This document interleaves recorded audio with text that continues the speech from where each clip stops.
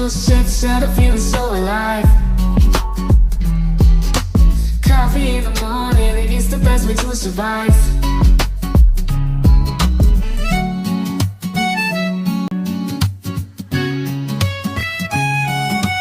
Woke up in the morning, sleepy eyes yawning.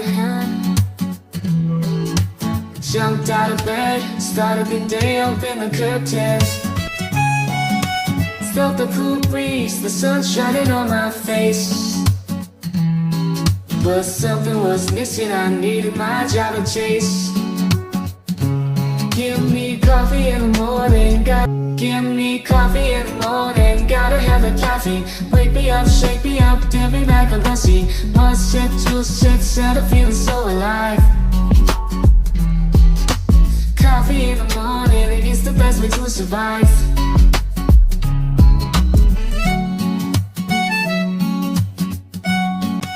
Felt the cool breeze, the sun shining on my face. But something was missing, I needed my job to chase. Give me coffee in the morning, give me coffee in the morning. Gotta have the caffeine, wake me up, shake me up, dip me back on the sea. 1 sip, 2 sips, started feeling so alive.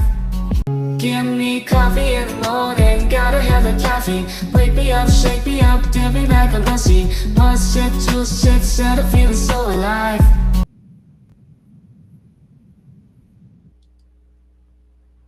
Good morning. Good morning. How's everybody doing? Good morning. Welcome in, Good morning. and welcome in, Dolphin. Good to see you guys here this morning. Good morning, Forrest. Welcome in. Chat over here and chat over here. I got my YouTube open and it's not caught up the same here. So looks like Frank, you got in here early. Leslie and Billy, Bullets and Bling. Welcome, guys. Jack Johnston, thank you for coming in. Dizzy, good morning. So we had a big a document drop yesterday evening. So you guys went through some of that material, right? I know I did for a couple hours last night. Oh yeah. Oh yeah, we went through all of it. Stayed up till like 4. I stayed up during the 2 hours it was storming outside. I was looking at documents. So after that, I went back to bed. I slept for a few hours last night and then got up and did that and then went back to bed. So, but there was a lot of information in the documents, and the judge, now I call it the unsealing of Idaho, has begun. Yep. So some interesting things were dropped in the documents, and we're going to get to all of those, guys, and review those documents with you this morning. There was one of the documents that the defense filed had a photo of 1112 King Road, which we've all seen in the past, a screenshot that was leaked, a year ago, of what that camera could see as far as the intersection goes there. Now, the defense has released a photo of suspect vehicle 1 on that camera. 2 of them, actually. So we're going to take a look at that. What do you guys think about that photo? Well, I don't think. Oh wait, am I muted? Oh, I don't think you can see very much, to be honest. I mean, you can really make out it's a white car. The back window does kind of look like an Elantra. Oh yeah. You can't see the front plate at all because it's just washed out by the headlights.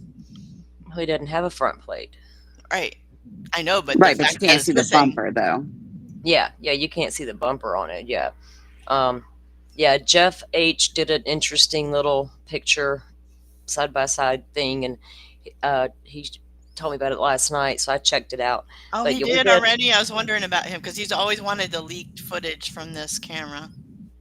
Yeah, there's a lot more leak. There's a lot more from that camera I want to see. Sure. I want to see the 3-point turn. I want to see the DoorDash driver car coming and going still. To see that whole video would be great. But it's pretty compelling to see that screenshot, though, especially with the time frame, because I noticed the time right away. I remember, all the other times mentioned in the PCA of when that car began its route around the neighborhood. And so I looked into all that last night and early this morning, kind of making some maps and looking at things. And So got some visuals for everybody to take a look at. Good morning, 12 Gauge. Welcome in. So you were live twice last night, dude. I think I woke up, you were live again. So before we get started though on this stuff, there was no updates this morning on the little missing Oregon boy, Dane Paulson, that I saw as of this morning. But they did do a press conference yesterday on the little boy and all the efforts they've taken to try to find him, and searching the specific areas of the river. They've done at least a 2-mile search of the river so far. There's apparently some evidence down by the bank of the river that maybe he was down there before he went missing. Did he fall in? I don't know. They say the water's moving pretty quickly in that river, so I'm assuming it's a swift river with fast moving water. How fast could it carry a child down the river, if he fell in? Dolphin, did you watch that press conference update? No, I didn't get a chance to watch it because I got distracted. All right. Well, we're going to turn that on and watch that, guys, because I want to give you guys an update on it, because we did talk about it yesterday. Before we get into the Coburger stuff, because we're going to be doing that for a minute. But I just wanted to share this with you guys. And if I find any more updates as they come in, I'll let you guys know. This was yesterday's press conference with the Sheriff's Department. I thought I had it queued up so that we could just go right to it.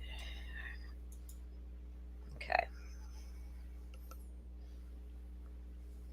Doesn't have any. Good evening, and thank you for being here for a community update on the Go, search guys. for Dane Paulson. I'm Jess Palma, the Public Information Officer for the Lincoln County Sheriff's Office, and today I'm joined by Sheriff Adam Shanks and Sergeant Jason Spano. Before we begin, please take this time to silence any cell phones, radios, or other devices that may cause a disturbance. After our speakers share their statements, there will be time for some questions from members of the media. In just a moment, I will hand this over to Sheriff Shanks, but first I will provide some updates on the ongoing search for Dane. Before I begin, I need to recognize how difficult this has been on Dane's family, especially his parents, Shamet and Aaron. The pain and tragedy that they are facing is unimaginable. Our teams and supporting agencies have been working to find Dane, and our hearts are heavy. I would also like to thank our community for your continued support and concern as we work diligently to bring Dane home. We understand the deep impact this situation has on his family and our community, and we are committed to finding answers. Despite intense search and rescue efforts in the surrounding area and waterways, as well as investigations following up on community tips, Dane has not yet been located. Our teams, search and rescue, mounted posse, and partnering agencies, as well as community volunteers, have thoroughly searched the local area. The search has utilized every tool we've been able to employ, including but not limited to additional personnel and volunteers, drones, canines, thermal imaging, night vision, watercraft, divers, and more. These tools have enabled us to cover more ground in a short time frame and have enabled us to better access hard-to-reach terrain. Lincoln County communities have shown their support by helping search, sharing official updates, reporting tips, and offering food or other accommodations to responders. Over the last 72 hours, searchers have covered over 682 acres and 341 walking miles. Over 2 river miles have been thoroughly searched by divers. At least 195 leads and tips have been investigated. This investigation is still very active and remains a priority for our team and communities. We want to bring Dane home. Our communities continue to ask for ways they can support Dane's family. Right now, they just want their son back. If you have information related to Dane's disappearance we ask that you report it to the tip line at 541-265-0669. When sharing information that may help us bring Dane home, be as specific as possible. Note the time, exact location, and get clear photos or videos when possible. Although community volunteers are no longer officially being organized at the volunteer staging area, they may choose to continue to search for Dane on their own. We respectfully remind our community, if they are choosing to continue the search, to keep safety in mind.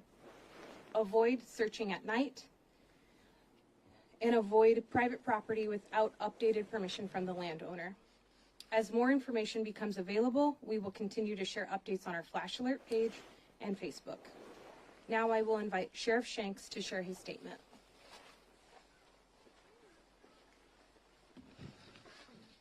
Good evening. I am Sheriff Adam Shanks. Dane's disappearance is absolutely heartbreaking. His family is experiencing unimaginable pain. As a parent myself, my heart is broken just seeing what they are going through. Our teams and supporting agencies have held this search close to our hearts. On behalf of all responding agencies and community volunteers, I want to express sincere empathy and compassion. I would also like to recognize and thank our community for your continued support and concern as we work to locate Dane. We understand the deep impact that the situation has on his family and our community. We are committed to finding answers.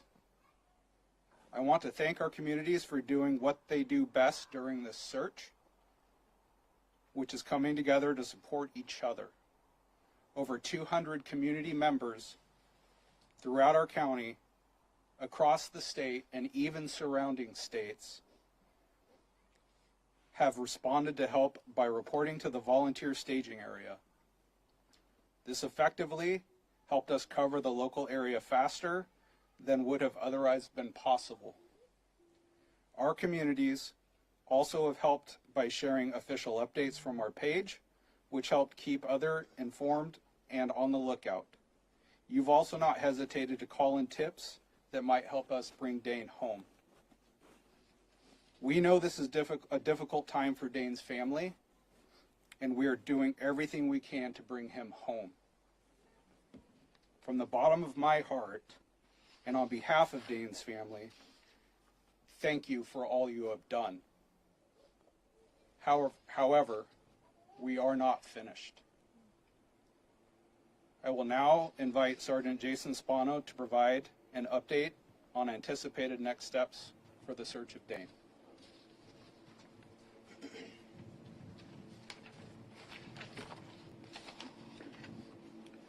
Good evening. I am Sergeant Jason Spano. I know our entire community has been affected by Dane's disappearance, and our hearts are with his family while we work to bring him home.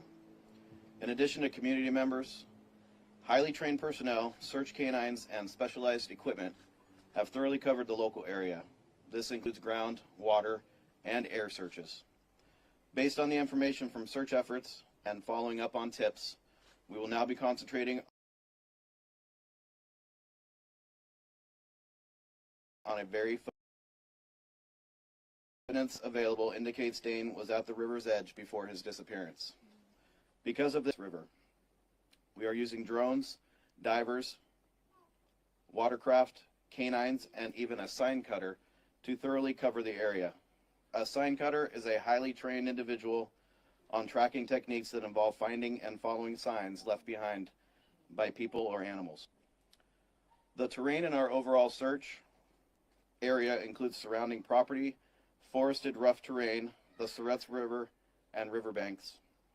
Due to a thorough search and comprehension of these areas, search operations will now be focusing on a more concentrated area, highlighting the Surratt River. Although the land within the search area has been thoroughly combed, we cannot 100% guarantee that these areas are clear. With thick, rough terrain, it is possible to miss locating a person, especially a small child, hidden by thick brush or other visual impairments, even with specialized equipment and search canines. Official watercraft and divers are concentrating on thoroughly searching the river, We hope to bring Dane home soon. As the sheriff and Jess have both said, this search is ongoing, and we are working to bring Dane back to his family.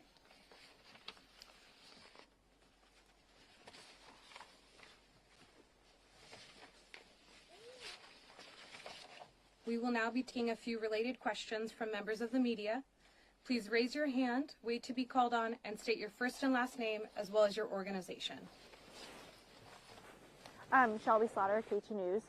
We say River's Edge, which sounds very specific, but then we also say for people to call in and be as specific as possible. So is there any reason to believe that Dane may have been taken at the River's Edge? We do not have any evidence to suggest that there was an abduction or any criminal activity in this case. Thank you.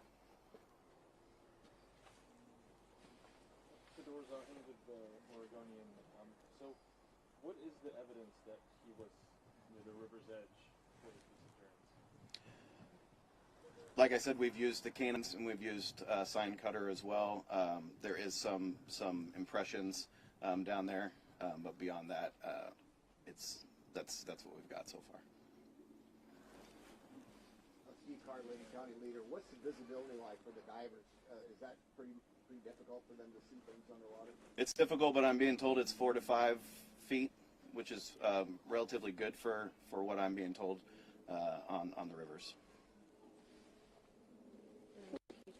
Did you have a question? Yes, I think you mentioned that you're not more now. Yeah, we're at 72 hours now. We have not discussed when we will stop searching. As far as, you know, we're going to go until we have decided that we've covered everything we can cover. Looking at the square mileage covered, you said 2 miles of waterway, is that correct? At least 2 miles of the Siletz River has been covered by divers. And so going forward, are you going to refocus on that 2 miles or move downstream? We would probably do a combination of both. The divers have been, we've had a lot of support from outside agencies with the dive teams, and they have done a very good job for us, and we appreciate them. But they are, obviously it's very physically challenging to be diving in a river. The river's very fast right now. So they will be back and continue to work for us, and it's up to them and the search and rescue people. They're the experts, and they will decide what they're going to focus on. So is the ground search finished? No, we have not concluded the ground search, no. Okay, and how does the scale change? I mean, it sounds like you're saying like you're focusing on the river. How does that affect the ground search? The ground search will continue. It may or may not be scaled back, but it's continuing until we have decided we've covered enough ground. But we are focusing the resources we have and the search area to the river and the river's edge as well. Going back to your resources, just how many different agencies are in the have been going in and out of the river, and just how many divers? We have had 13 divers, and they span from all over the state. I will miss somebody if I name them all, but several sheriff's offices have sent diver teams to us.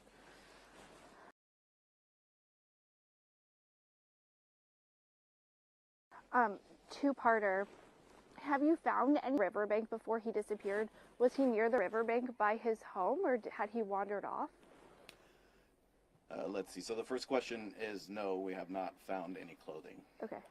The second question is he was relatively near his home, correct? Okay. We'll take our last question. You said you were suspending organizing the volunteer search. This is obviously a big community interest. There's a large crowd here. What is your advice to folks who are here that want to help continue the search? So the organization, as far as staging volunteers here at this park where we all are today, is no longer being actively maintained because there are other priorities with not priorities, there are other commitments that those volunteers have that they have to fulfill on their own. If the community chooses to continue to search on their own, again, keeping safety in mind. This is a rough forested terrain, right? The water can be dangerous. It is still very cold. Keep your own safety in mind. Do not search after dark. Again, low visibility, your basic regular awareness as far as being outdoors in the wilderness. And then a big reminder about private property. We don't have permission to be on other people's property, so keeping in mind you need permission to be there if you're searching. What's the water temp?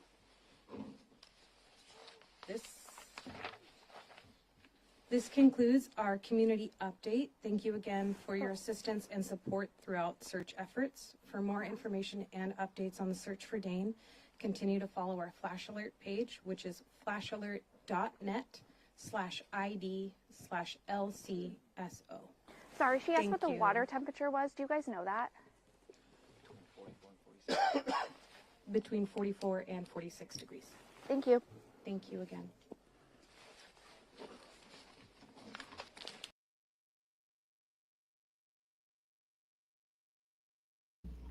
Wow. So they're putting a lot of effort into it, at least, and hopefully by the end of the day they can find something, Poor little guy. Yeah, at least yeah, that's horrible. I know he probably fell in the water. It sounds like it, don't it? Yeah.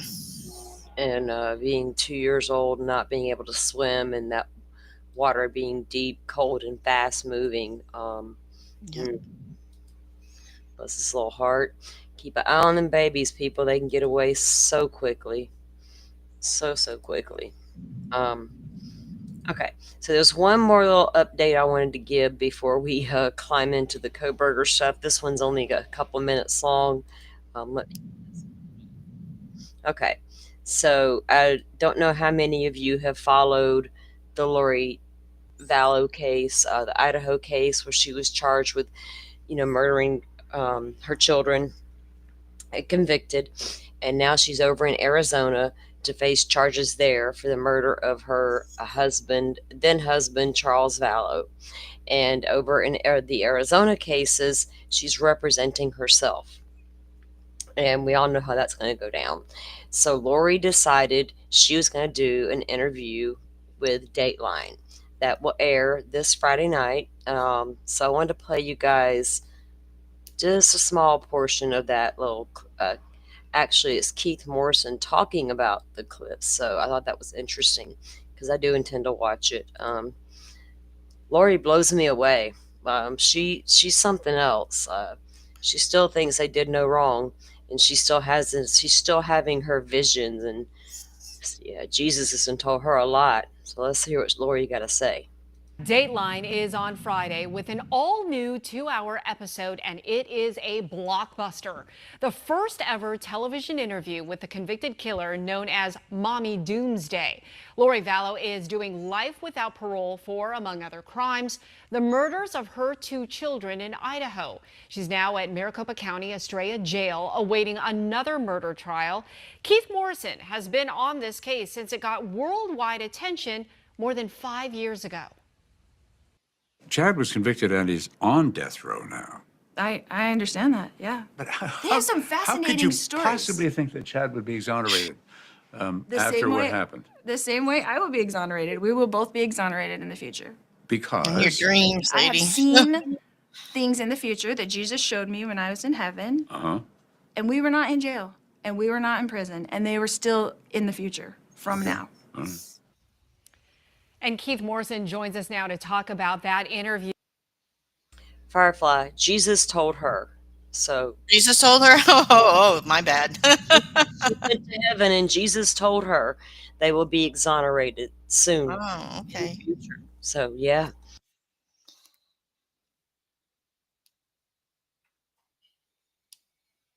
You, Keith, you've been covering this story obviously for years. Lori Vallow Daybell has never talked to the media before, so why did she decide to speak now? I think she's been wanting to do this for quite some time. And she was represented by attorneys for years, and they would say to her, "Don't you dare." But now she is representing herself, and she will be in this next trial in Arizona. And so we've been talking to her from her prison cell informally for quite some time. And our very effective producers discussed with her whether she wanted to do a little interview with me, and she said yes, she would like to do that. So we found ourselves there talking to a very interesting person. Yeah, interesting to say the least. I'm sure you had a lot of preconceived notions. I'm wondering, what did you think before you went into this interview, and then more importantly, afterwards? Afterwards, I wanted to go have a nap for a while. It was an extremely contentious interview. She is a very aggressive person when she wants to be. It was combative. She can be very sarcastic. She can be very flirtatious. She is charismatic. She's a very difficult person to interview. She had her own agenda, and she wanted to tell a story. And I knew the story wasn't true. So I was trying to get her to answer the questions I had for her. And that was not easy. So it was a fascinating conversation.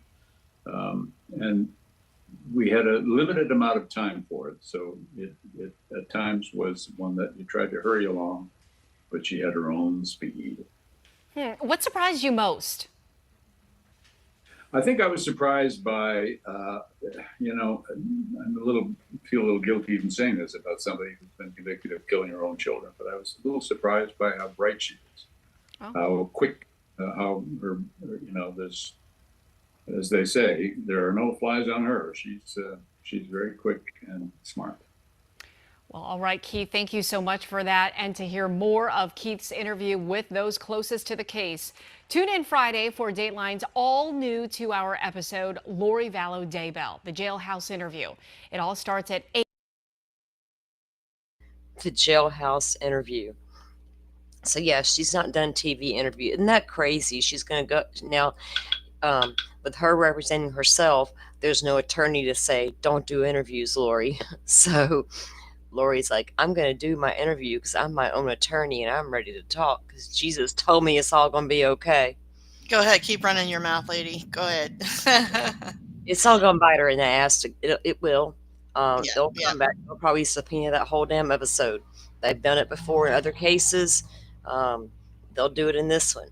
They're just waiting on her to get up there and perjure herself or say more bizarre things. I'm because I can always get.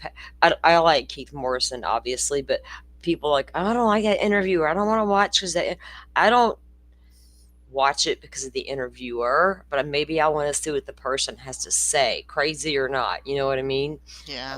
Evaluate her ass. So yeah, I'll be watching, and Lori intrigues me, her narcissistic ways. You were being tricked, Keith. I think Keith knew it all along. He knew it. He said he had been talking to her for quite a while before this interview was even done. And yeah, he said it was obvious she had an agenda to the point where, he had to be both, get his questions in there because she only wanted to talk about her stuff.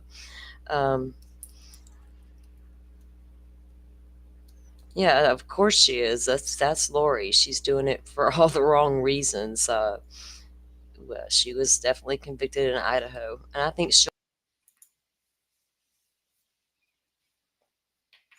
be convicted here in the Arizona case as well.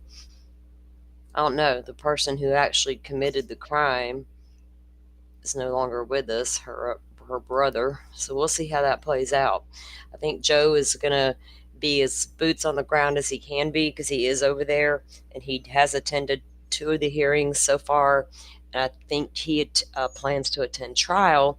So he'll be our boots on the ground over there in the Arizona case. Well, that's cool. Yeah. I like it when he goes boots on the ground. Okay. So, as many of you know, I can tell by chat. Yeah, JC, you're hearing a lot of Koberger news. There was a lot of documents dropped in the case. So let me pull up the summary here. They changed it. Did you guys? Oh yeah, big time. Yeah. Thank God. This is exactly what I have been complaining about. Because the so link, much better. Yeah, it's so much easier to find stuff. It's weird because the link in Discord, I was on my phone outside last night after I woke up, and I went to go check, and it didn't show me anything new, right? And then I came back inside and I got on the PC and I clicked on my direct link here on my pinned to my bar. Anyway, it took me right to the site, but it was like different. And I was like, what the hell is this happening? What's going on here? Don't change, but I figured it out real quick, like change all of a sudden is like, no. But yeah, I like it better too. Let me, now I don't have to run the risk of running into Lori's case by accident. Okay, what I do have to do is, okay. Hold on, let me make this side over here smaller so I can make this over here bigger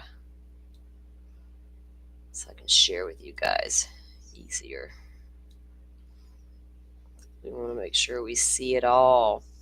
I do want, I'm gonna kind of start out of order a little bit because I wanted to start with one.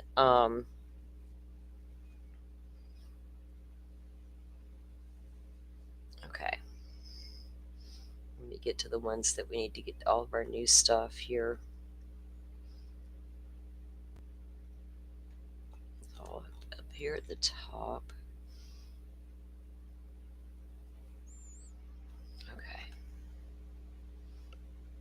Going to start with this one because of what it shows, and then we're going to go through all of them. So have a lot of you seen the leaked 1112 screenshot that shows you what it could see, right? One from 156 in the morning. Yeah. I have a picture of that one we're going to show in just a second as well because I got some visuals for you guys. Okay, so there was a screenshot released a long time ago, and all it showed was what the camera view of 1112 King Road could see. And it was, like she said, 1:56 a.m., and you could clearly see the intersection. And that was leaked around the same time Linda Lane footage was leaked out to give reference from whoever leaked it to show you what it could see, what it could possibly see. So the defense came out with a filing and actually added more photos, a photo or two from that camera, which now remember this comes from the defense. So, okay. This is the motion in limine number 12, make and model of suspect vehicle. Comes now Brian C. Koberger, by and through his attorney of record, and hereby moves this honorable court to exclude at trial testimony by any state witness as to the make and model of the vehicle seen on the 1112 King Road surveillance footage. This motion is made in pursuant to IRE 103, 104, 401, 402, 403, and 702, and further based upon Mr. Koberger's rights under the United States Constitution, 5th, 6th, and 14th Amendments. Article 1, Section 13 of the Idaho Constitution. Pursuant to IRE 103 and 104, this court is required, to the extent possible, to limit a jury's exposure to inadmissible evidence. The state has claimed in various filings and reports that an FBI forensic examiner, Anthony Imel, identified the make and model of this vehicle seen driving in the area of the 1112 King Road in the early morning hours of November 13th of 2022. The state has referred to this as Suspect Vehicle 1. The vehicle was not identified from surveillance footage in the area of 1122, which it wasn't. They used other footage to quote unquote get the make, model, and year, but this is the screenshot that the defense released. The timestamp here is 3:56:30. I'm going to give you guys a visual on some times in a minute. This is Suspect Vehicle 1 right there, coming into the area. And remember, the fourth pass was at 4:04 a.m. This car was seen entering the area at 3:28 a.m. So now we're at 3:56 a.m. This is one of the 3 passes prior to the 4:04 pass of Suspect Vehicle 1. So that was in there. And then she goes on to say, And there's a footnote there. The surveillance footage comes from inside from a residence at 1122 King Road. It depicts the corner of King and Queen Roads into the house with the camera. From the footage, lights from vehicle can be seen on Walenta Road.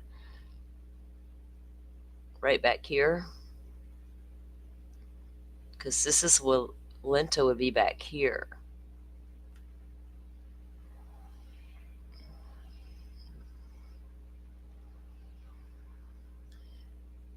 Footage, or from that footage, lights from vehicles can be seen on Walenta and North South Road. Okay.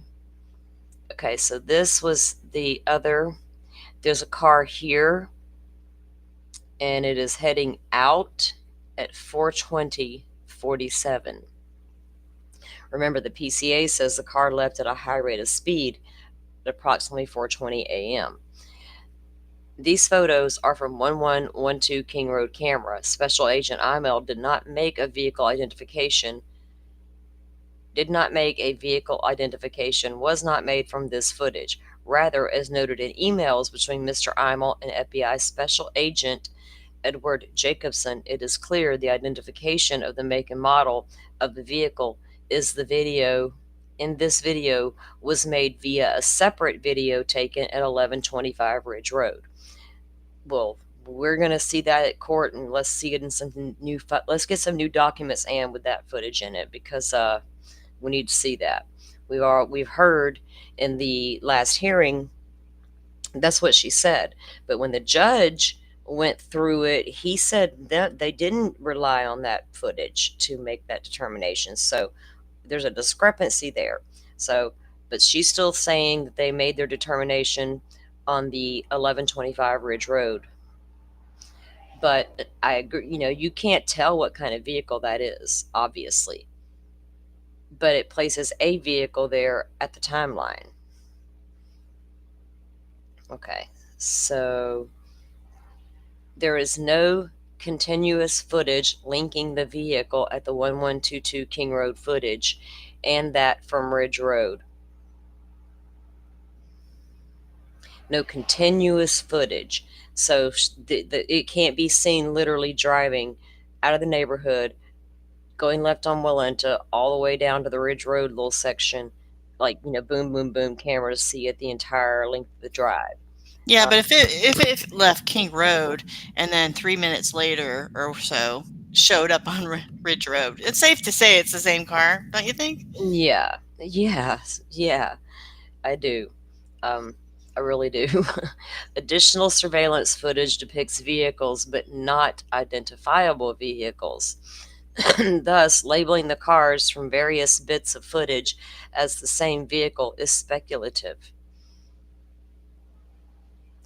Yeah, could be, but speculative in the fact that it lines up. Mr. Koberger seeks an order prohibiting the state linking vehicle identification of make and model of the vehicle in the 1112 King Road video based on identification of the car at 1125 Ridge Road and referring to the vehicles as suspect vehicle 1. The speculative nature of testifying that the vehicle is the same renders it irrelevant to the proceeding. This is also a jury question, and testimony calling two vehicles the same invades the province of the jury. So she doesn't want the 1112 footage shown because you can't say that's a 2015 white Elantra, and that's not what you use to identify your vehicle with. But I still say you can use it. It just shows vehicle coming. And also lines up with some other things. And so I don't get, I get where she's going with it, but I don't know if she's going to have any luck getting that kept out. What do you guys think? I don't, because they didn't state they used this to identify the vehicle. They used this to state probable cause of suspect vehicle 1 coming into the area at specific times. I don't think it really matters if you can identify it as a 2015 Elantra. It's still suspect vehicle 1. Mm-hmm. And the times, 356, now think about it. It's got to drive. 404 is the fourth pass. 356, DoorDash was approximately 4 a.m. 4 minutes later. So this car travels down. Now, remember the PCA says at some point this car appears to turn around or attempt to park in front of the home. How does it know that if there's not a camera that can dead ass see the front of that home? Did they see, does this camera pick up headlight movement? Do you know what I'm saying? Back over here, seeing headlights go around. Is that where they're getting the assumption that it attempted to park or turn around in front of the home? Because I don't think it went down. Because if you watch Linda Lane footage, because we've got the 1 a.m. to 5 a.m., you know, seeing that car, like I need to watch that whole footage again, because there's some times I want to see if anything pops up that I have key in my mind.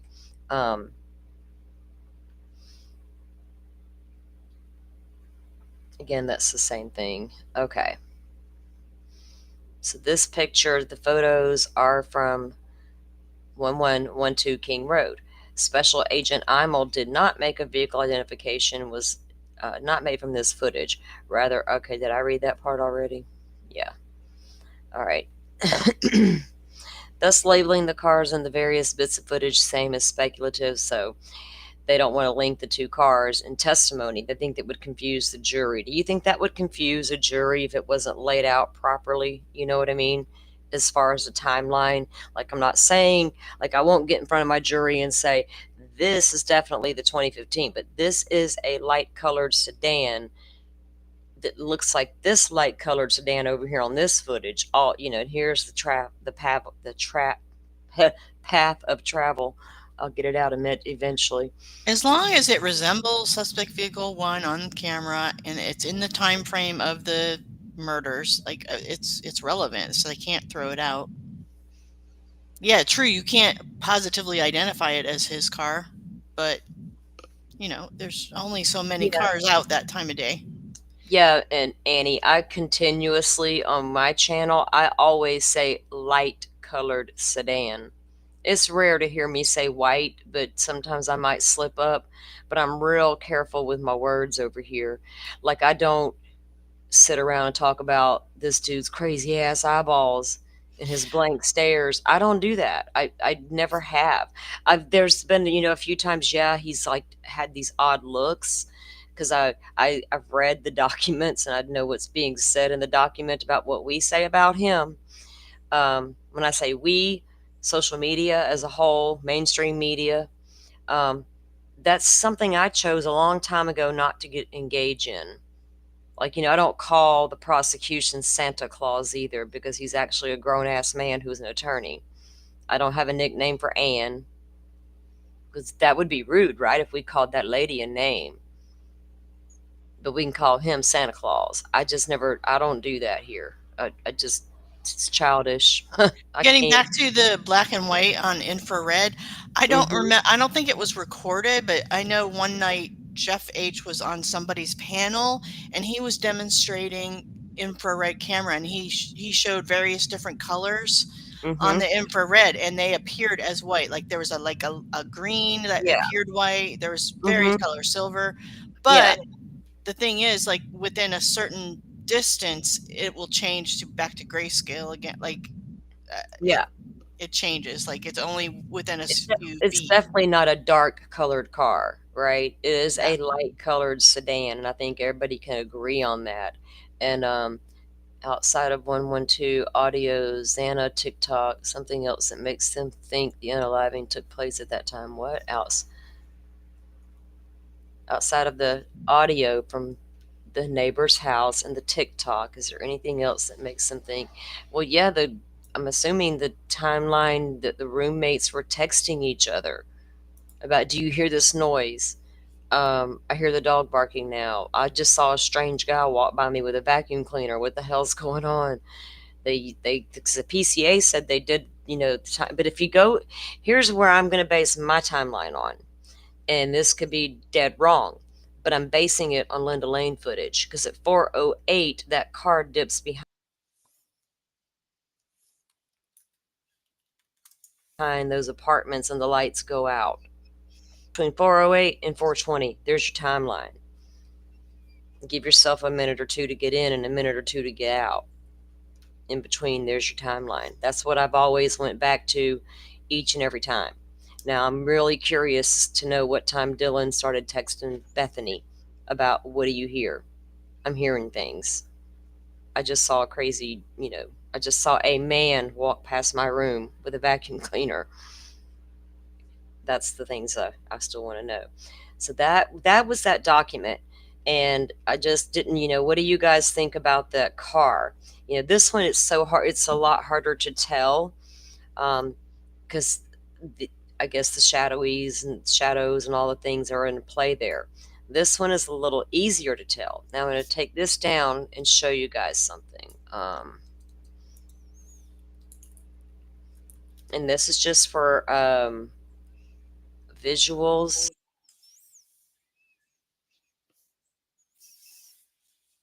Nothing more. Yeah, there we go. Okay. And Jeff, I used I don't even think he's in here. If you are, I did use.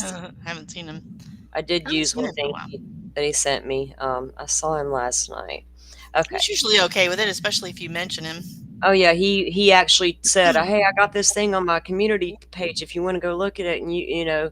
So I was like, okay, it's gonna be in this. Okay, yeah, it's right there on the second one. This is the first one that I did this morning. Okay, let me pull this up, and it might suck, but it's just I'm learning, guys. I'm trying to get better at a lot of things, especially with us presenting stuff. Okay, if you guys can see that, okay. So this was the screenshot, left hand up here, 1:56 a.m. That's the screenshot that was leaked allegedly by Steve Gonzalez to show what the camera from the neighbor at 1112 could see. And you can see, it can clearly see the intersection. Now, I read on Twitter this morning, and I watched a video this guy had dropped his link to. He did a drive around of the area there, and it was a really good drive around. I loved it, but he added some words in about alternate theory that I really didn't care for, but I like the actual drive through of the video, so we may look at that again here in a little while. But 1:56 a.m. This is also on the 13th of November, same night everything was occurring. So this would be 1:56 2 a.m. That would be right before the girls, everybody started getting home. What time did the drive share ride bring them home? 1:56. Yeah, 1:56. What was it? Was close. That's why that's relevant. 1:56, right? Mm-hmm. Because so this was one thing, but there was no vehicle in it. Of course, in the screenshot itself, but that would see the ride share coming to bring the girls home, Kaylee and Maddie. Okay, so this came out of the PCA. A review of footage from multiple videos obtained from the King Road neighborhood showed multiple sightings of suspect vehicle 1 starting at 3:29 and ending at 4:20. So at 3:56, he was making one of his 3 passes because the fourth was at 4:04. But he came in, and I'll show you in a minute where he came in at. And these sightings show suspect vehicle 1 makes initial 3 passes of the residence and then leave via Willenta Drive. So this is one of the passes coming in at 3:56 and at 4:20 leaving. Okay, so then if I scroll down, here's what Jeff did on the right. So on the left, you have that screenshot of that suspect vehicle 1. And then over here on the right-hand side, you have what Jeff did, and it's not rocket science, guys. It's just a picture of an Elantra there, just to get some visuals. And one thing I noticed, this really prominent line right here in the center of the car. I don't know if you guys can even see my pointer because it's showing up. And if I can't see your pointer. You can't see it. Oh, but now I can. It's very little, but yeah, I see now. Maybe I should make it that bigger. line. Oh, okay. I see on the this door. Very panel. prominent line here, and then look at this up here. Yeah. very prominent. And of course, it's going to be a little distorted because, all the Different headlights here angle. are shining so bright, we can't see anything on that front end. Um, the windows are, a little angled. Of course, the car's moving, so there's movement at play here. So it's not like you're going to get a perfect still shot. You know what I mean? But that was just one thing he did throw together last night. And it's just interesting to look at as far as, It is. very I'm sure possible. he'll tweak it a little more because, you Mhm. can probably get the angle a little closer and You whatnot. like he did with the Linda Lane footage, right? Yeah, yeah. Like that would be perfect if you could get a line up like that. But I think with the way the angle of the car and the movement, I'm with you though. I wouldn't even know how to begin to try that. But Jeff, you know how to do it, dude. Get busy. But Yeah. it's not saying that is an Elantra, guys. It's just a visual reference. That's all. So of the differences there. Doesn't So rule it out though. Yeah. exactly. You can't. You'd be a fool if you said that's not an Elantra. Point Right. blank. How do you know? Did you go to school to be a car identification person? Are you any better at it than the rest of us? Do you know what I mean? It's just a speculate. I got my banner up, theories, and will be discussed. And my theory is that car could be that light colored sedan suspect vehicle one. So again, approximately 3:26 a.m., the car was westbound on Steiner and Idaho State Road 95.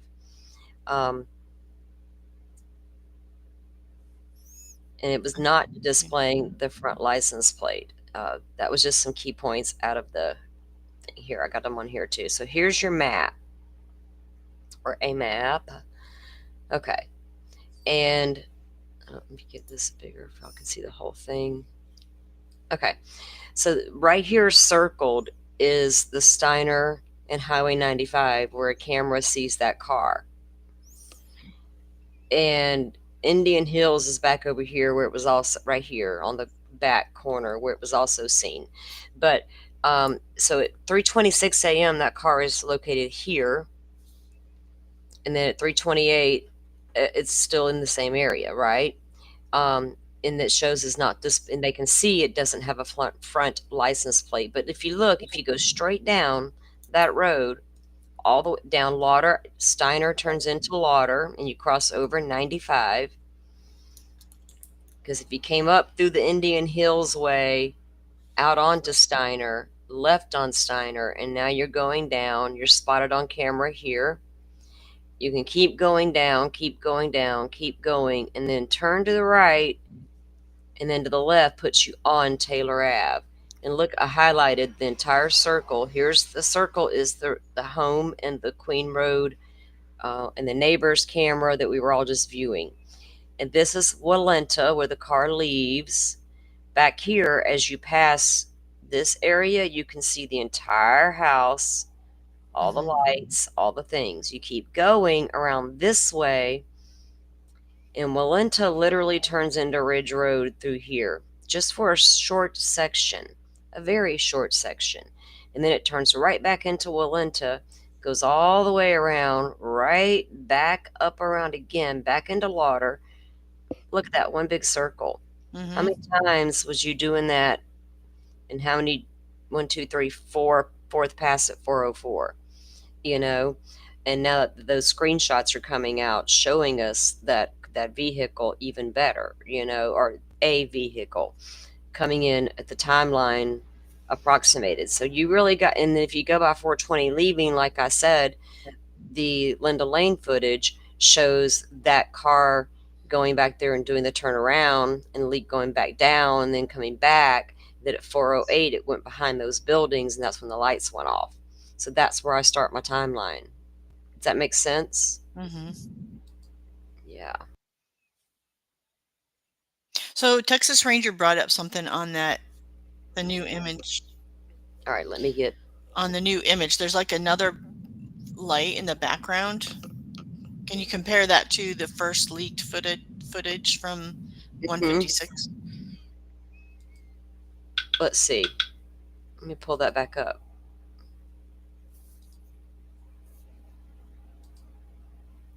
Okay. Okay, let me get it back up here and see what you're talking about there.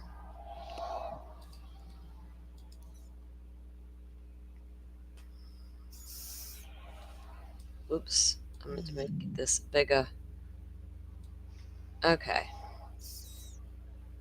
You talking about this light back here? Well, can you move? Oh, yeah. Like under the 2. See the third 2 in 2022? There's like a little light there. So That right there, right is it at the top of the screen on is the. it in that is it in that shot too? That's what I wanted to compare. So Yeah. that might just be a light in somebody's window or. See, look right here. If I can make, let me see if I can get it any bigger for you. See, under the 22, Yeah. there's a small light there. Mm-hmm. And then if you look here, there's the same light. So it's not And a car. That's over what he was here, asking. it's the same light. Yeah, I would say that's a light in the background of a home or something. Okay. The home on the corner, or because over here we know we got the little utility building thingy across the street at Linda Lane, or excuse me, Taylor. Huh. We'll have to deep dive some more stuff on these maps. But yeah, all this lines up. That's the same damn camera. We've got footage of the front of that house with the camera attached. We got the video of the cop walking away with that camera in his hand. You know, we have interview footage from the girl who lives here, getting ready to pack up and go home. Because mama's like calling her and harassing her, come home, be safe. Most of us have seen that. Let me check on chat here. What is he talking about? What are you talking about, Jack? Let me scroll up and see. Gray Hughes does a graphic overlay to determine the exact model. Did he? Do I have to watch him? No, but not on this. It was on the old Linda Lane video. So we've already seen that with Jeff H. Oh, too. So yeah, Jeff H did a perfect one as well. I'm curious for the new images. Like that's what I want to see. Okay, Texas, I see your comment about we were just talking about that bright light. Does that help? Is that what you were asking about? What we were just discussing?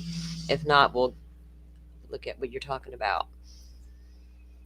Yeah, it doesn't look to me like I pass another car. I don't think so. Yeah, I heard that last night. Let me show you. Let me get that back up. That's a good thing that you just said that, because I want to look at that. Let me pull this back up, because I didn't see what others saw. Do you know what I'm saying? I didn't. And I know it. I know what they now were saying, because it took me a minute to look at that again and go, huh? Let me get it to the right one. Okay, this can be this. Oh, I'm gonna have to. Okay, let me make this screen bigger. All right, share. Plus, we can go right to the document and look at it as well. But I wish they would just release the footage of this camera so we could just look and see everybody that comes by. yeah, you said the right-hand photo. You mean of the car leaving at 420? Firefly, is that what you were just talking about? You mean what Texas Ranger was bringing up? I'm sorry. Oh, okay. So last night, see these lights here that you can see through someone was thinking that was the white car coming, or the light colored car coming in, and this car over here going out, being separate cars at 420. But the car was leaving at 420 according to the PCA. I don't think this is a car. This, like the reflection of the lights or something going on here, because when I looked on Twitter this morning, there was a guy I found. I don't even know who the guy was, but he was talking about doing the drive through there and how it's literally a 1-lane street, because the cars do park along the left side of the road. So you literally can only drive on the right hand side of the road, so 2 cars wouldn't even be able to pass one another. Well, what is it if it's not a car though? That's what I don't know. Could it be just a Or light reflection? Could there be a car parked on Right, the I saw that said as and then a well. reflection of the light? Yeah, I saw that said as well. And the guy that mentioned the drive there being, and we've all seen video, most of us have, of people driving that road and how narrow it was and how there was cars that would park along the side, there. But the guy that pointed that out this morning on Twitter did have a link to, like I said, the drive that he did through there. And I did watch that and I was like, wow, that's a really good visual because you get how steep it is in front of Queen Road Apartments, right, leading up through there. Yeah. It's crazy. It's I'm really sure in the next few days or weeks, people will be analyzing the crap out of these these stills. they're going to. That's the whole Yeah. point. That's what we do here on True Crime. I'm going to do it. Everybody's going to do it, and that's part of the gag order. Because I said it. I called it 2 months ago. If there wasn't a gag order, anytime there was evidence, this is still a small majority of the people in the world, in the US, in the jury pool, right? I don't imagine every person in Ada County that could possibly be a jurist is all hanging out on the YouTube consuming everything they can on true crime. And if you're a good attorney, you're going to question the hell out of your potential jurist about what they do consume. Do you go on social media? Do you follow this case? All those things were right. I'd be like, yes, I do, but I can still walk in there and open-minded and look at the evidence. Yeah. But yeah, that, there's going to be a lot of people. It's going to be interesting to take, there's already going to be that take. Well, see, you can't identify that car. It's just a light colored sedan. And you're right. No one's going to argue that. But it doesn't take away from a timeline and probable cause. And if they have more footage, say like in Stefan Stern's case, where you can literally follow the damn car all the way through the town. Can they do that with this car? Do you know what I mean? How close can they get? Do you guys think that having a photo like that in the case is a big deal to you guys if you're a juror, or is that just like, that's a car? I'm curious to what you guys think about it while I get the case summary back up here. All right. I don't know. It's not, to me, it doesn't confirm anything, but it doesn't rule it out either. But it confirms to me that a light-colored sedan was circling its prey. Yeah. But who's in that car and what kind of car it is, I have no clue. Right. But I do know in my heart of hearts that car is circling its prey. Day one, Linda Lane was leaked. That was my first thought when I saw it circling that building. Everybody over there focused on that weird-ass black truck and all the shadows and the Dylan and the dog situation. And I'm like, damn, that's creepy over there, that car on the left-hand side of that screen circling its prey, and nobody cared. The black truck is somebody that lives in the apartments. That's supposed to be there. This white car is not supposed to be there. Exactly. Yeah, exactly. But no, remember they spent a week and a half convincing everybody on YouTube. And hell, I had somebody come into a chat just the other night that I was in with bringing that as a fact. Go watch so-and-so's channel. They got a video proving it. Proving what? That they're loading bodies into this black truck and you see Dylan and the dog Murphy getting in? Please, I watched it. I watched them make that shit up live on YouTube. Okay, enough said. To me, that white car in the neighborhood, circling the neighborhood, it says one of two things. It's either maybe like a DoorDash delivery driver not finding an address, or it's somebody casing the neighborhood. What else could it be? Exactly. Jack, I don't know. The case on Buddy is unrelated to this case, allegedly, so it has nothing to do with each other. So if you're trying to FOIA information on Buddy's case, you should be able to get it if it's a closed investigation. That's how FOIA works. Idaho has, their own set of sunshine laws. I'm in Florida. It's all there for the taking. So you'd have to check with Idaho. do the FOIA request. There and try are to plenty of knife-wielding people in that community. It could have been anybody. plenty of knife wielding people every damn where if you Well, want to get honest that's about true. it. That's true. I mean, I remember Florida, man. We had the reputation for years. All kind of stuff go down over here in Florida. Y'all beware. Idaho is like Idaho was like hold my beer, right? Vallow, Daybell. Now we got the Idaho, 4 case, 3 back-to-back high-profile cases in one state, and all 3 being tried in the same county. 38,000 signatures petition to get FOIA on Buddy the dog. Poor Buddy. Rest in peace, little dude. Rest easy, my friend. I don't. What does Buddy have to do with it? So are people still worried that Buddy being skinned has something to do with the Idaho 4 case? Because, I mean, I was always confused about that. Did Koberger do that and then move on to people? Or are they saying, nope, it was a totally other bunch that was into doing this to dogs and they did that?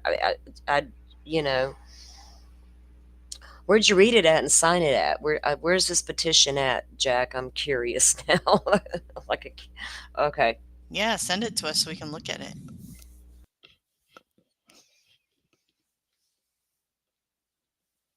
Like that. Like I don't get. Yeah. Truth. Oh my God. Okay. Enough said, right? All right. Let me see. Let me get to the top here. We'll just go down the line because a couple of these are uneventful, but some are eventful. Okay. So they had a order granting leave to exceed the page limit, and basically all that was the court heard the defendant's motion for leave to exceed the page limit, and it was hereby ordered that they were able to do that. On their death penalty motion, I think one of their documents exceeded like 2 pages and one exceeded like 5, and this one was for I don't have this screen up there, people, sorry. If you're not going in order, can you do the bushy eyebrows one next? Yeah, we can do that because I got a list here of the orders, so we can certainly do that, and I'll mark them off as we are looking through them. Like we just did the suspect vehicle one, as I was calling it here. That motion in limine, where did it go? Because I have my little notes telling me which ones. Because there's a lot of juicy stuff in that one. Yeah.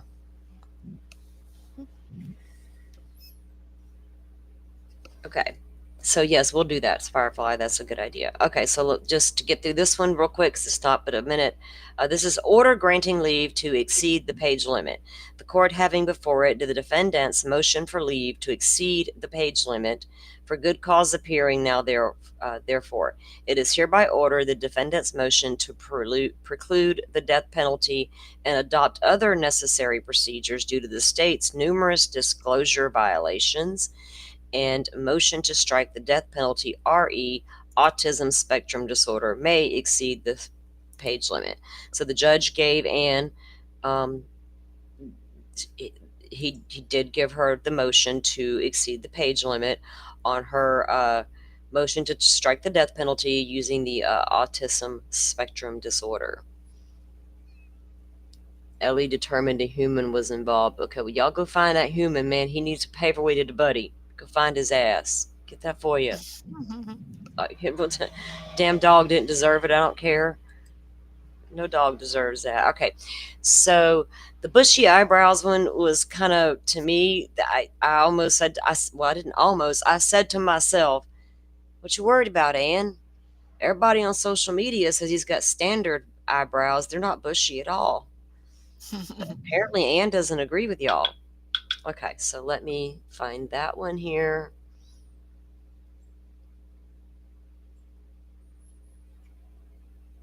Okay, right here. Number 7. So this is motion in limine number 7. Filed by the defense. Okay. State of Idaho versus Brian Koberger. Witness identification by bushy eyebrows. Now remember, it was dark.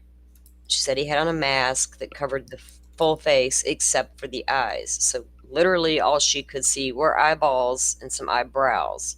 And we did my show the other day when we had Mr. Steve on as a guest and did that experiment with what could you see during different levels of lighting.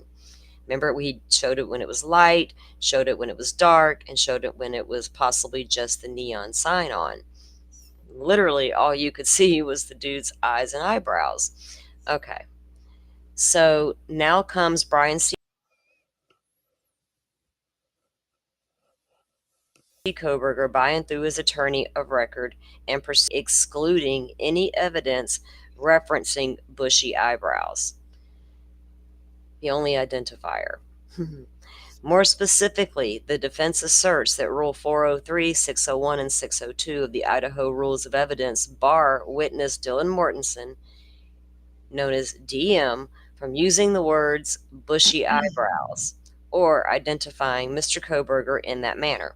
Now, if that's all she saw and that's what she stated multiple times, what would she use in lieu of bushy eyebrows? Dark, full eyebrows? I could get around that with my witness. I'm just saying. Here's the issue. This was interesting to me. Sorry, I had to clear my throat, so I muted out so I wouldn't disgust you guys. Okay. This issue of witness identification is a critical one in a trial that is the subject of much litigation. That is because the reliability of witness identification is the linchpin in determining the admissibility of identification information. And they state a case. Failure to challenge unreliable witness identification can result in findings that trial counsel's performance was deficient and provide a basis for overturning a conviction. And they cite Waterman versus State. In this case, the description provided by DM is unreliable and should be excluded. Although she has never identified Mr. Koberger, testimony by DM from the witness stand. Now remember, she didn't pick him out in a photo lineup, because she's like, I didn't see his face. Okay, although she has never identified Mr. Koberger, testimony by DM from the witness stand describing bushy eyebrows while Mr. Koberger sits at the accused at trial, as the accused at trial, will be as damning as her pointing to him and saying, he's the man that did this. That's a very interesting statement. Did y'all find that to be interesting, or was it just my mind?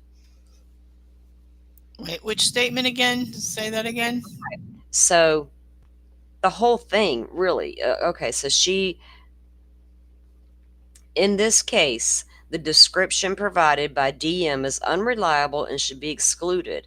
Although she has never identified Mr. Koberger, testimony by DM from the witness stand describing bushy eyebrows while Mr. Koberger sits as the accused at trial will be as damning as her pointing to him and saying, he's the man that did this.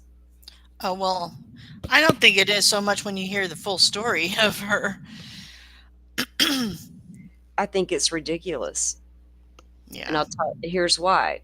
That's all the girl saw.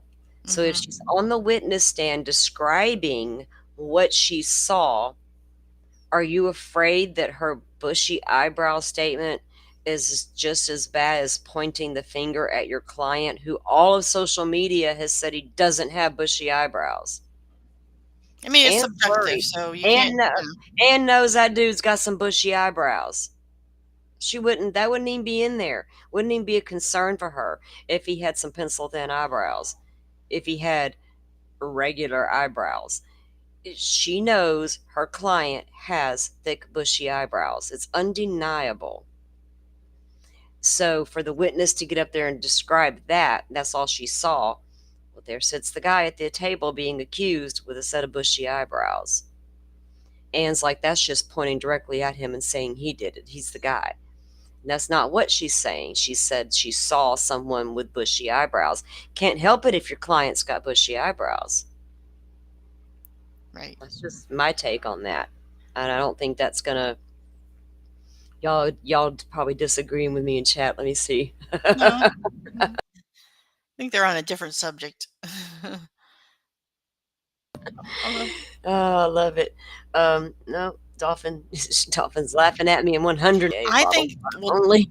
well, as we'll see, I think Dylan's just obsessed with eyebrows. You know what I mean?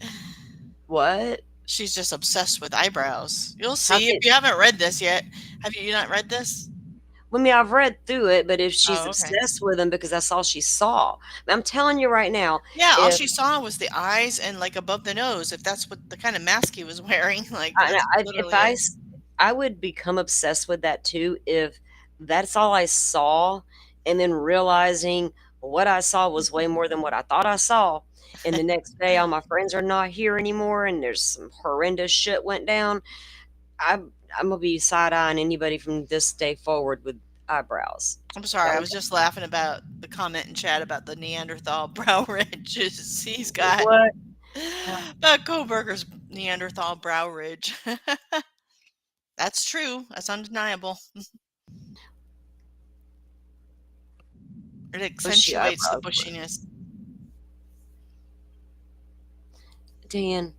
Dan. Oh Yeah, goodness. she had a bushy eyebrow thing. You must have skipped over that part. Well, you'll get to it. Just keep I reading. didn't skip over. I didn't skip over anything yet. I just Oh, okay. only on page 2. Yeah, I didn't skip over it. So okay, let's see. Is Dylan obsessed with bushy eyebrows? Damn it! All right, I had a whole bunch of documents to skim through last night, so maybe I didn't read it all. What the hell, Dylan? Okay. Yeah, you missed. Yeah. So how did they come about? Okay, never mind. Wait, how do they know she's obsessed with eyebrows? Like, is that her thing? Keep reading, girl. Keep Oh God, reading. my girls is saying like, just keep reading, bitch. Shut up. No, you'll get to it. You'll get to it. Okay. You'll be like, what? All right, I love them. Okay, they got me. They called me out. Brian Asperger. Oh my God, Jack. Jack, you're gonna get us in trouble. You're gonna get us in trouble. Okay. Okay. That is as damning as her pointing to him and saying he's the man that did this. When considering whether identification by a witness is reliable, the Idaho Supreme Court has applied the Manson-Biggers balancing test, which looks at the opportunity of the witness to view the criminal at the time of the crime, the witness' degree of attention, the accuracy of the witness' prior description of the criminal, the level of certainty demonstrated at the identification, and the length of time between the crime and the identification. And they cite the Waterman versus the state case. And another one with Trevino. Okay, and another one. Okay. When Mason-Biggers balancing test is amplified, now see, I'm gonna have to look into that because that intrigues me. Okay. Balancing test is amplified to the facts of this case. The reliability of the witness identification is non-existent. DM is the only person alive who is known to have seen the intruder. She only saw the intruder briefly. Her recollection or lack thereof is filled with uncertainty, fuzziness, the influence of alcohol, dreaming, and sleepiness. She did not see the intruder well enough to describe him to a composite artist. After Mr. Koberger was arrested, she did not recognize him from a photo. Relevant facts. Bushy eyebrows. Oh, gonna get schooled in the bushy eyebrows. Well, Okay. hold on 1 second before you move on. The part about Dylan being the only person to see the intruder, that is, if that's true and not, just some tricky wordplay or whatever, then that means that the rumor about Bethany seeing a naked man Either she Yeah, saw somebody, but she saw them from the back, so she Exactly. didn't actually see that person's face, or What something if else. But then it's like, why were they trying to get her so badly? exactly. Yeah. what I think, honestly?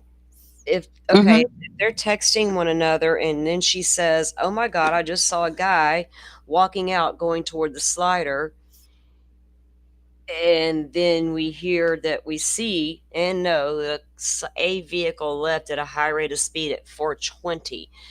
Bethany's bedroom got those two huge windows that face the front of that house with a clear view of that street. Did she get up and look out and see the car leaving? A car. Is that all she saw? Or, she would see headlights. If she's awake texting with Dylan and this car leaves and its headlights are on, she's seeing all that, outside her window. So Yeah. always wondered if what she did see, did she go to the window, look out, and see a vehicle, taking off down the street, but that's all she saw. Could she even identify the car, color, anything, who knows? It was dark, it was fast, all happening fast, right? Hmm. Yeah, danger, we agree. But, taking into consideration everything we're hearing in these documents and the ones prior to this drop, if we're to believe everything we're seeing and hearing about Dylan now, the conclusion we finally came to after taking her off the table as a suspect is this girl was young, naive, and drunk, and possibly on other things as well. And that's exactly what we're getting from this. And that's exactly what Ann will attack. She's cleaned up a crime scene. That's not what Ann's saying. None of that. She's telling us other things. This girl's not reliable. She was intoxicated. She was dreaming. All those things. So, basing it out of that, yeah, they were talking. They were DMing. It says in the PCA they downloaded the surviving roommates' phones, and that helped establish the timeline. So that common Keep sense keep tells me they reading. were awake. Keep Yeah, reading. There's I more will. good information Okay, here. okay, good information, guys, coming up. Y'all know me. I'm sorry. I start reading No, that's Yeah. okay. I start. Oh, I like engaging. yeah. And I was There's just, some They're there's like, some if it wasn't for them, we here. wouldn't even be here. I'd be talking to my damn self. Okay. All right. yeah, I was just going to say, in danger, put a pin in that thought about your last comment, because I got something for that. We got something for that. There's some gold mines in this thing here. So Hmm. What? Call the police one. Dangerous No, comment. his one about the fireman and the hose or whatever, walking around with the vacuum. Yep. Oh, okay. I got to get out of bed Okay. and go to my computer. All right. Dolphin, Keep I'm talking, though. I'm aggravated. listening to Dolphin, you let me guys. get on with this. Dolphin's like, just get on with the document read. Okay, let's do it. Let's do it. Y'all quit distracting me over there in the chat now. All right. So, all right, bushy eyebrows. Number 1, interviews on November 13th of 2022. On November 13th, 2022, DM was inside the house when the murders occurred. We should say homicides, right? I'm not allowed to. I don't want to say in that word in court. Yeah, some people you can say it. Oh, that's right. You can't say it in court, right? Anne doesn't want it said in court. So don't say it in your document. Say the homicides. Okay. When the homicides occurred and saw a figure dressed in black, here and after known as the intruder. When she peeked out of her bedroom door around 4 a.m., shortly after seeing the intruder, she went downstairs to Bethany Funk's bedroom. Hold on. Yes. When she peeked out around 4 a.m. Yep. Shortly after seeing the intruder. So she peeks out at 4 a.m. and then shortly after sees the intruder. Not that she saw him at 4 a.m. We know DoorDash is coming. Right. He's not even out of that car until 4:08. Shortly after seeing the intruder, she went downstairs to Bethany Funk's room, which we all assumed. Yep. Assumed that is exactly what happened. The two girls fell asleep. Roughly 8 hours later, a 911 call was made from Bethany's phone at 11:56 a.m. We knew it came from one of the roommates' phones. Exhibit 1, Officer Noonan's narrative report, page 1. More than 8 hours after seeing the intruder, DM was interviewed by law enforcement at the scene and at the police department. It was confusing to DM that the intruder looked at her but did not come towards her or say anything. So this girl is determined this dude looked at her. Yeah, whatever. Let me just actually add one thing too, really quick, because while this is on my mind, for all of these people who don't know how to read and pick up on context, in that document in the PCA, they said she originally went to sleep in that bedroom, blah, blah, blah. When anybody says originally, that means she ended up somewhere else. You know, that something else happened after that. Yes, and the initial police interviews, they said the 2 survivors were downstairs on the bottom floor. So They we knew did this say happened. Sure did. They did. And then the PCA come out and like Dolphin said, it stated that she originally went to sleep in her bedroom. And then we learned that they're texting and they're, communicating back and forth. And at some point, Dylan hauled ass down there to Bethany's room and went to bed, probably after she saw the intruder walking toward the sliding door with the vacuum in his hand. I think that's when she went down there. Not before, or she wouldn't have seen him. So it had to be after she saw the intruder. That's when she did go downstairs into Bethany's room. Okay. So now that is confirmed. Thank you to the no sealing. The unsealing of Idaho has begun, and we're here for it. Definitely. Okay. So yeah, y'all can let all the internet know. Salty did say that weeks ago. I called it that when the judge said, "I'm tired of y'all sealing this shit." I said the unsealing has begun, and boy did it. All right. More than 8 hours after seeing the intruder, DM was interviewed by law enforcement at the scene at the police department. It was confusing to DM that the intruder looked at her but did not come towards her or say anything. When describing the intruder to Officer Nunes at the scene, she described the height, build, and clothing of the intruder. Bethany, before going downstairs to Bethany's room, DM said that she was kind of in and out of it. I was really tired. Later, when she was interviewed at the police department, Detective Mowry inquired about facial features and asked DM if she knew what color the intruder's eyebrows were. Oh, Lord. She did not know the color of the intruder's eyes or eyebrows. Everything was kind of blurry. Like, I don't fully remember it. During the Mowry interview, DM again mentioned that she was in and out of it because she was so tired. Number 2, pictures on November 13th. Law enforcement took pictures of DM's room on November 13th and November 19th of 2022.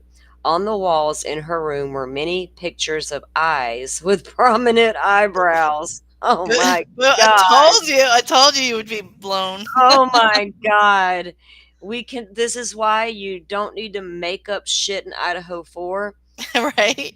Because it's already there. Yep. More and more times than I can count. Like, there's not even, like, just in Delphi, like, the same thing. There was no reason to make up shit because the shit's there, people. It's like, oh my God. Yep, hot mess. So she was really obsessed with, isn't that weird? Very weird. Bushy eyebrows is what comes at you in the end. She invited that bad juju into the house. Dylan. Okay, I got a smudge now. I'm not even lying. There's some days I get off these streams, I'm like lighting my smudge, and I'm like, oh, holy water all over me. Shit. Y'all just don't know. Cleanse myself outside under a full moon. I'm a weirdo. Get it all out of me. I absorbed some negative energy off the YouTube today. I got my black tourmaline sitting here by my computer so it don't absorb up none of that negativity. All right. Try to keep it good vibey around here for you guys. Um, Brief embarrassment, high pitched. Okay, so they take pictures of Dylan's bedroom on two occasions, the 13th and the 19th, with photos depicting pictures with prominent eyebrows, many of which she had drawn. Some of the eyebrows are heavy, voluminous, puffy, and perhaps subjectively bushy. Did she know this guy somewhere, somehow? So let me switch to my computer really quick. I'm sitting here. I got out of bed because I was like, "This is the good part." I'm gonna switch. Okay. So look for me backstage, Okay. okay? I'll get you. Let I me get mean, it's very strange about the eyebrows, and she drew all this beforehand, before this ever happened. So, what's her obsession? It goes back to a very early theory I had that I'm not even going to say out loud right now And because and also now my mind is like, what? No, and don't go down that also rabbit hole. not to say he was involved or anything, but it's just a weird coincidence. Remember Kopaka posted on social media the eye picture of his eye, and it Oh said yeah, "I see you." It's just another weird coincidence, you know. I don't even think about Kopaka anymore. Oh, poor guy, Coming rest in in again. peace. I know, but it's just I know, but I'm thinking Dylan and Koberger here. What the fuck's up with this? All right. I'm feeling Can you guys salty. hear me? Yes, ma'am. We got Okay, you. cool. We got you. You're back. All right. Let me switch back over to chat so I can see everybody there. Oh, hang on. Let me do something real quick. I know. I don't get the feeling like she knew him. I don't think it's anything to do with that. There's certainly more people with bushy eyebrows. I think maybe she had some sort of trauma in her life Mm-hmm. that makes her obsessed. But there's more. You keep There's more. reading. Yeah. There's more. There's so much more. Okay. Okay. Here we go. All right. So, according to Detective Lake, he found artwork of human figures with an emphasis upon the eyes and eyebrows were pinned to cork boards. On November. Good God. It's so fucking strange. Sorry. That's so No, weird. you're good. You're good. We drop f bombs here. I'm not. Yeah, Oh, sorry. they know me. Y'all know shit. Y'all know me. Y'all all know me by now. Sorry if cussing offends you guys. We don't. It is what it is. I am my grandfather's granddaughter, and he cussed like a sailor because he was. And yeah, I picked up on all my papa's habits, good and bad. I'm proud of every one of them. Okay. Interview on November 17th.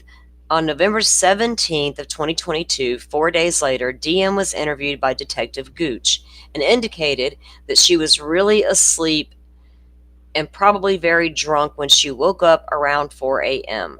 on November 13th. And they cite the motion in limine.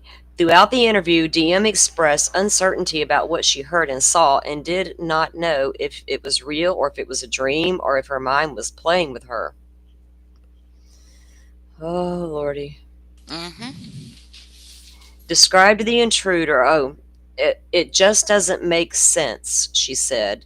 DM described the intruder and told Detective Gooch that she recalls seeing his eyebrows, his bushy eyebrows, but she did not recall the color of the eyebrows. She did not remember the eyes or the mouth, just the eyebrows. Maybe she was just in tune to notice eyebrows. Okay. Right? She had this thing about drawing them and had a premonition, maybe. I don't know. When she saw the intruder, she thought that the intruder was about 3 feet away from her, but that could be off since she was still a little bit drunk. She did not think that she could remember enough to give a composite for a composite artist. She could just recall the bushy eyebrows, but not the shape or color of them. In the interview, Detective Gooch asked if DM had anxiety, which led to DM stating that she had a lot of lucid dreams of being kidnapped or chased. Mm-hmm. I have to turn away from the computer for a minute, guys. Like, I don't. I God. told you. Yeah, That's we why I know. told you to do Yep. this one because it's like so full. Good thing I took my medications this morning. I could be. You should have heard us last night. I'm just like, wait, what? I'm glad I saved this for real time. Okay. I mean, I did skim through it, but not all of them. Like this one was a long one, and wow. Okay. So you guys were up all night, deep Yeah, diving. she was Girls, dozing and I kept waking her up. wake up! You can always I told tell. her to get up and walk around the house or Yeah. something, go for a bathroom Dolphin's break like, or something. Yep. get up and hang out with me. I'm Yep. reading. Yeah. Oh, y'all should have started pinging the shit out of me. I'd have got up and I'd have done it I anyway. mean, I did. We I were did a wondering few where you times. were. Oh, y'all Mhm. did. I slept, and then during the storm, I just sat here on the computer. I wasn't even paying attention to anything. My phone was Mhm. across the room. Mm. Uh, I wasn't even in Discord looking at the case files here because it's linked to my bar here thingy. Mhm. Okay, Yeah, read this last sentence and then pause for a second. okay. Yes, yes. So, all right. So, where were we at? When she saw the intruder, she thought at the time. Okay, I read that. Um, so she couldn't give a composite for the composite artist. She could just recall the bushy eyebrows, but not the shape or color of them. In this interview, Detective Gooch asked if DM had anxiety, which led to DM stating that she had a lot of lucid dreams of being kidnapped or chased. She indicated that she watched Criminal Minds and fell asleep to crime podcast. Dylan, are you listening, girl? Mm-hmm. Poor thing. These lucid dreams began in high school. Okay. Right. So we were talking about all this. Actually, do you have any That's thoughts on this? interesting. Yeah, yeah, I do. Um, did two Well, at least, like-minded minds find each other? Yeah, that is something I that mean, we that we is thought about. true. But Yeah. That's something I've always thought about. mm-hmm. Who had unfettered access to this home and knew everybody's comings and goings?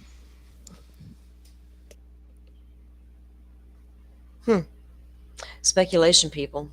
Theories. Yes, yes. Sorry, Dylan. Yeah. I try to stay behind drunk girl didn't know no better, but my mind is what it is. It will wander occasionally, and this one's never.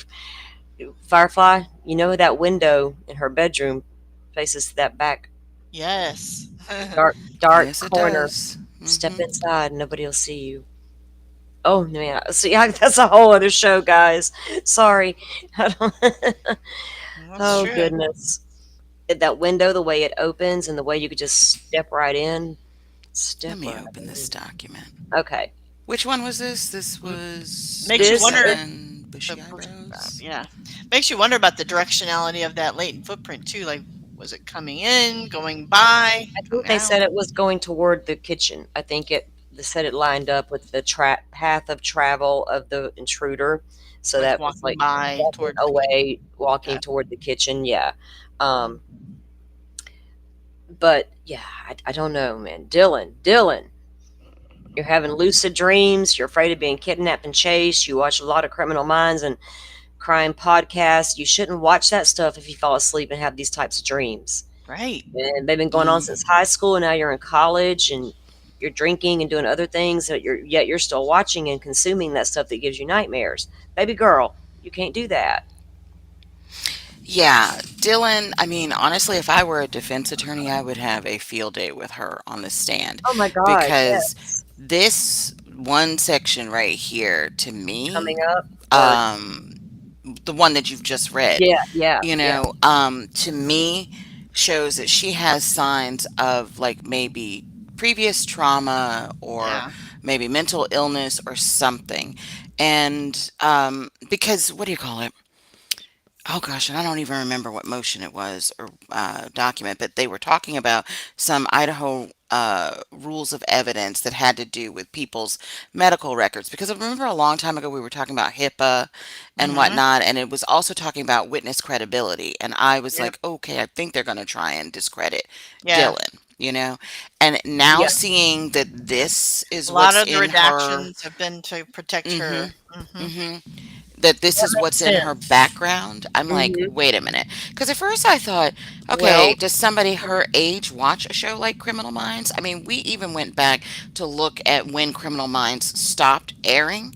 And then, thinking, okay, she was 19 then when this happened. Criminal Minds stopped airing in February of 2020, so she probably would have been about 17 or 16. I don't know when her birthday is or whatever. And then coincidentally, it started re airing literally like what, less than 2 weeks after the murders in 2022, in November 2022. It was like the end, I think, of November. I'm like, we've heard things about Dylan's past, like, okay, the father is, kind of rough or whatever. The mother, there were some, domestic violence issues supposedly involving her mother. So, then they got the divorce. And then something also along that same line with the stepmother. So I'm like, if Dylan is living in an environment, if that's what she was raised in, so she probably has anxiety and, trauma from that. That could have given her these, lucid dreams or whatever. Being yeah. kidnapped and chased, that age also, watching shows like Criminal Minds, where we all watch that show. You know what I mean? Hmm. There's like a whole host of, variety of crimes, kidnappings, murders, whatever. You know what I mean? Hmm. Um, My daughter, when she was young, mhm, she would watch FBI files. mhm. She was my little night owl. The other Okay. two, dark 30, they would be asleep. She would be like 9:30, she'd be asleep. But from 9 to 9:30, she watched FBI files, and she was Mhm. young. And I'm like, honey, you don't need to be watching this, but she was so into it. Well, they took it off and put on something else. She was devastated.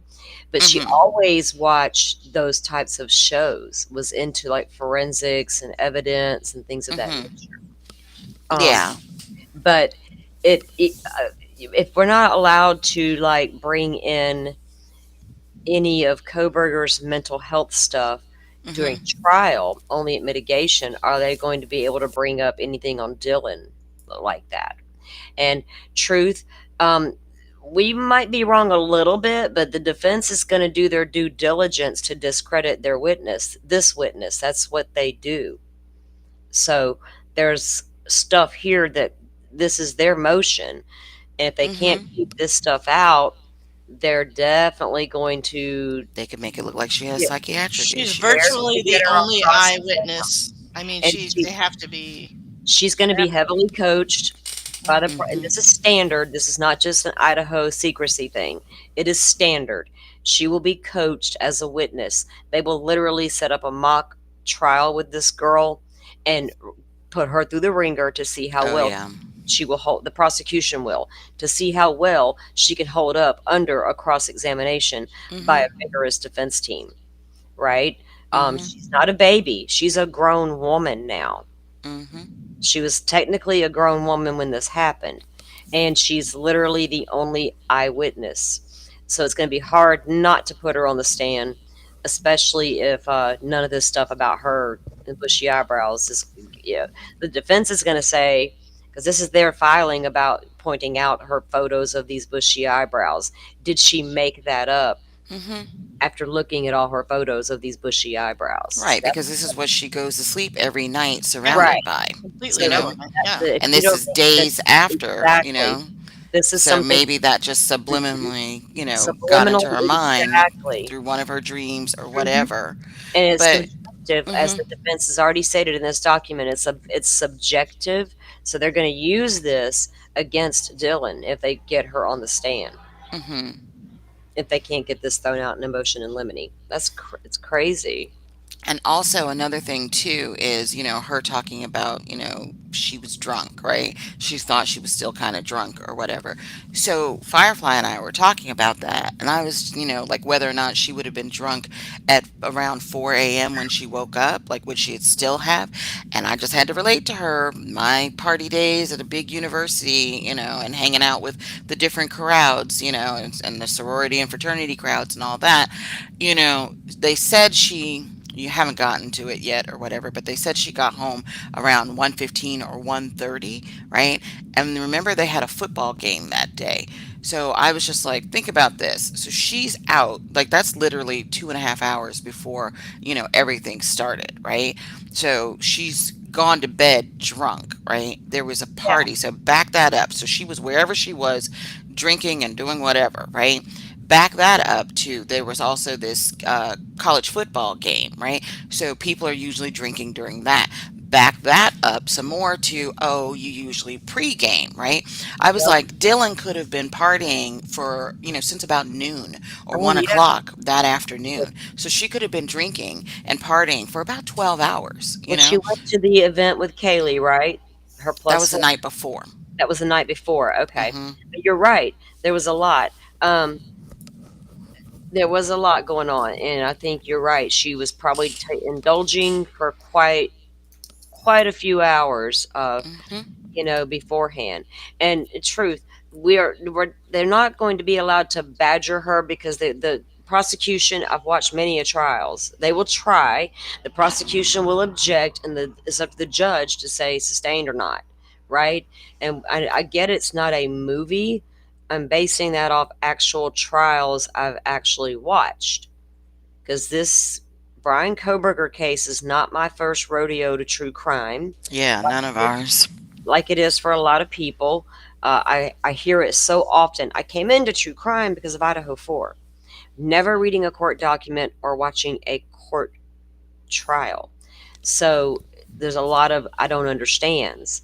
And I'm not one of those people. I separate reality from fantasy, but that's exactly what the defense is going to do. And they will try it, even, if they have to, even if it's objected to. Um, they're going to use adequately defending your client if you don't. So here I see things both ways for defense attorneys and prosecution. Oh, I don't yeah. ever want to, I don't ever want to be trapped where I got to be one way or the other because you're going to hear me cover different cases differently. And if you don't believe me, you can go look at my Delphi case coverage because it's totally opposite of this case. Throw major Yeah. I there. was going to say, and we do realize that this is to establish and solidify the timeline, not ID him, but it's like we're still looking at this because this can still be, if it comes in, this could still be something to, use to discredit her, you know. Yeah, and Ann's even stated, if you put her on a witness stand and she talks about bushy eyebrows, and my client's sitting there with bushy eyebrows, it's not going to look good. Who said she pled? You mean she pled the fifth? She's. Where did you hear that from? I don't understand why she would plead the fifth. What has she She got to she hide? can't. Like, she's not involved, then why would she plead the fifth? Well, isn't that reserved for like husband wives? No. No, No. that's to It's testify against self-incriminating. each other. Yeah.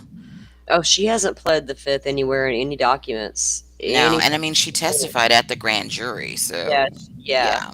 She hasn't pled the fifth on anything, so I don't know where that information even came from. But it's not in a document anywhere. I do know that.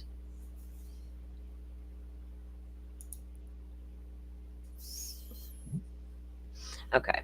Okay. So I'm getting back to the document now. Um, Hmm. so she indicated that she watched Criminal Minds and fell asleep to crime podcasts and had her lucid dreams since high school. Interview on December 1, 2022. On December 1, 2022, a half a month later, DM was interviewed again and described the intruder. She did not see his eyes, but she saw one eyebrow or two, but it was just like this bushy eyebrow. You saw one or two? I could just see like an eyebrow, this bushy eyebrow.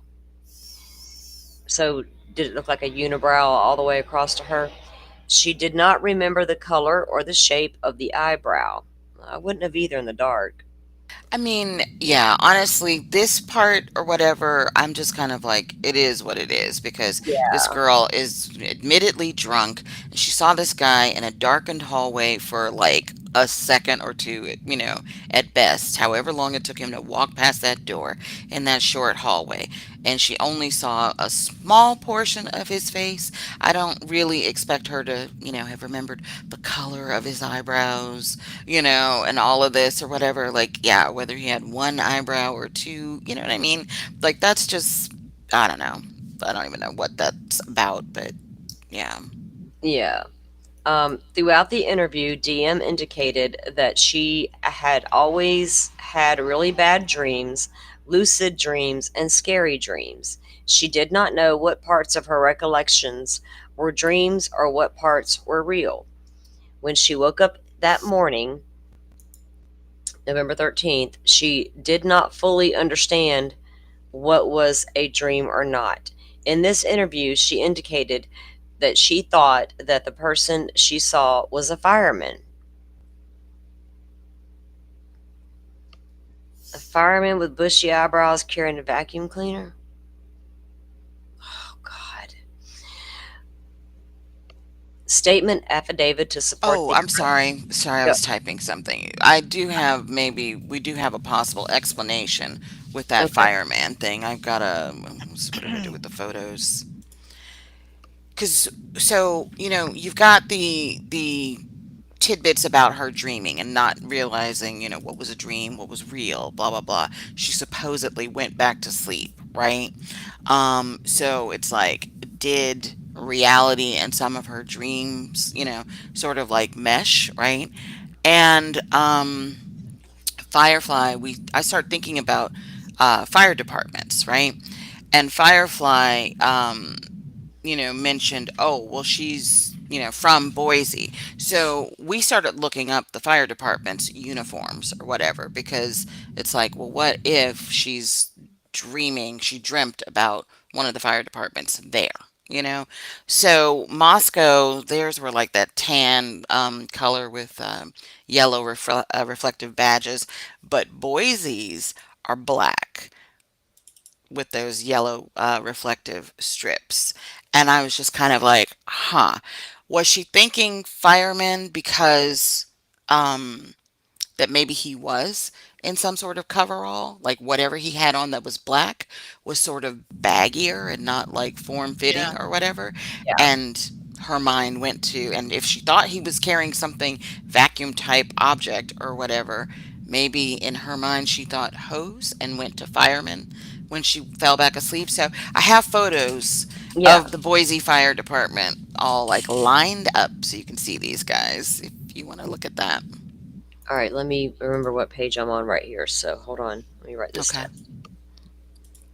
Circle that so we'll know. We're on page 11. Let's see. This should be Just this. 1 second. I'll pull your screen up. Okay. Number 7. Okay. Let me take this one down. And we'll pull up Dolphin's screen and she can explain what we're looking at here. Oh, well, it's just real quick. It's fairly obvious. Yeah. Hmm. So make it bigger here. Let me see. Let me make my screen bigger. Okay. So just dressed in black, really. So that would be like her instinct, just is something all in black. Was it a fireman, right? And Yeah, and did as you can see, she, it's Boise Fire Department. I got this off of yeah. their Facebook page. And I wondered, this thing she thought she saw in his hand. Did she think it was some sort of hose, like I don't know, like a vacuum that the fireman had? She didn't know what the hell she was seeing. It's weird. Okay. Yeah, I mean, with now, hearing all this other information about her lucid dreams and the artwork on the walls and everything, I'm even less, interested in that vacuum type object because Oh, yeah. Dylan didn't know what she Right. was seeing, you Right. know? Oh, yeah. No, she did not. And I even, when Mr. Steve, when we had him on talking about the crevice tool possibility, and Hmm. Yeah, he it's nailed it. Yeah, it was a sheath. It was looks similar to well, the sheath for sure. because before we went to air, I mentioned it to him. He's like, "Hold on." So he goes away and he comes back and he had that one tool was all he could find. It was a shorter tool with the round end. Then he's like, "Hang on, I got a sheath in the car." So he comes back and he's like, "Look," and they're like the same size, but the Mhm. actual crevice tool is longer and the end is skinny and it's angled, right, to get into the cracks and crevices. So the shape of it is much more like what a knife would be because of the way it goes down and gets more slender toward the tip and it's angled. So I keep going back to that. Did she think that that was a crevice tool in his hand, a vacuum cleaner type tool, whatever? Just because of the shape of it alone, not thinking this guy's got a knife. And also regarding seeing a potential fireman, remember she heard, "It's okay, I'm here to help you," or "I'm here Yes, gonna help yes. you." So Yes. Hmm. maybe that's Hmm. something like a first responder would Maybe say, right? that's what made her start dreaming about Thinking, firemen, you yeah, know? yeah, Hmm. Yeah, I mean, that makes sense. yep. I wrote down the wrong page number. Ha ha ha ha. We were on. But that makes sense, though. I'm here to help you, and you don't know who's saying it, and who else would say that besides someone who's actually here to help you. But then I would wonder, why is there a fireman in the house saying, "I'm here to help you"? Who's he helping? Who's in Well, that's trouble? true. That's a good point. But then, okay, so let me get back down to the page we were at, guys. It was in this right here. Okay. Okay. Statement affidavit to support the arrest warrant. On December 29th, 2022, a statement submitted by law enforcement in support of the arrest warrant was, I'm sorry, used descriptive information from Deal, not very muscular, but athletically built with bushy eyebrows. Interview on December 30th of 2022. On December 30th, after the arrest of Mr. Koberger, DM was interviewed by Detective Lake and Detective Tollison. Tollison, there you go again. He is with the Idaho State Police. When she learned that an arrest had been made, she found a mugshot of Mr. Koberger online. When asked She found a mugshot of Mr. Koberger online. When Yeah. asked if Mr. Koberger was the person that she saw in the house, she did not know if Mr. Koberger was the intruder. She knew that the intruder had looked at her because of the bushy eyebrows. Um, all that she remembered is some bushy eyebrow and all black and some sort of mask.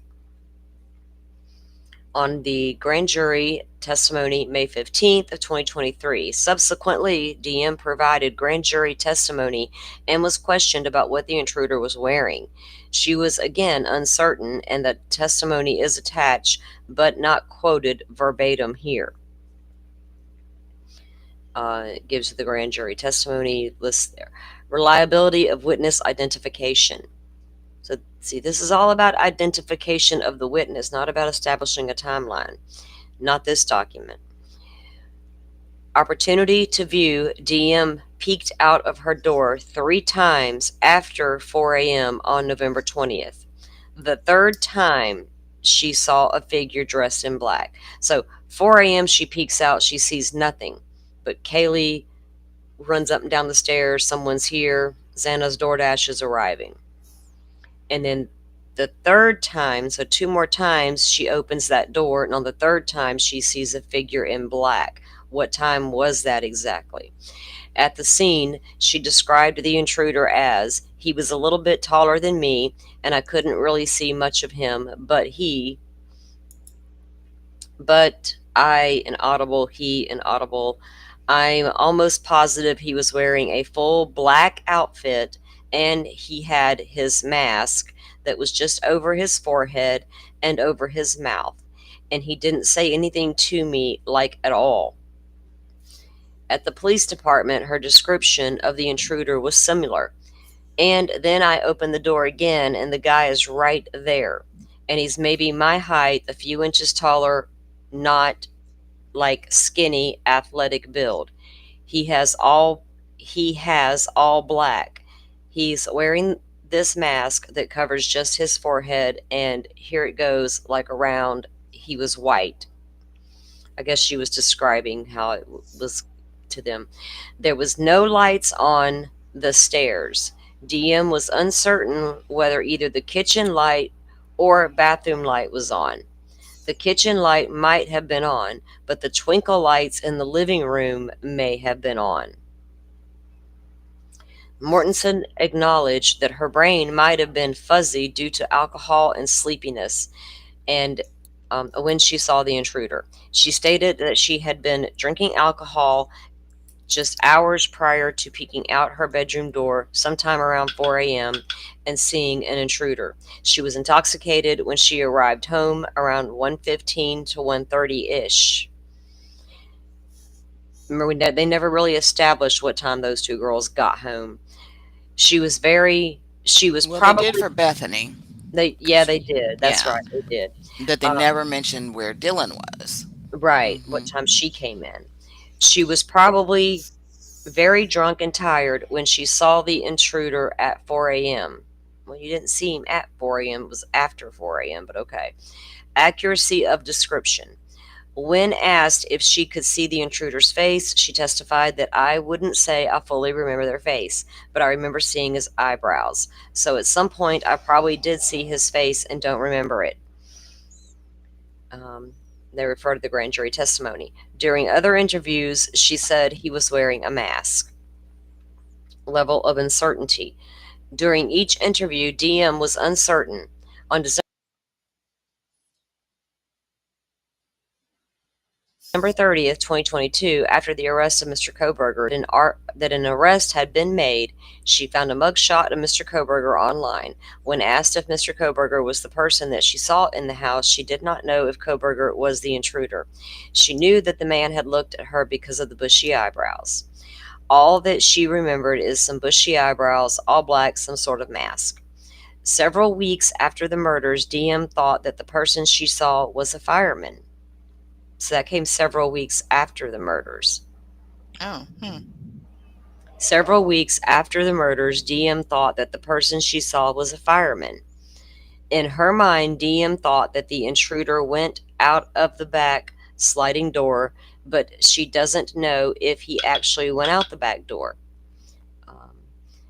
The sliding back door was not visible from the doorway of DM's room, and it wasn't. I've shown the angle of that kitchen. I've got some really great photos of it, the way the back slider is, and there's a funky wall with an angle there. You can't see Dylan's bedroom door from the slider, and from Dylan's door, you can't see the slider. So once this person enters that kitchen and goes around that funky wall, they can't even be seen as to what they're doing there, disrobing, anything they're doing, getting out of there. And I'll show you, I've got all those angles. I've known for a long time that you can't see that from her room. The sliding door was not visible from the doorway of DM's bedroom. Time between events and identification. At approximately 4 a.m. on November 13th, 2022, DM saw the intruder. Roughly 8 hours later, the 911 call was made. More than 8 hours after seeing the intruder, DM provided very little and a very limited and uncertain description of the intruder to two different officers. On November 17th of 2022, 4 days later, DM did not think that she could sufficiently describe the intruder for a composite artist. On December 30th of 2022, after Koberger's arrest, DM could not recognize Mr. Koberger from a photo. Oh, Further, pause for a second. go ahead. Another observation. She actually shouldn't have even needed a composite artist if she was drawing eyes and eyebrows all over her walls in her room. She could have drawn whatever it was that she saw. Just saying. Yeah, I agree.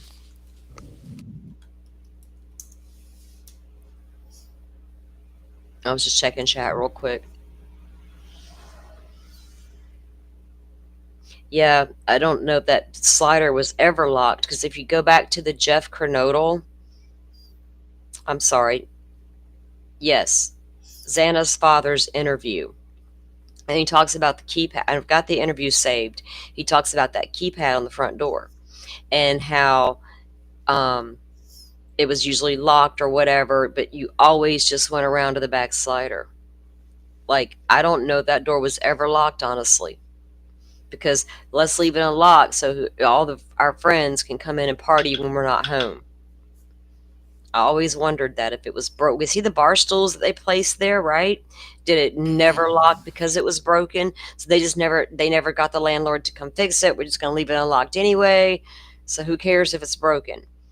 But for some reason, there's no forced entry. It wasn't broken upon entry.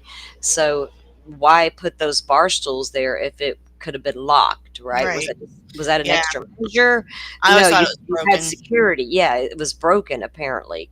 That was always been my conclusion on that as well. Also, somewhat related, on that same floor, I always wondered why was the screen removed from like Dylan's bedroom. You know, I wondered about that too. Yeah. The dark window that's oddly shaped that you can just yeah, slide and there's like a over. brick. There was a brick like right I under know. it, as if like somebody used it to step up into the window. I don't know why. I Like, know. why wouldn't you just go in the door? But Well, remember, because we looked and it's super, super, super dark right there. just No, suspicious looking. It looks like It looks like I a know. method We somebody look. would use to go into the house. Right, the screen's off. There's a brick there. It's just Yep. too And convenient. then if you look at the window and how big it really is and how it slides sideways to open, a tall person could literally just step right Oh in there. yeah, definitely. And but those are some oddities that we do know about, that we have looked at. We don't take what the state's saying to salt, but there's just particulars that we've noticed looking at the house, looking at the case for as long as we have. There are certain things we noticed that, yeah, we'll have to get, because and then reading some of this stuff made me go, now I'm side-eyeing my own theory, right? Again, I need to revisit it all over again. My brain probably shouldn't, but I know I will.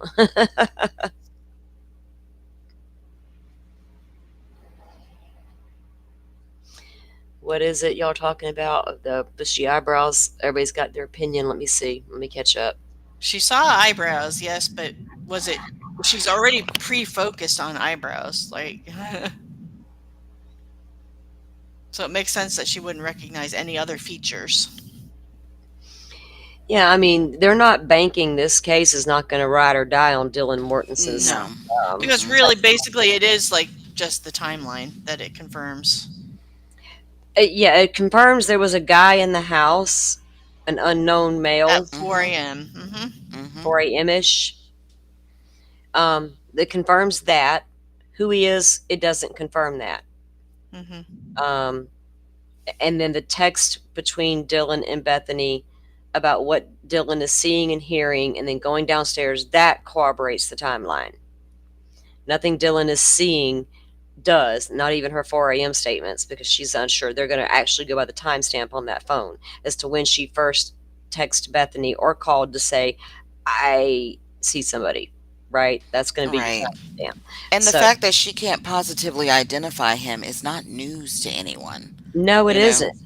It's got me, my God, no. If you read the PCA from day one, you knew all this girl saw was some bushy eyebrows. I'm and sorry. we all knew that's not a positive identification of anything. everybody likes to argue, oh, he didn't have bushy eyebrows. He did have, it's subjective. Like everyone sees it Mhm. differently. It might look I bushy to think, you. It might not but look to me. It doesn't okay, matter. It doesn't it even doesn't matter. matter to me either, any of us, but Mm-mm. it mattered to her. She just got through stating in this document, if her client is sitting there and she's on the stand talking about bushy eyebrows, it's as good Bushy, as yeah. pointing the finger at him. Yeah, Why? so what does that tell you? Anne thinks her client's eyebrows are Are bushy. bushy. And Yeah, that is that's why true. she doesn't want this girl saying that. Exactly. True. So if think about that. That's all I got to say. I mean, look, critical brains, critical minds, beyond the veil. That's hard. That's a hard one right there, isn't it? Okay. Um, was I down to the argument part yet? Did I stop? Okay. Further, by the time that that DM testifies at trial later this year, more than 3.5 years will have passed since the murders occurred. And That's wrong, but okay. yeah, It'll be coming up on the 3-year yeah. By the anniversary. time they Yeah. go to trial, Mhm. but um, you had the right to speedy trial. Oh yeah, but they're just saying here that, I know her that memory's gonna her be time's even, lapse. It's gonna be fuzzier. worse. Yeah, Mhm. time Yeah. lapse. It's worse 3 years later, but it doesn't matter because you got the written statements from the very early interviews. At Mhm. least those weren't lost or recorded over, like in Delphi. We've actually got them. Anne's actually got them and can read them. Imagine that. Okay, so the argument. Case law in Idaho Criminal Rules 601 and 602 excludes evidence of bushy eyebrows. With, with certain exceptions, every person is competent to be a witness. With certain exceptions, incompetency determined by the court occurs when persons whom the court finds are incapable of receiving just impressions of the facts about which they are examined, or of relating them accurately. Idaho law tends to favor the finding of competency. Under IRE 602, a witness must have sufficient personal knowledge of the matter to which he or she is testifying. That's interesting. If Yeah, the not even really sure why they put that in there because I the yeah girl was in the house. She yeah was in her home, she got some standing in personal front of knowledge, her, right? bedroom. Yeah. Like, Yeah.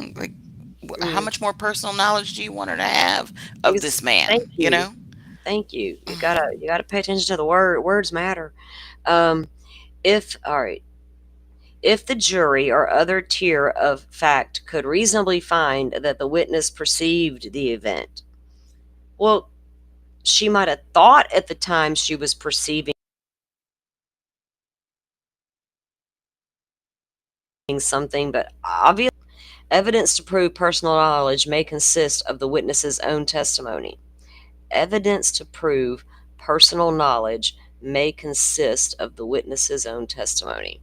When considering whether identification by a witness is reliable, the Idaho Supreme Court has applied the Mason-Biggers balancing test, which looks at the opportunity of the witness to view the criminal at the time of the crime scene, at the time of the crime, sorry, the witness' degree of attention, the accuracy of the witness' prior description of the criminal, the level of certainty demonstrated at the identification, and the length of time between the crime and the identification.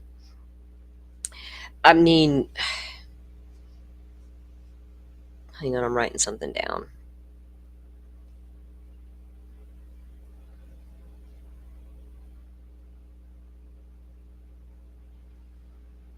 If her statements were pretty much staying consistent over the different interviews, I mean, No, I think they earlier said that, she didn't say anything about the eyebrows in the very first one. and not But the that very can be first. explained away, Yeah, yeah. like the actual morning, this is like right Mhm. when they discovered everything.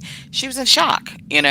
So, yeah, she might not have thought about it at the time. But then yeah, Yeah, they're basically trying to say she's adding on or has right. added on to it as And time passed.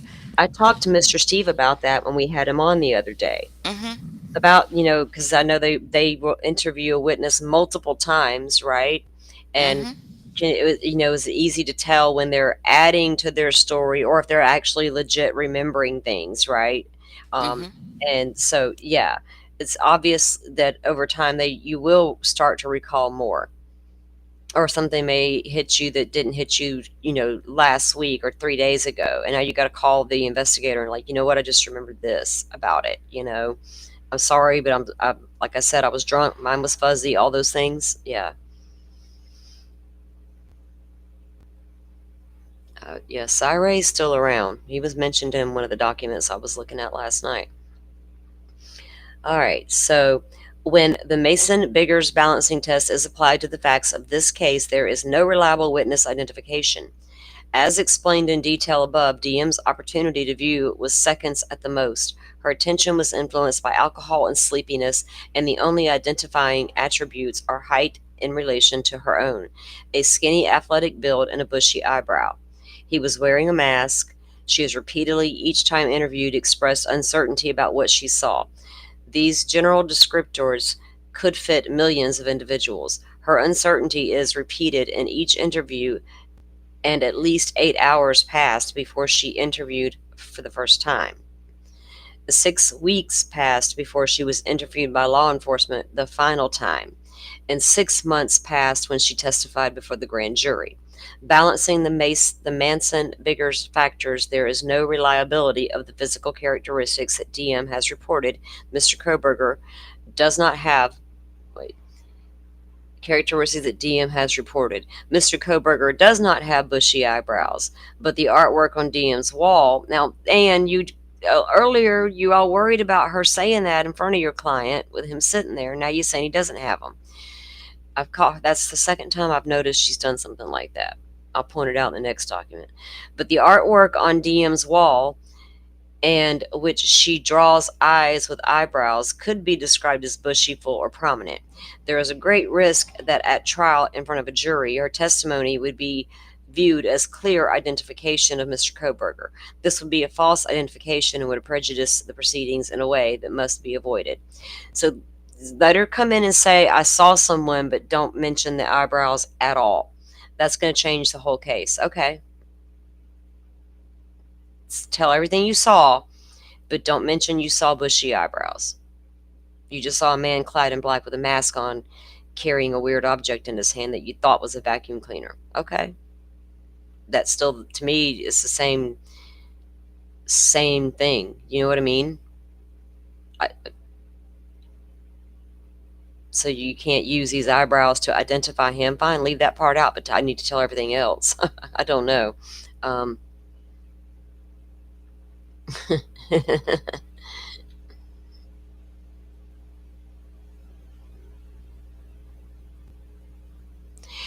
Yeah, well, jail's not meant to be fun, right? They do give you outdoor time. And he's getting his vegan meals. It's probably not as cush as Latah County was. He's in the big boys, down there in big leagues now. So it's never meant to be cush for anybody. Be thankful he wasn't thrown straight into an Idaho state prison for 2.5 years while awaiting trial, being hidden from the world. Welcome to Delphi. Rule 403 excludes evidence of bushy eyebrows. Did we already read this whole one here? I got confused here. Okay. To be admissible, evidence must be relevant. Evidence is relevant if it has a tendency to make a fact more or less probable than it would be without the evidence, and the fact of consequence in determining the action. Whether a fact... I just jumped and lost my spot. My goodness. I need to take a break and go to the bathroom. I'm reading too long.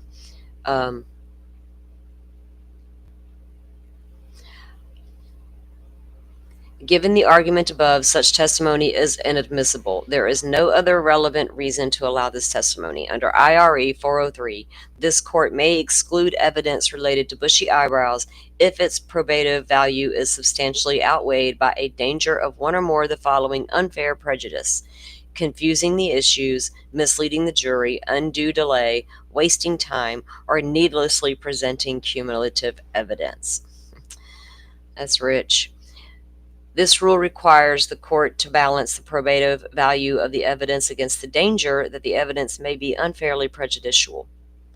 Even assuming this court concludes that the descriptive words bushy eyebrows are somehow relevant, whatever minimal probative value they have is substantially outweighed by the danger of unfair prejudice and confusion of the issue.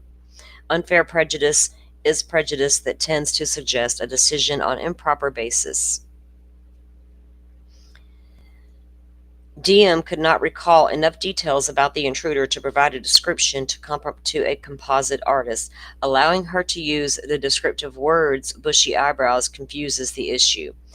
They should have let her just draw a man with a mask and bushy eyebrows. Tell me what you did see, and I want to draw a composite off that. That's problem solved. Yeah, I'm surprised. If she's already drawn eyebrows and stuff like on her wall, why wouldn't she just draw her own? Well, I mean, she could have told them, but it was depending. It's dark. She's not seeing a whole damn lot anyway, except for some prominent eyebrows. I won't even call them bushy at this point. She just saw some prominent. If you watch Mr. Steve's experiment, as that mannequin passes through that, even the lowest of light, that is literally all you could see. And he did have prominent eyebrows on his mannequin. That was part of the experiment, to see if you could actually see that, and you could absolutely see that. Right? In the lowest level darkness, you could still notice that on that mannequin. Of course, it's not scientific, done in a lab. It's Mr. Steve doing it in his basement, but it's an amazing, amazing effort. And I encourage you guys to go watch it, and you can see for yourself and make up your own mind. But yeah, this is, I don't know if this motion's gonna fly for her. I really don't. I don't see how prejudicial it could be, because it is what it is. No more prejudicial than your DNA on a sheath. For the reasons addressed above, Mr. Koberger respectfully requests this court grant his motion in limine to exclude DM from using the words bushy eyebrows to identify the intruder that she saw, and to exclude DM from identifying Mr. Koberger based on bushy eyebrows. Which I don't think that was going to happen. We've already established she couldn't pick him out of a lineup. You know what I mean? They didn't base his identification on her statement. So I don't know. There was some interesting things in that document. You guys were right. Holy cow. That is so odd to me that she had this obsession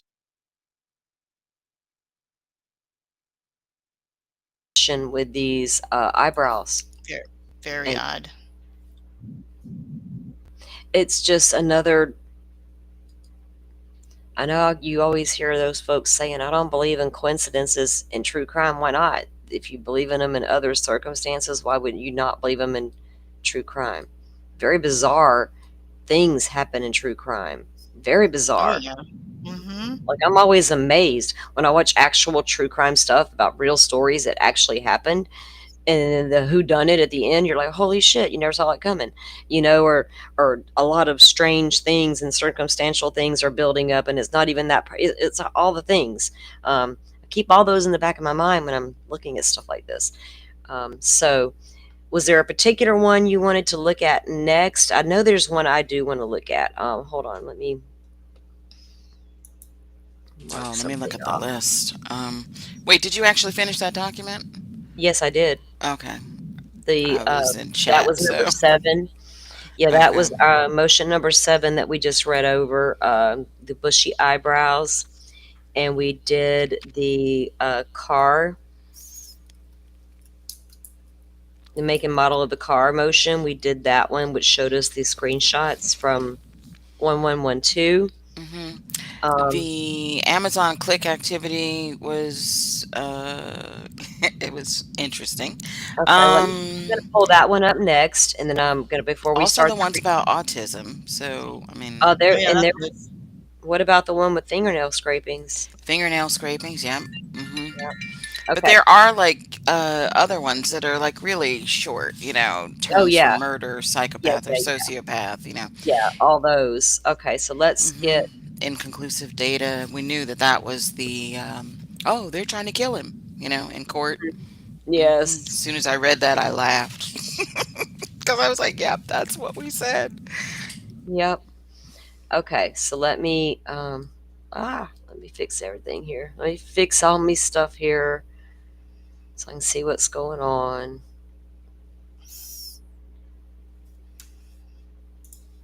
All right, guys. You can see that. Okay, this is our motion in limine number 9. This is to exclude the Amazon click activity evidence at trial. Dolphin, if you want to start that, I got to go to the restroom.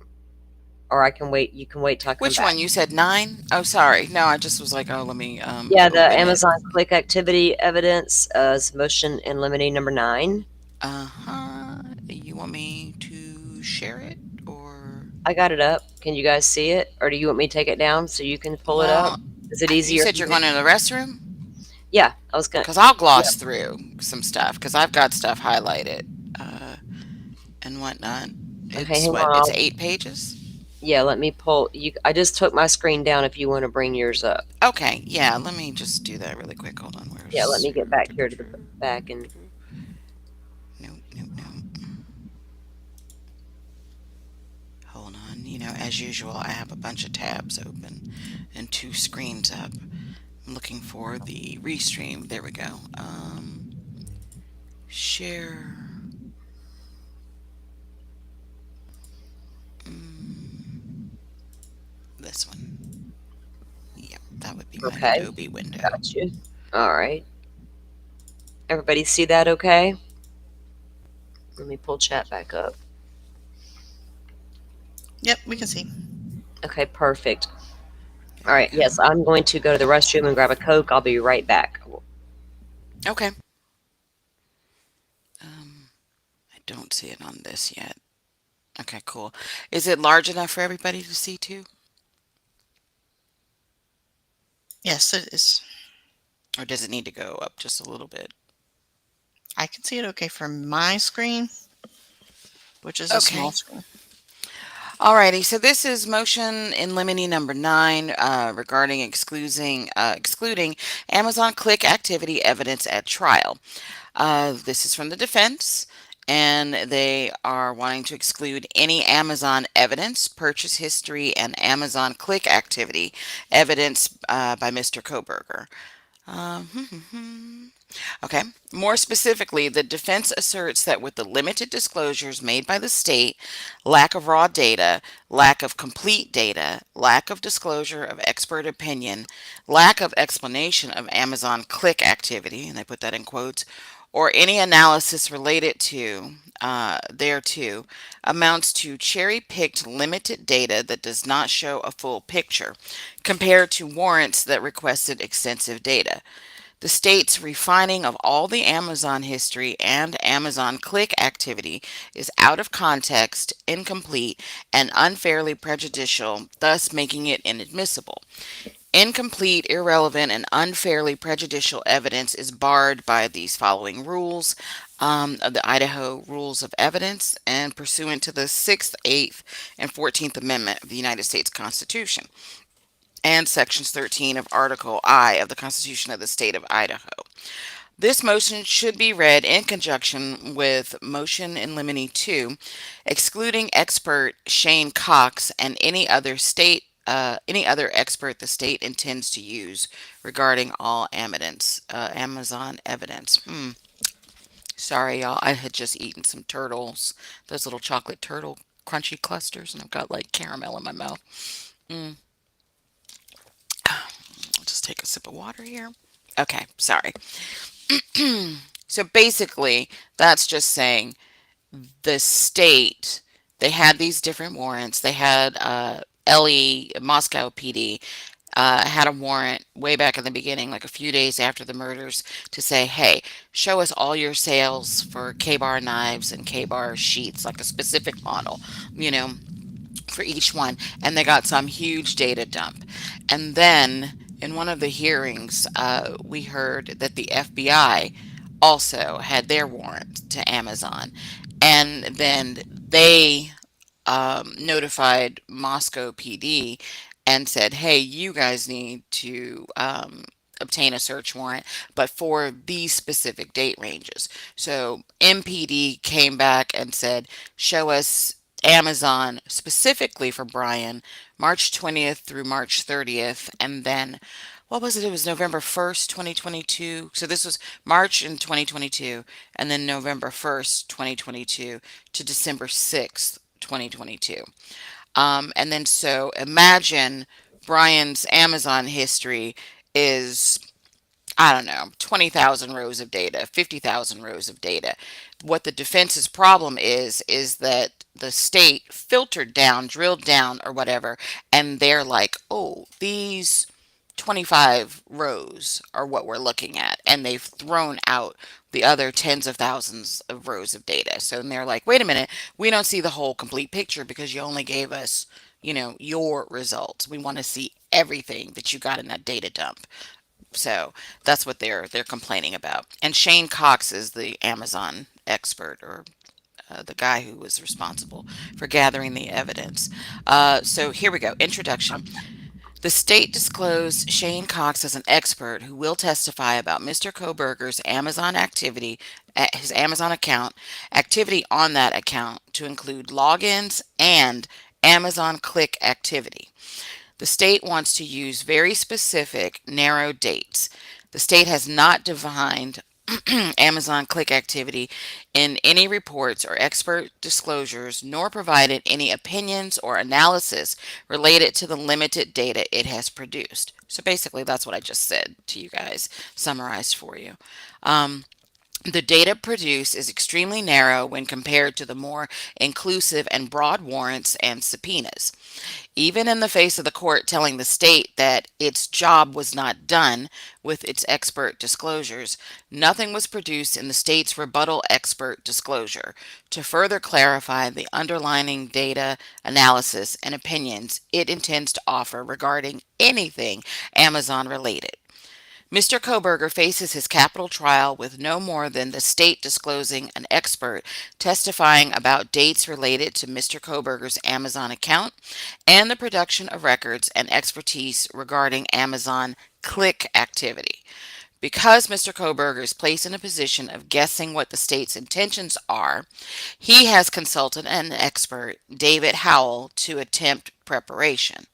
So they're basically like, you've put us in this bad position, so now we had to get our own expert to try to figure out what you guys are hiding from us, you know. And there's a footnote. I'll get down to that in a second. Mr. Koberger has learned the limited disclosure leaves him unprepared to confront this evidence. In this ever evolving age of technology, Amazon uses artificial intelligence, AI, to improve the customer experience by helping customers find products that match their interests and preferences. And then they reference basically, I think it's probably an ad for how Amazon is introducing their AI and basically telling you what their AI can do for you. Amazon's AI driven system does not just reflect searches, it actively shapes user behavior through recommendations, paid advertisements, and algorithmic reinforcement. Amazon's use of AI began well before 2022. Often, when searching for something on Amazon, the end of the pathway does not tell the beginning of the pathway. This is because AI is continuously gathering information about the customer's interests and preferences and making suggestions along the way. Customer in the context of a household sharing an Amazon account is all members of the family sharing the account. In other words, the purchases, searches, and machine learning (ML) impact all of the users of the household Amazon account. Yep, this is true. Yeah, I think everybody in here probably uses Amazon. So if you think about what you see when you pull up your Amazon app or Amazon.com, you'll kind of be able to tell, yes, this is being suggested to me because I looked at this or whatever. Last night, Firefly and I looked at mine and we were discussing it. And I was just like, oh, yeah, this is because I ordered that. Or, oh, this is because I was looking at handheld cordless steamers, Yeah. thinking about this object that, he supposedly had in his Yeah. hand. There was nothing, by the way, that Amazon AI suggested to me that I hadn't already looked for, been talking about, or anything. There was no random item that I had absolutely no interest in suggested to me. And I actually have bought a new phone a few weeks ago, and it's the Samsung Galaxy S25 Ultra, which is completely AI driven. I've been using Amazon on that, talking on it, talking around it, sitting in cafes, Wi-Fi, on VPN, off VPN, and I still don't have anything unusual in my Amazon, like Right. that homepage. So to keep that in mind and think Yeah. about what yours looks like. Do you want to take this back over, or you want me to No, go ahead, continue? Vermin. You go ahead. You go ahead. Okay. Um, where did I? Okay. Amazon's recommendation system, powered by AI and ML, which is machine learning, and artificial intelligence, significantly influences what users see and click on. In 2022, Amazon's AI-driven system did not passively reflect user searches, but actively guided purchasing behavior based on predictive models. This means that a user's browsing and purchase history may not necessarily reflect deliberate intent, but could have been shaped by Amazon's algorithm. Mm, yeah, it's not that crazy. That it's not as wild as they're trying to make it seem. Omnichannel shopping extends beyond a single device. A user's Amazon activity spans across phones, tablets, laptops, desktops, and even smart home devices, all tracked and synchronized by Amazon. Shared household devices further complicate attribution as multiple users contribute to search history, that's true, ad targeting, and recommendation patterns. Devices, for example, smartphones, computers, and tablets, talk to one another and learn from each other. For example, ads that pop up on Facebook and YouTube can be influenced by what you searched for elsewhere. Amazon's advertising system plays a critical role in shaping what users see and click on. Unlike a simple search and buy process, Amazon's AI driven ad placements, keyword targeting, and personalized recommendations actively guide users towards specific products. Amazon specializes in driving suggestions that are not actively searched for by a purchaser. Yeah, I'm not really seeing evidence of that as much as I shop on Amazon, but okay. Um, in this case, the state's refining or limiting the Amazon click activity to a specific click or a specific item, excludes data, takes things out of context, and could tell a completely inaccurate story to cause a jury to speculate about intent. Full Amazon advertising logs and recommendation data must be reviewed to determine whether a purchase was truly user initiated or heavily influenced by Amazon's AI. The data produced does not identify the purchaser through means other than by name or credit card, nor does it identify the device from which the item was purchased. For example, suppose someone buys a pair of binoculars.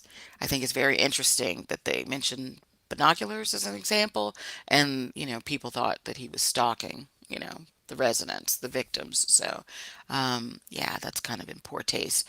So, suppose someone buys a pair of binoculars on Amazon on a household account with 4 users who in the household either searched for the binoculars or through some other searches triggered Amazon's AI to do a target ad for binoculars.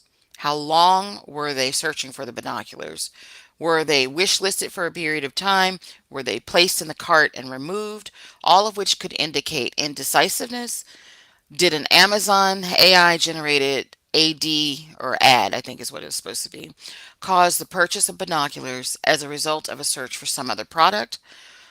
Were other ads shown to the purchaser by Amazon?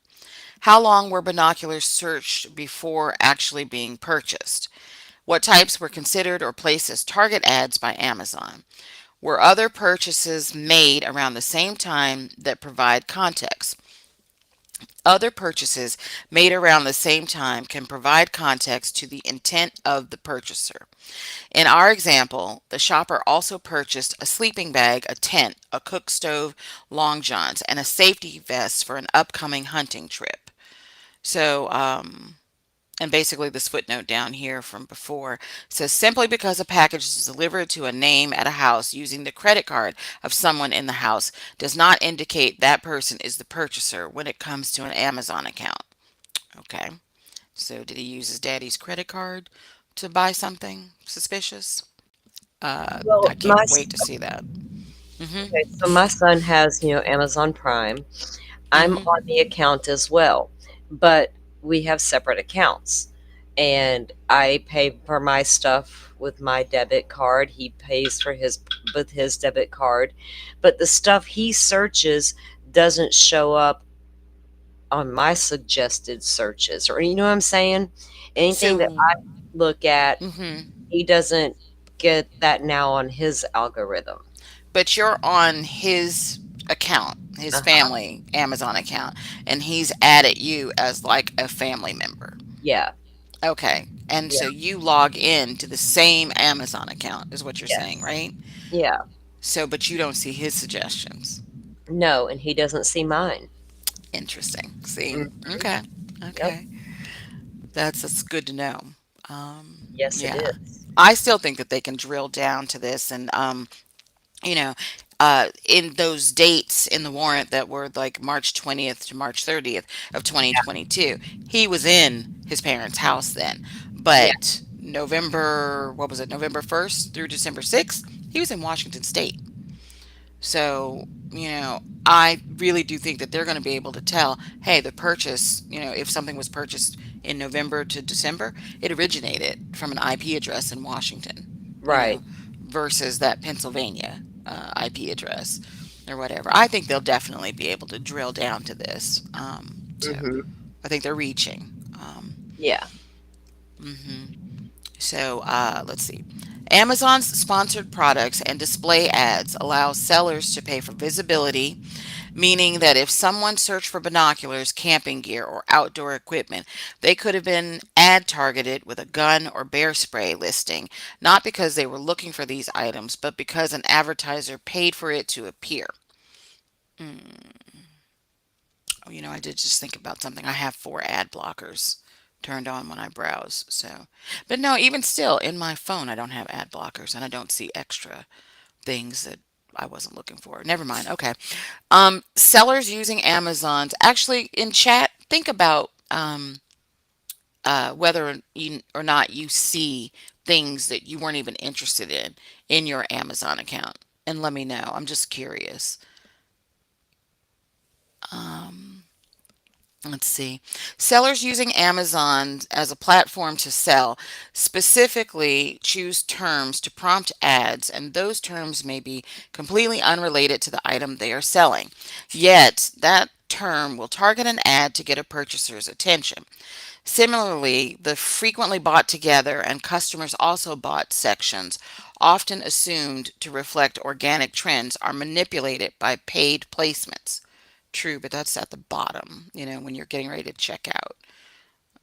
Like once you add an item into the cart, like I bought an electric pedicure set or whatever the other day, then they suggested, I don't know, like foot oil or one of those foot baths or whatever. So people also bought these two things. So yeah, I get that, but it's still related. So, um, okay. Shared Amazon accounts also impact click activity or search history. This is another example of incomplete or limited data, leading to an improper conclusion in a shared household Amazon account. One person in a household's interest in certain items impacts the entire household account and attributed click activity. Yes, that could be true if there is one computer in a common area and everybody in that household goes to that computer, and pulls up that same Amazon account. Then if it's all happening like right there in the same, you know, area, then I could see that that would be true, but not so sure that this is the case because he has his own computers and, tablets, phone, all that. So this can even happen by the mere existence of proximity to a Wi Fi network shared by others. And then they tell you to see this listing here. There's an article. This article explains the phenomenon where individuals believe their phones are eavesdropping on conversations, explaining that targeted ads often result from proximity advertising. Uh, it's not a belief, it's true. Phones are eavesdropping. And your mic to your headset is too. Let's see. The Amazon click activity in this case is for an account which is a household account shared by Mr. Koberger and other family members. The click history includes items searched for or viewed on Amazon, which might be related to a search conducted by other family members, or might be items suggested by Amazon based on prior interests or prior purchases and AI and ML, making recommendations that looked like click activity. Mhm. The discovery produced related to all Amazon data, and the click activity in this case is extremely limited and therefore unconstitutionally incomplete, out of context, and inadmissible. So now here's their argument.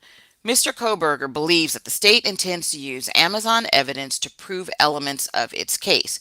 To allow such in the face of the explanation above and the failure to disclose would be unconstitutional and in violation of the rules of evidence.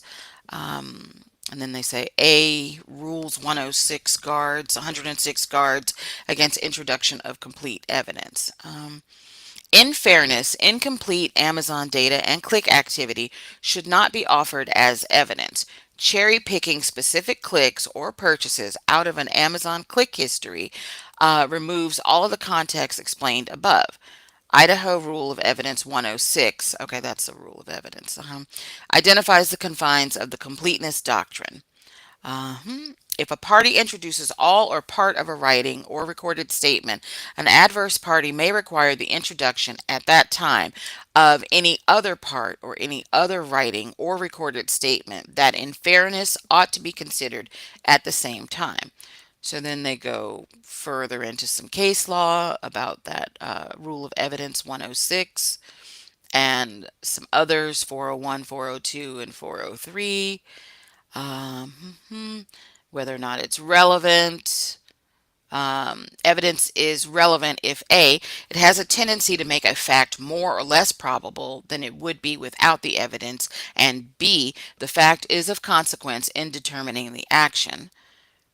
They keep going on, talking about these rules. So here we go down to the conclusion.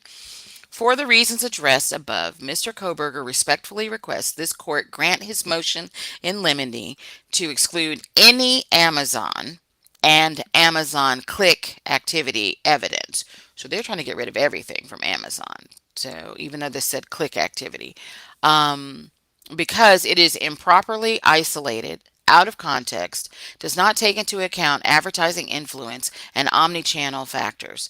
Mr. Koberger intends to offer expert testimony of David Howell at the motion hearing on April 9th, 2025. So his expert is coming into court next month about this Amazon evidence. And that's pretty much it. That was the last page. Salty, you still here? I'm still here. Oh, okay. Hey. Let's see. What did chat say? Oh, I'm sorry. Did I minimize that? But I think you guys can still see it because it's still being shared. So basically, what we take from this is that, there's something in that click activity, you know, that is related to this crime. So It could be, that he was looking for K-bar knives, that he bought one. It could be that he was looking for the sheath or that he bought one. It could be, items like coverings, like coveralls, gloves, anything related to the crime. Okay, she said she's coming. So there's something in this click Yeah, there activity. would have to be, because otherwise, Hmm. why even bother to try and get it Exactly, figured out? exactly. And I don't think that her argument, because Hitler seems to be very, straightforward and logical, and Mhm. likes his common sense. I don't think that they're going to get away with this argument of, oh, other people in the house, because this is a household account, could have, um, Search for caused K-bar these knives? Like, results to, yeah, to appear. who in that household is gonna be searching Hmm. for K-bar knives or accessories Right. like that? Because he Your has the one sister? sister that lived in what, New Jersey, so she wasn't really living in the house, right? But the sister who starred in the horror movie, she did live there, right? Yeah. The mother, who's a school teacher, So she lived there, and then the father, who's an yeah. older man. I don't know if he hunts or whatever, if he needed something like that, but I mean, yeah, Well, it's a stretch. during the Casey Anthony trial, Oh yes, we talked about that. I know where you're going with this. Go ahead. done on the family computer, Hmm. they could not prove who did those searches because, like you said a few minutes ago, it was a shared common computer. Hmm. Everybody logged in and did their thing, but they could not. And some of those searches came from Cindy's account. Hmm. So even if it was Casey on her mom's account searching, it appeared that was Cindy searching. Hmm. So that's what I think of when I think of this. So, but that's user accounts, computer Mhm. user accounts, right? Yeah, So it's not here's the the thing same. too. Yeah. In the Casey Anthony case, weren't they also trying to narrow it down because they said the time that the searches were made, Mhm. George should have been at work or Yes. whatever, and then that's why they were trying to say so it had to have been Casey? They were trying yes, they were trying to say that, but they Mhm. still the prosecution failed to prove or show in any way that it was all Casey doing all those searches or even Mhm. her doing them at all, Mhm. with a lot of different things. So it's going to be interesting to see how they bring this aspect out in the trial. I am wondering if, since this guy was such a night owl or is such a night owl, right? Were these clicks and searches, were they done in the middle of the night?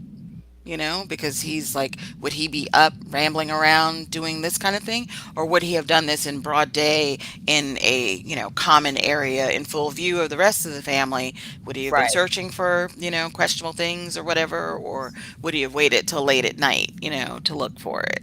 I don't know. And he moved to the area in what, July June. Mhm. 2022. So the Mhm. purchase could have been done after that. Mhm. And Mhm. so he didn't even have to live at home when it was done.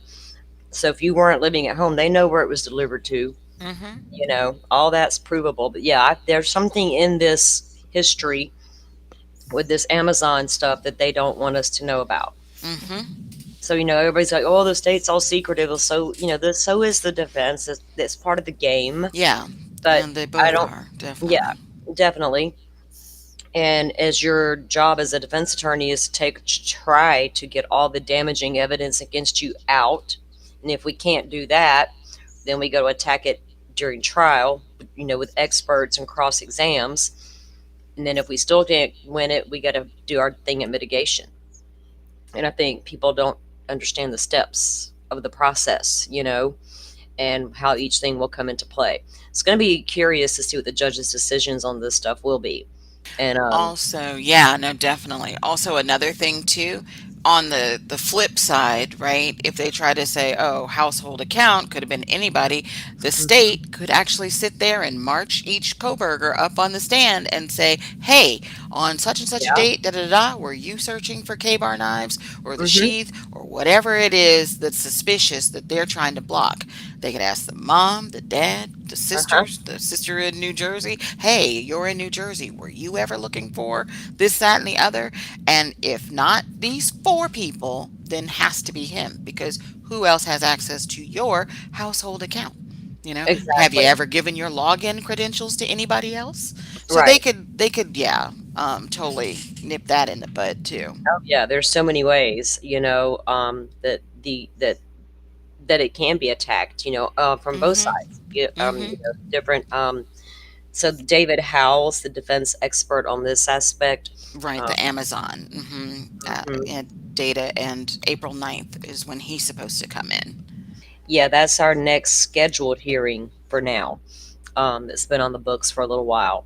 Um, I'm sure more will be added on to the docket as far as hearings go with these motions in limine all coming up.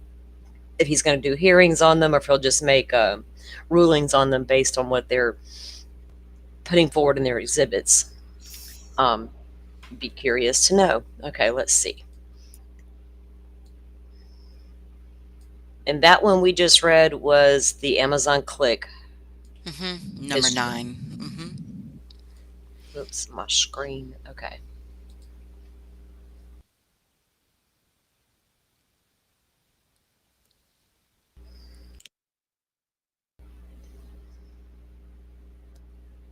Really two different motions in limine that discussed these fingernail clippings.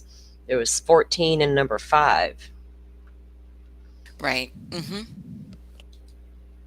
Okay, let me scroll down to. Oh, and that, yeah, motion in limine 5 and 14. And that's ones they sealed the exhibits on. Okay.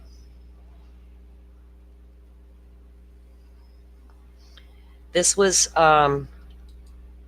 motion in limine number 14.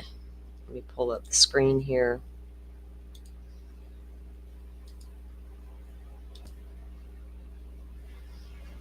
Thank you, everyone who's still here and hanging in and watching and listening to the documents being read. We appreciate you being here. Let me pull the chat back up over here.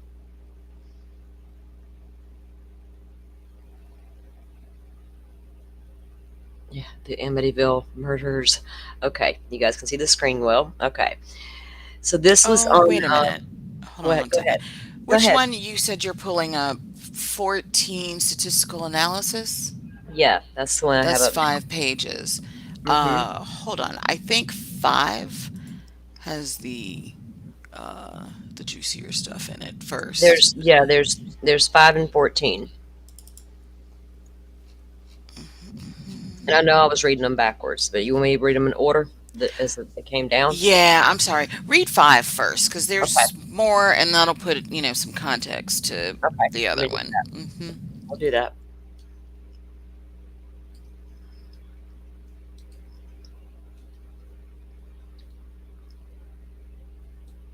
Make my screen bigger here. Okay. Okay. Summary number 5. Oh, well, that was the order to redact and seal that one. Wrong one. Here we go. Inconclusive data Right. is the 5 number pages. 5. Okay, let me pull the screen. Did you have notes on this one as well, or did you just? Oh yeah, we highlighted while we were reading, and to certain parts would pop out at us when we went back through. Yeah. Do you want to pull that one up?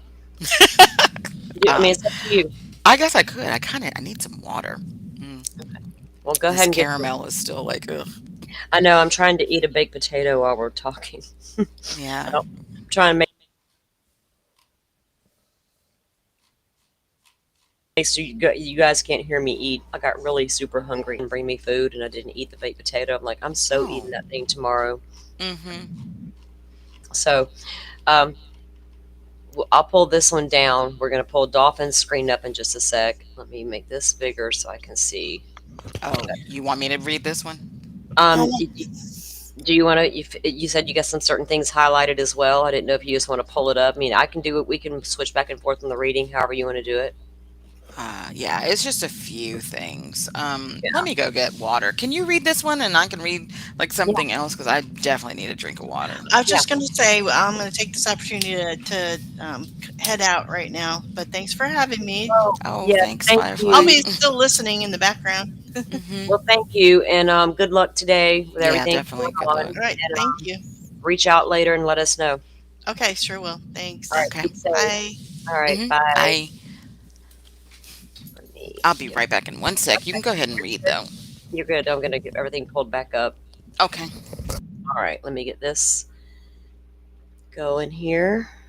Oops. I really dig the way they did this new thing. It's so much easier. Okay, number 5. Okay, this one, when I began to read through it last night, I was like a little surprised. We'd always wondered about certain things in this case. And this really doesn't tell you, I'll just read it. Okay, this is emotion and lemony number 5, and it's concerning inconclusive data. And this one was also filed by the defense. Okay, I'm back. Okay. Um,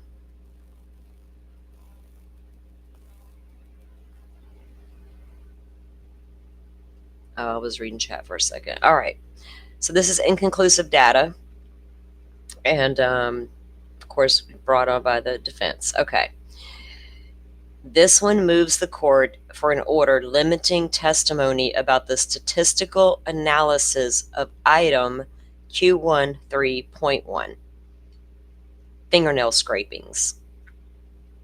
Allowing such testimony would violate Mr. Koberger's federal and state constitutional right to due process, a fair trial, effective assistance of counsel, and a confrontation of witness.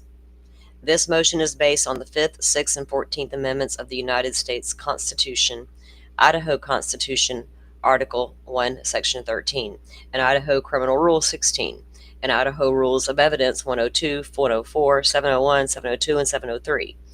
The requested limits are made to secure fairness in admission to the end of the truth by ascertained and proceedings justly determined. Further, the above requested matters are ripe for consideration by the court pursuant to IRE 104, based on the existence of issues that involve preliminary questions of admissibility. And some of this is redacted. In the past, it would have all been sealed and redacted, but at least it's just redacted. Okay, statement of facts. In grand jury testimony, Jade Miller testified as to the results of testing done on item Q13.1, a swab of the left fingernail clippings from Madison Mogan. That data consisted of 3-person mixture. The statistic, like the likelihood ratio, known as LR, was calculated assuming that Maddie Mogan, was a contributor to her own fingernails. Miller testified that as followed, and that's redacted. The data from that sample was redacted as to Mr. Koberger. Grand jury transcript at 365 and 366. Miller testified that inconclusive means that the analysis is, and that's redacted, in the grand jury transcript. Miller went on to explain that the likelihood ratio for Mr. Koberger, and that's redacted, and was part of the grand jury testimony. Um, the Yeah, argument. Go ahead. Go before you go ahead. further really quick. Mm-hmm. So, we were talking, oh sorry, hold on a second. Let me gosh, phone. I thought it was sounds were muted. Sorry. Um, we were talking about this section last night, right? So, God, hooray for Maddie and her fingernails, okay? Because you're saying 3-person mixture. I'm thinking Maddie, I'm thinking Kaylee, and obviously, her killer, right? So 2 female, 1 male, right? Because I say Kaylee because they were sharing that carbonara or whatever, and they looked like they were, the way they posed and everything, touchy feely, pretty tactile people, So I think that's probably, and also her being in the bed with her, that's a I likelihood. agree. But Oh this yeah. the data from that sample was, I think that that is inconclusive as to Mr. Koberger, because then it says Miller, and this is different part to this transcript, but then they're talking about the fact that she testified that inconclusive means that an analyst is blah blah blah. I think that redacted section is basically saying that they're required to, make this kind of determination when something's inclusive. I think it's going on to explain kind of like what they're required to do in that Yeah. second redaction. And then she went on to explain that the likelihood ratio for him is, and then, there must be some sort of statistical calculation there, a ratio or whatever. So, Oh, um, obviously. And as I read yeah. through this one, I did read through both of the ones Mm-hmm. concerning these scrapings, and they get into it. So, Mm-hmm. but yeah, I agree. And there's most definitely Maddie and Kaylee were the two female mixtures there. Mm-hmm. So, um, so if it's going to be prejudicial to, you know, the erroneous admission of irrelevant and prejudicial evidence will offend due process when it renders at trial fundamentally unfair. Here, expanding beyond the language of the report would prejudice Mr. Koberger in that it might allow the jury to infer that the inconclusive data would mean that he might be included. LRs are different from traditional statistic that courts and juries are used to seeing and hearing. Now, if it's not a match to him, Mm-hmm. why wasn't it a match? They can separate mixtures. If it's inconclusive, I understand inconclusive, I get it, but that's still inconclusive. That doesn't mean that was his, and doesn't mean it wasn't. But I'm putting on defense attorney hat here, and I'm like, I don't know. No match, no match. But yeah. So it might allow the jury to infer that the inconclusive data would mean that he might be included. LRs are different from traditional statistics that courts and juries are used to seeing and hearing. I skipped. My thing's been doing that lately. What did I do? Oh, You should be about to I start do. page 3. Yeah. So, yeah, it skipped right there. It's like I gotta go slower. It's gonna do it again. I don't know what's going on with it. Excuse me. It is not a statement of identity or probability of identity. It simply asks the question, given the data, which hypothesis tested is more likely? For the item Q13.1, both hypotheses tested for each individual assumed that MM's DNA, which is Maddie Mogan's, was present.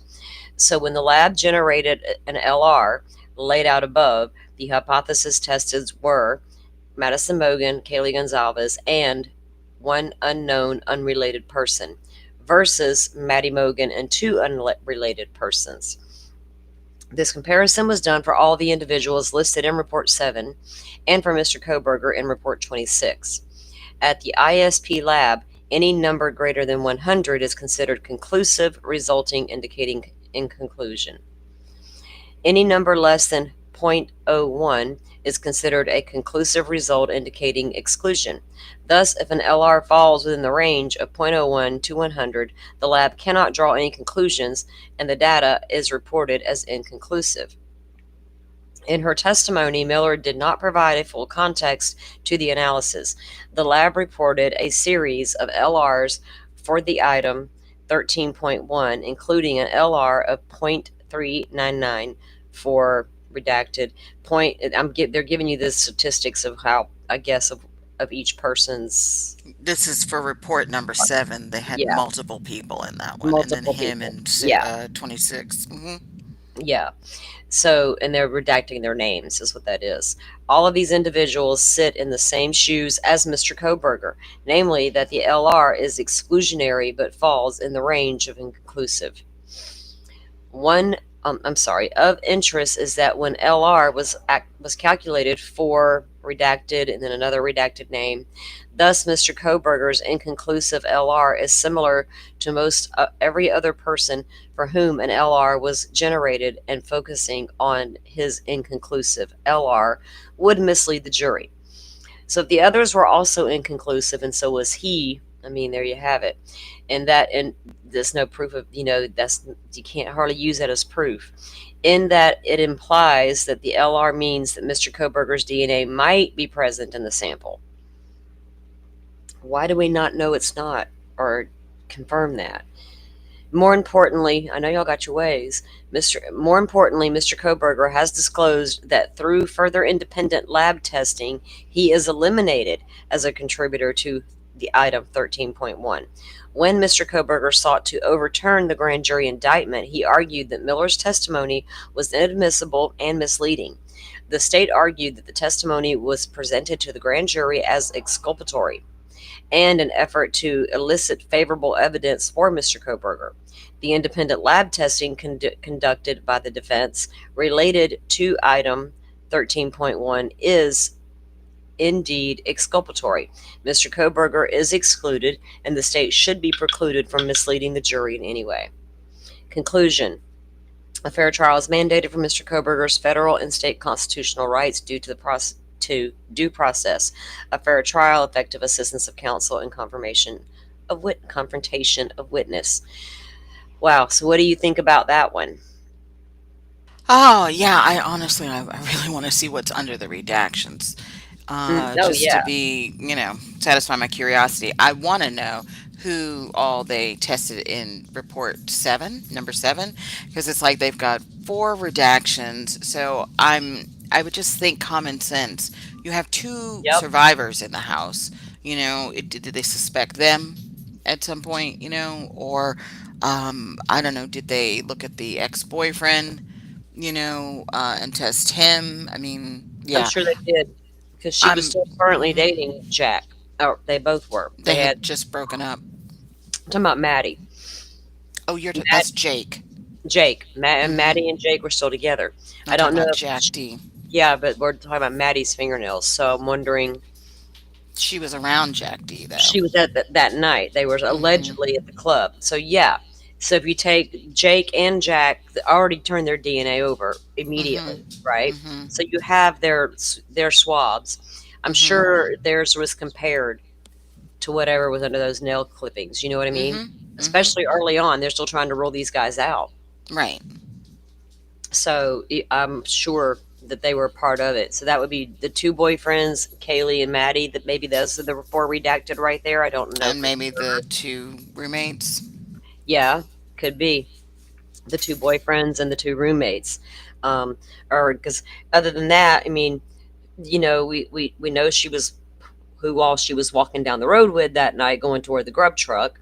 Uh, you know, people she was around that night. It would be the people closest to her. I think would be Hmm. would be the ones looked at and tested. You know what I mean? Oh yeah. Mm-hmm. Okay.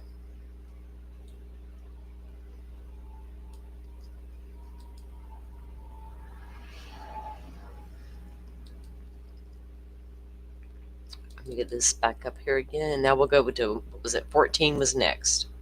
Hmm.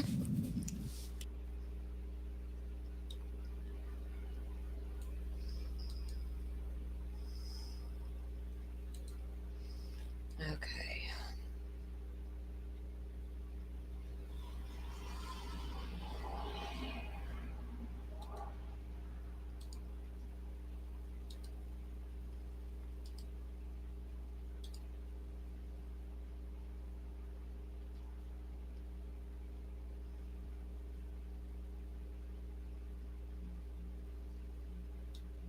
Oops. Come on, grab like you're supposed to here. I gotta get my other screen. There we go.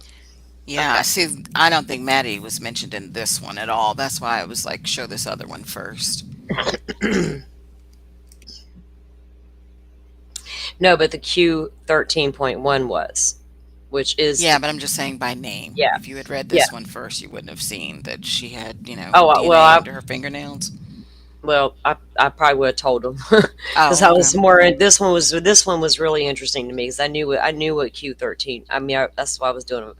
I just did them backwards in my brain, but I'd already read 5 and 14, so I knew it was all about Maddie's nail clippings. Hmm. Um, Okay, so this is on the number 14 motion in limine, and it's the statistical analysis of the item Q13.1, which was the fingernail scrapings, which you now know as were Maddie's.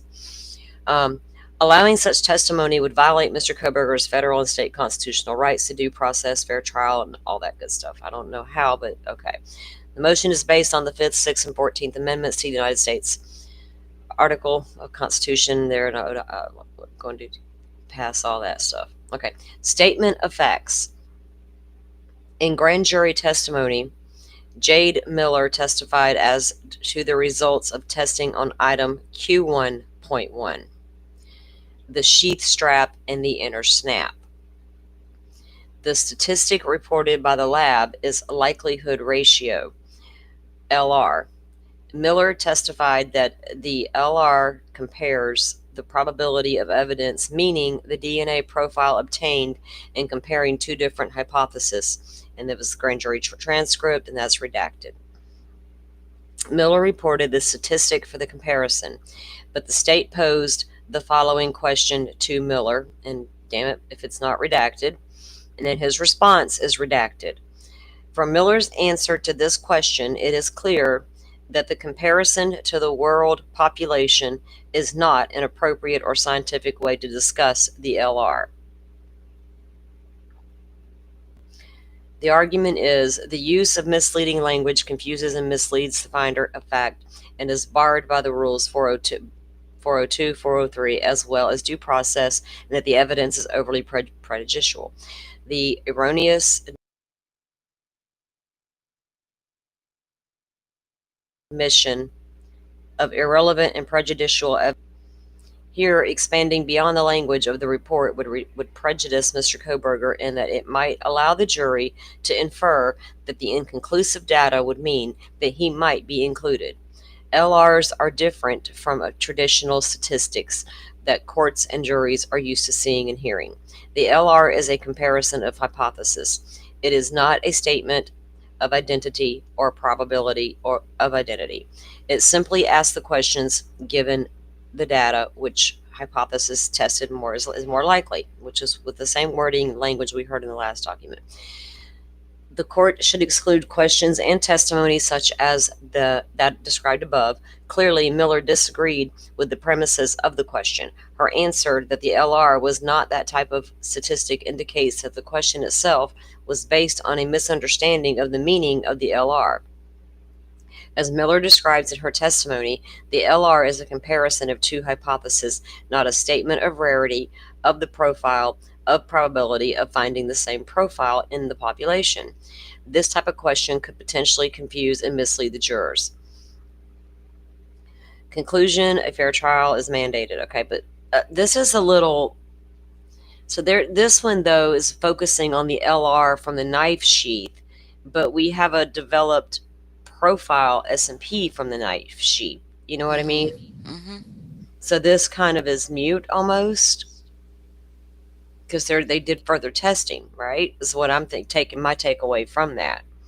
Yeah, they're arguing the numbers though Yeah, that she I used. know. And Yeah. yeah, and then also at the very end they said it would take up it would require an undue consumption of time and cross-examination. So basically they're trying to say this would be a waste of time for the court, and yeah, and it's not, I don't know, Maybe so. accurate and would confuse the jury.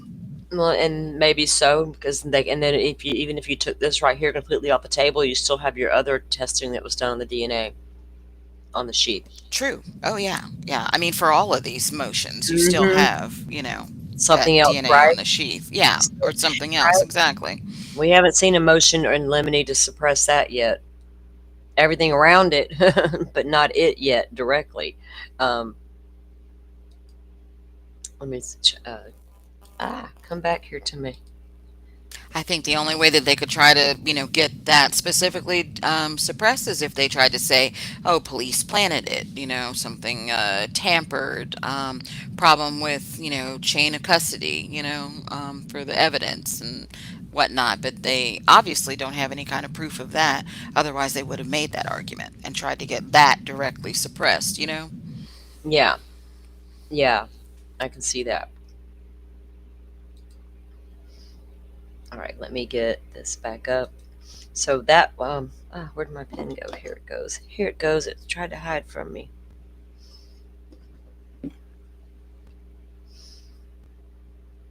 That was number 14, and we did 5 as well because that was the other one.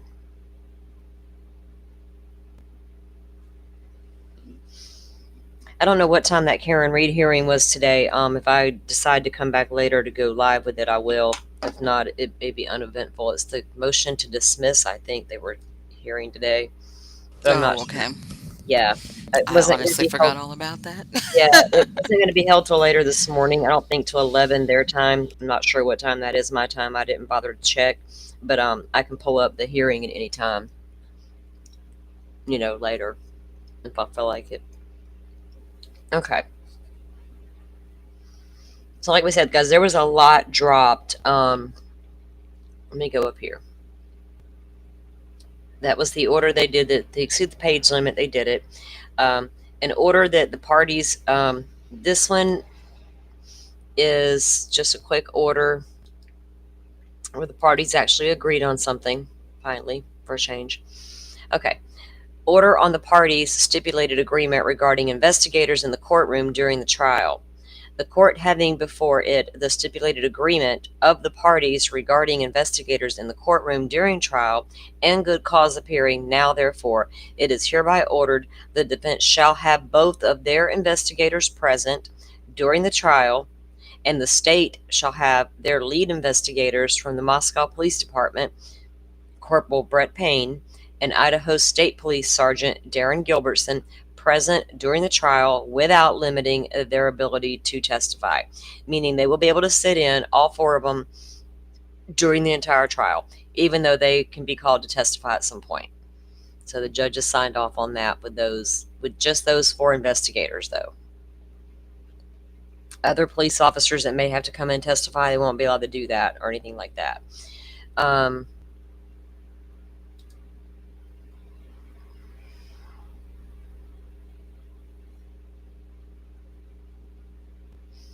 That was the same one, basically, with them.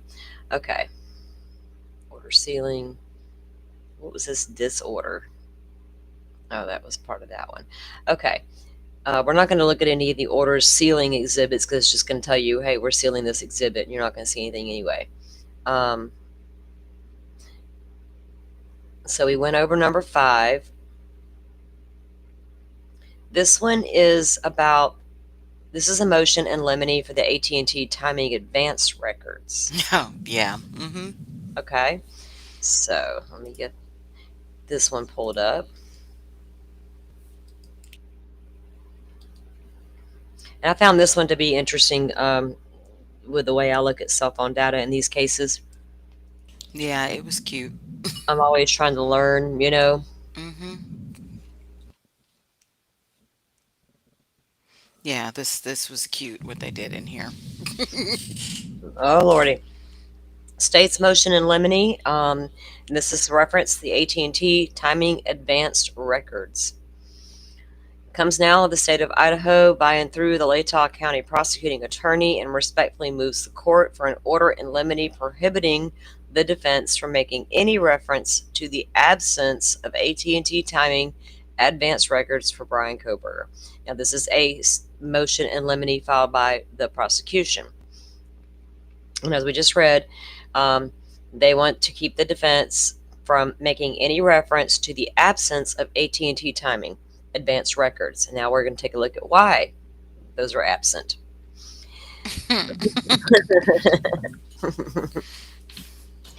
The state brings this motion based on defense counsel's repeated references to the alleged existence of AT&T timing advanced records related to defendant's cell phone. See Defendant's Supplemental Response, RE Expert Witnesses, Defendant's Exhibit D11-B, page 49. Defendant's Exhibit D14-B, page 4 and 5. The state has been advised and will offer documentation and or testimony that AT&T records are produced by their Global Legal Demand Center, also known as the GLDC, AT&T GLDC did not begin producing timing advance records until May of 2023. That's where they're getting cute. How convenient. They didn't exist. But Yeah. yet she's been, trying to say, Let me there's file no another. records. Let me file another Hmm. discovery, so Hmm. that YouTube can holler. There's another That they're 100 hiding stuff. discoveries. Hmm. 100 discoveries just been filed, and they're hiding what ain't there. Okay. So anyway, they did not. AT&T did not start producing timing advance records until May of 2023. All records for defendant's phone were obtained from GLDC in December of 2022. So that would be prior to the change.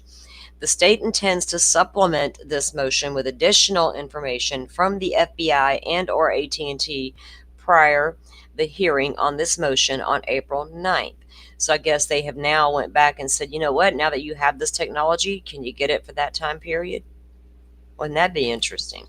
So they're going to have several hearings on April 9th then, because isn't that Mm-hmm. the same day as the Amazon, the Mm-hmm. defense Amazon expert? Okay. They're probably Hmm. going to have a day-long motions hearing, like a marathon. The judge is like, I ain't even playing. Let's get this on the road. Trial's approaching. Get all this nonsense out of the way so we can get down to business. So yeah, okay. So they plan to do their thing. They're going to supplement that motion prior to the April 9th hearing with information from the FBI and or the AT&T. So I'm assuming they now have tried to get those call details back and let them look at prior stuff. You know what I mean? Yeah, I don't know. Yeah, I don't know either. Any statements or inferences by defense counsel or their witnesses that there is additional evidence that could be provided or was not provided is a mischaracterization of the evidence and should not be allowed.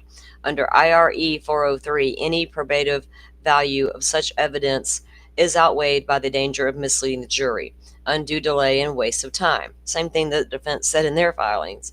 For this reason, the state requests that the court issue an order in limine prohibiting the defense from making any reference to the absence of the AT&T timing advance records. In other words, don't walk in there and say this is missing when it actually technically didn't even exist at the time. Mm-hmm. Yep. I mean, I would point that out vigorously. I'd be like, objection! They know it didn't exist, Your Honor. What are they doing? And do not get up there and say bushy eyebrows, damn it. Yeah, I just don't know why it took them that long to push back on this particular thing, Yeah, some of it, yeah. Yeah, I'm right there with you.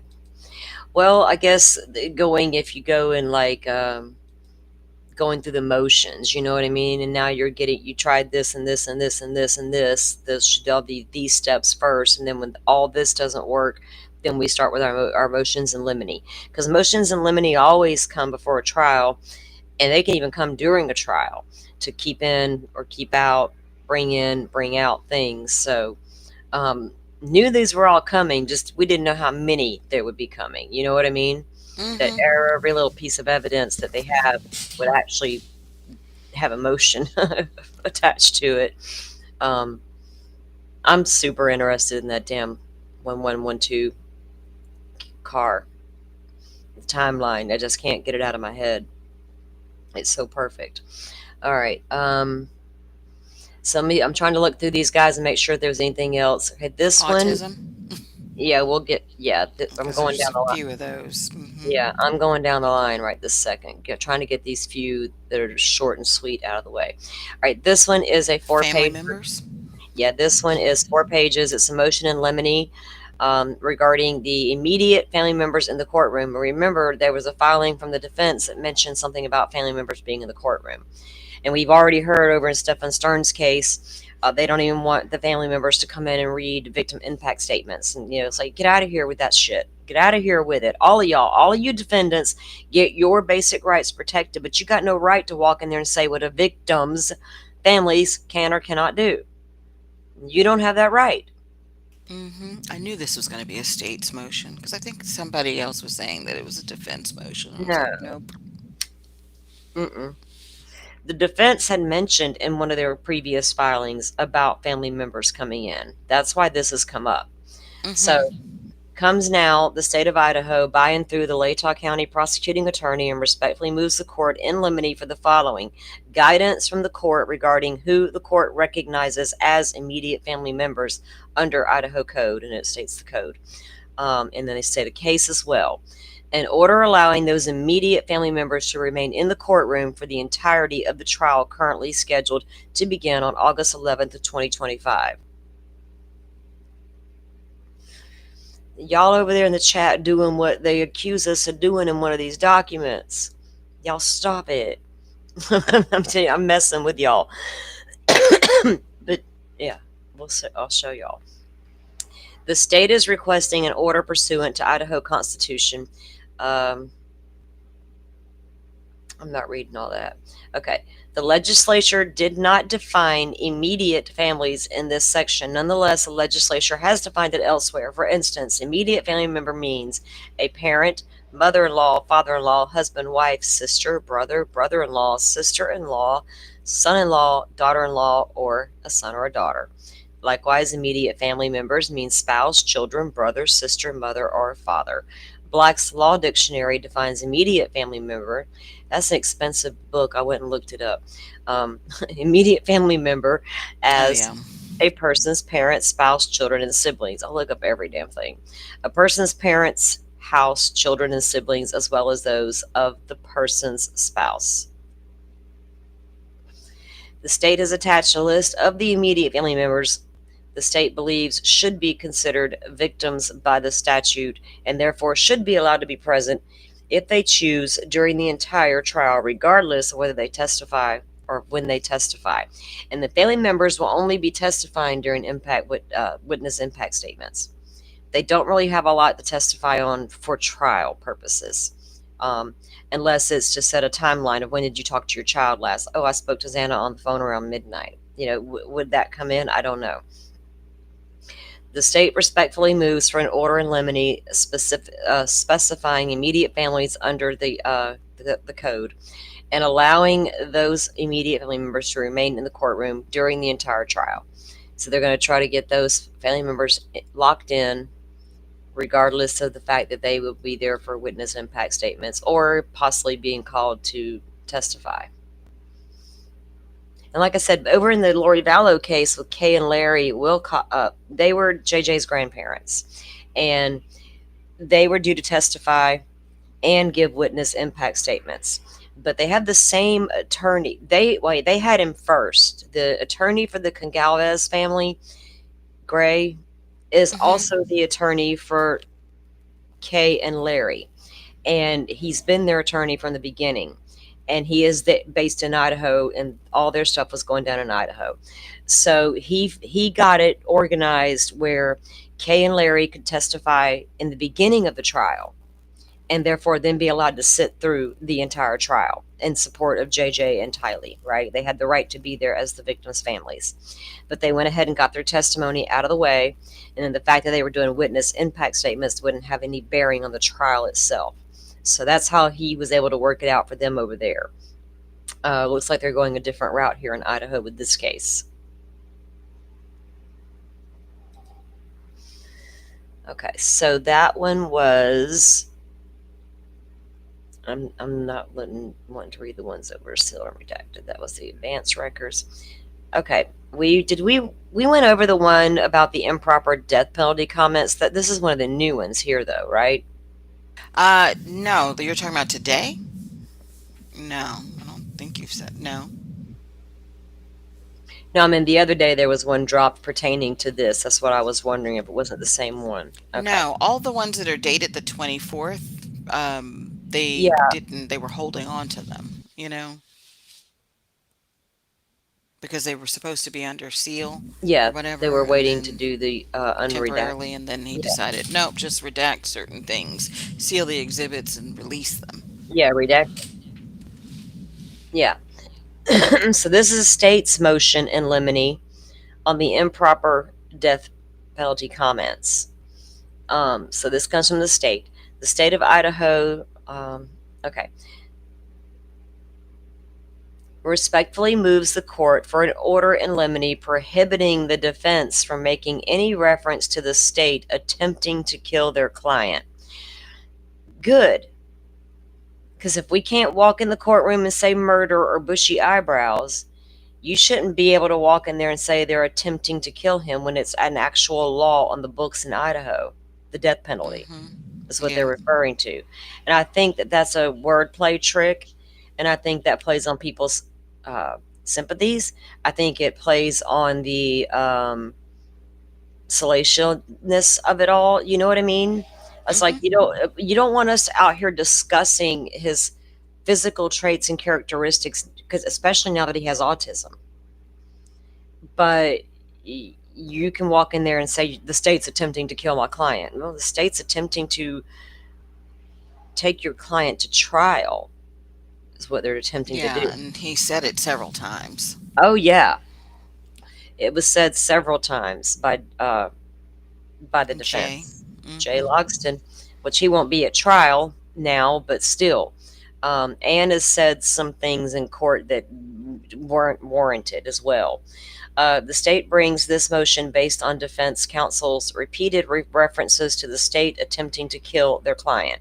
On October 6th, defendant in his reply to state's objection to the defendant's second motion to dismiss the indictment on page 18, the state he states the state has decided to attempt to kill Mr. Koberger. On October 26, 2023, during oral argument on the defendant's motion to dismiss the indictment, the defense counsel stated, "This does not rise to what we would accept our government to do in this scenario where they are trying to kill one of us." Again, on January 25th of 2024, during oral arguments on the defendant's motion to reconsider, defense counsel stated, particularly in a case where the state's decided that it wants to try to kill someone. I got some salty thoughts I could say right now about that. The state has filed a notice of intent to seek the death penalty. Upon a finding of guilt, the state intends to provide statutory aggravating factors which could enable a jury to impose the death penalty. This is the process laid out by Idaho law. Any other characterization, such as the statement that the state is attempting to kill, only serves to inflame the passions of the jury. The statements are irrelevant, does not make a fact more or less probable, and has no consequence on determining the action to the issues before the jury, the guilt or innocence of the defendant on the charged offenses. In addition, such statements carry the substantial danger of confusing the issues and misleading the jury. And I agree. I don't think they should be in there saying that like Oh, that. no, definitely not. It's unprofessional, especially if it's your state law. You fight the death penalty and you use your big boy words. Call it what it is, you know. Even making those statements, we know what it did to YouTube, right? We know what it does.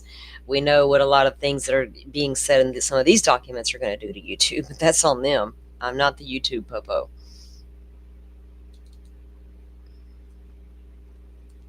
I can already see how many particular things are going to be ran with, though, just wide open. So y'all be careful out there in them YouTube streets. There's going to be shows planned on, I think, the rest of the evening on these documents. And go listen to a variety of people, you know. Just be careful out there. Any comments referring to the state trying to kill someone? This is the state's motion in limine about the investigative genealogy. Oh, girl, that stuff is so eye-rolling. Isn't there anything This else? one, yeah, this is only like 8 pages, and what it just There are basically stuff we've multiple already heard. IgG though, right? Well, this is the state's motion in limine. regarding the IgG, and they're basically going to say it's as a forensic investigative tool. We're not using it in court to identify our subject. Right? It's basically what this is going to say. Comes now the state of Idaho. Let's see. Moves the court in limine for an order describing the extent to which the parties can refer at trial to the investigative genealogy used in this case, excluding from trial any testimony or evidence related to the United States Department of Justice interim policy. We heard about their little interim policy, or forensic genetic genealogical analysis, and searching DOG policy. The terms of service of any of the genetic genealogy subscription services, the policy debate on whether law enforcement should use IgG in criminal investigations, because all that's a bigger issue for a bigger court. The name Brian Kohberger first appeared on law enforcement's radar in this matter because of IgG, and IgG has been the subject of much litigation in this case. Most recently, the court found that the use of IgG during the investigation did not violate defendants' Fourth Amendment rights. The remaining question is the extent to which the parties will be allowed to discuss IgG and related information at trial. The state's view from the outset has been the IgG information was nothing more than a tip and was never intended to prove or substantiate defendant's guilt. Instead, the state planned to rely at trial on the evidence developed after the use of IgG, such as the STR DNA analysis found defendant's DNA matched the DNA collected from the K-bar knife sheath. The state also made clear from the beginning that it would need to reference the IgG information in some manner at trial, even if only as a generic tip, to help the jury understand how the investigation progressed. The defense, on the other hand, has been all in on presenting the IgG at trial. It has now disclosed two experts, Leah Larkin and Daniel Hellwig, whose sole focus is information related to IgG. The disclosure of Ms. Larkins indicates that the defense wants to discuss more than the IgG itself, but also present to the jury information one step further removed, including allegations that the FBI's use of the IgG in the investigation violated the U.S. Department of Justice policy, the terms of service of certain genetic genealogy databases, and foreign law. The state now seeks an order from this court describing the extent to which the parties will be allowed to reference the IgG at trial. Make it clear, Mr. Judge. Make it clear. The court should enter an order describing the extent to which the parties can refer at trial to the IgG used in this case. The state should be allowed to present the IgG information as at least as a generic tip to help the jury understand how the investigation progressed. Evidence must be relevant to be admissible. Evidence is relevant if it has the tendency to make the fact more or less than probable than it would be without the evidence. We've read that standard stuff already through here. Here, the IgG information falls on the Hall side of the line. Presenting the fact the law enforcement received a tip directing them toward the defendant is necessary to provide the jury with a complete story by explaining why law enforcement considered the defendant a suspect. And unlike the challenge testimony in Boer, the IgG information is relevant to rebut a defense challenge to reasonableness of the officer's conduct. Okay. Specifically, the defense has signaled its plan to present to the jury the theory that law enforcement rushed to judgment when it focused on the defendant as a suspect by finding the IgG tip. To the IgG as well as to other unknown male profiles found in the area and the residence. The defendant's supplement response to requests for discovery regarding expert witness Ruth Ballard.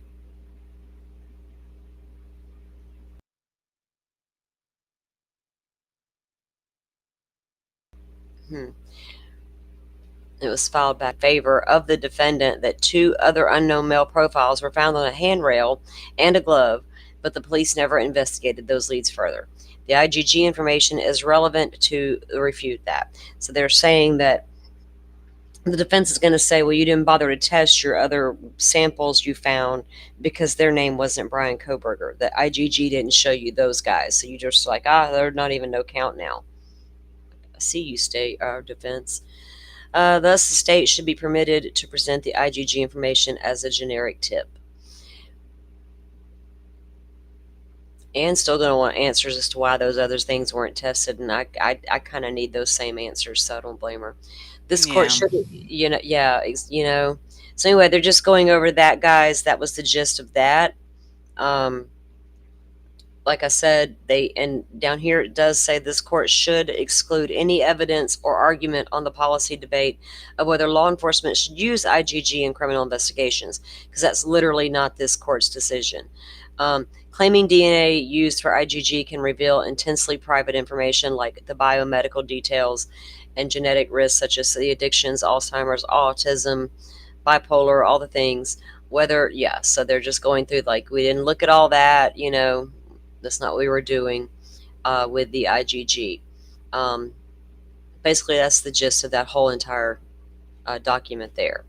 We're going to bring it in. We want to bring it in but make it clear it was used as a tip, and that's how we got to the client, because it certainly wasn't from the November sighting by the WSU officer who pulled up a 2015 white Elantra registered to a male known as Brian Koberger, and when he pulled the driver's license, noticed bushy eyebrows.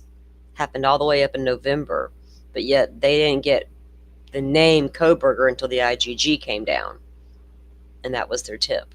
Which I buy that, but still, I want to know where the ball got dropped between WSU and these guys.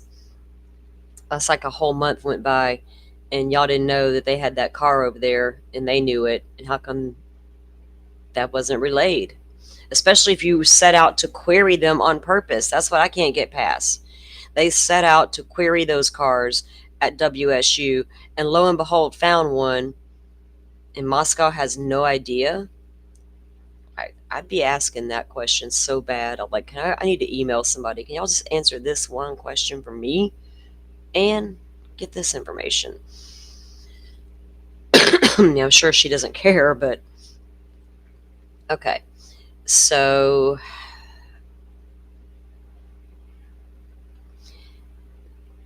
defense motion in limine number 1. Did you want to go over that death penalty one, the 26-page one? Oh wait, I'm sorry. Which one? I'm asking you, did you have a preference you wanted to go to next? 'Cause I'm going just going down the line. If they're short, they're short, and if they're, Oh, yeah, no.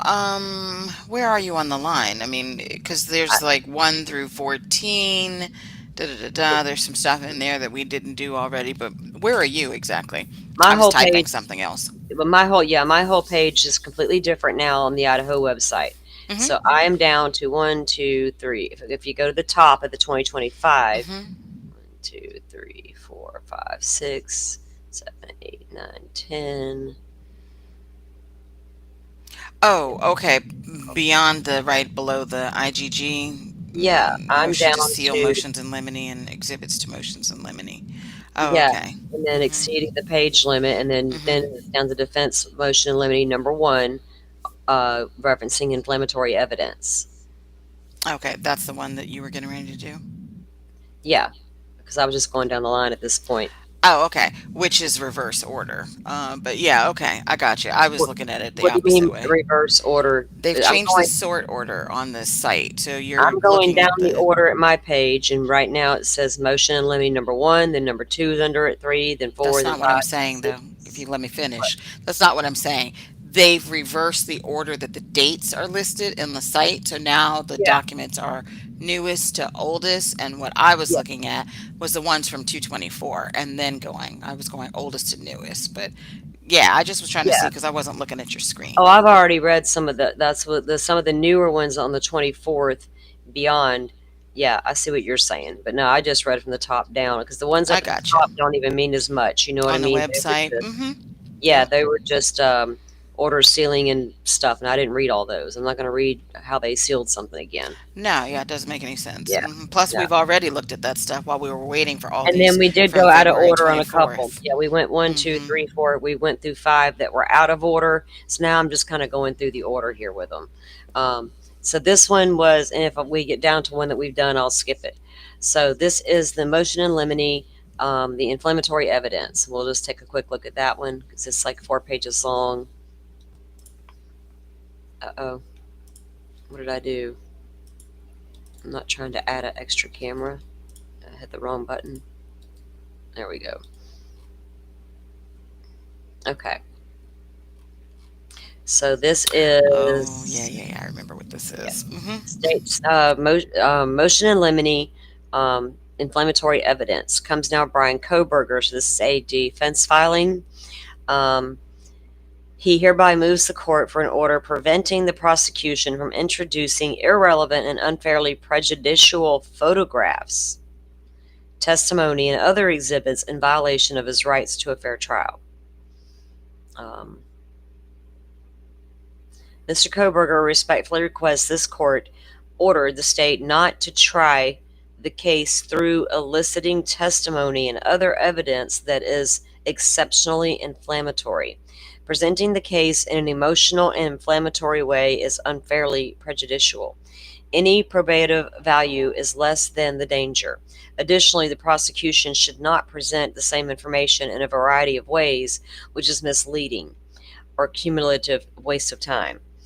Then they state or cite IRE 403 states, although relevant evidence may be excluded if its probative value is substantially outweighed by the danger. Considerations of undue delay, waste of time. She just cites the case law. All right, here we go. This case contains over 68 terabytes of data. This data contains, there are photographs that depict the deceased as well as the same location without the deceased. Multiple officers took photographs of the same areas. Additionally, there are many hours of body-worn camera footage. Many hours of body-worn camera footage for all them people that said they didn't have their body cameras on purpose. Many hours. Body-worn footage depicts the officers moving throughout the house. There are hundreds of photographs of autopsy proceedings. In addition to this evidence of over 100 officers and investigators have been involved in the case and hundreds of people that have been interviewed. Mr. Koberger seeks to protect the integrity of this trial and requests an order preventing inflammatory evidence, including testimonial evidence, be excluded. What in the hell? Appeals something out the window. Appeals to emotion, passion, or prejudice of the jury through use of inflammatory tactics are impermissible. Mr. Koberger acknowledges the Idaho Supreme Court has held that a photograph cannot be excluded merely on the basis of being gruesome. However, Mr. Koberger is not making that motion. Rather, he is requesting the state be prevented from introducing inflammatory evidence. What inflammatory evidence could be in those photos? Crime scene victims? Multiple studies have found that mock jurors are more likely to convict when exposed to graphic photos. You gotta be kidding me right now.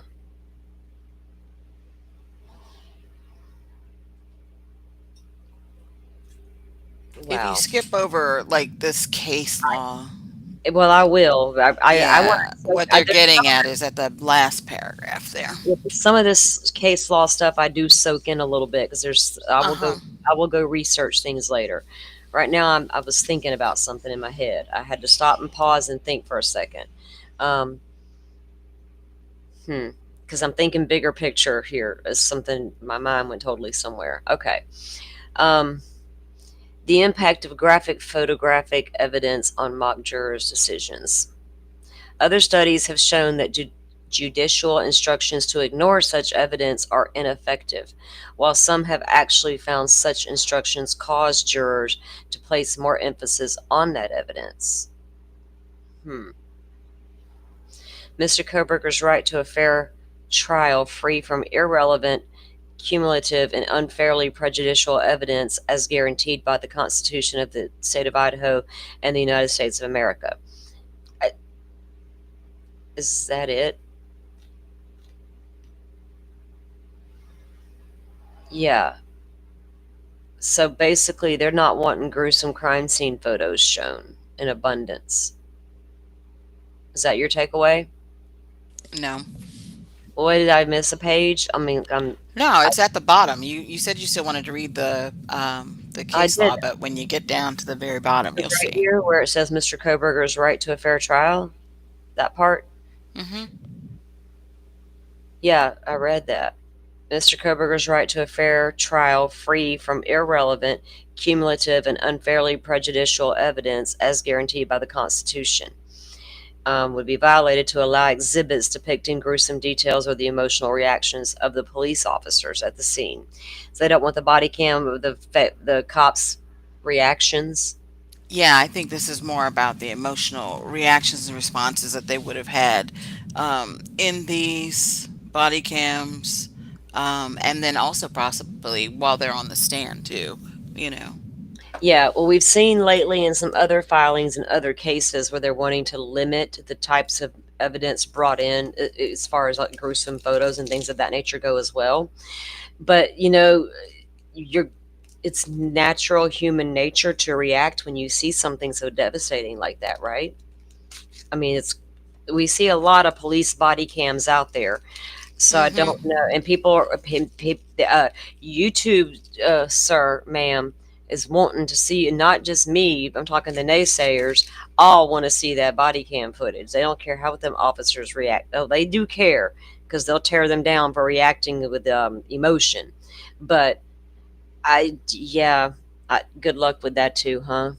In my opinion, because they're going to have to bring that stuff in at some point to show, and maybe not. Maybe that's all in the mock-up they're doing, but it may be relevant to where the dog was at when they walked into the home, when how things looked when they first stepped into that house, knowing there were other people in and out of that house, and damn well wanted to see all that body cam footage. But what you don't want us to see is the reactions of the people, because we don't want the jury to feel sorry for the victims. That may hurt the client. I get it, but I'm not buying it. I get it, but I'm not buying it. It's like a lot of these filings lately have been so great. Oh, well, thank you. Look there, we got a little shout out, Dolphin. Uh, the suit, what is that? The suit stays friend? Am I pronouncing that correctly? Great live. You girls are awesome. Been laughing with you, although not a funny subject. Keep being you girls. Well, thank you. We don't know how to be anybody. We Thanks. don't know how to be any other way, hun. We appreciate you. We do. Thank you for joining us. And thank Donnie Does Dishes. Welcome back in. Hey, guys, I see Dolphin's been entertaining you over here in the chat. Salty does. I do what? Oh, my phone is on, but it's. Oh, I got a text. My sister called. Sorry. I leave my phone on because I have children and I never know when they need me. So sometimes I put it on silent. Sometimes I forget. But I always hit decline when a phone call comes in, unless it's one of my children. Leave me a damn message. All right, so let's go back over here.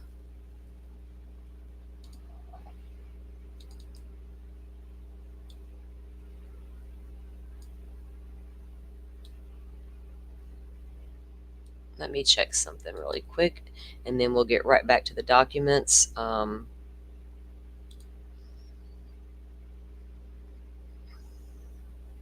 If you guys don't mind hitting that like button, I'd appreciate it. It always helps out, they say.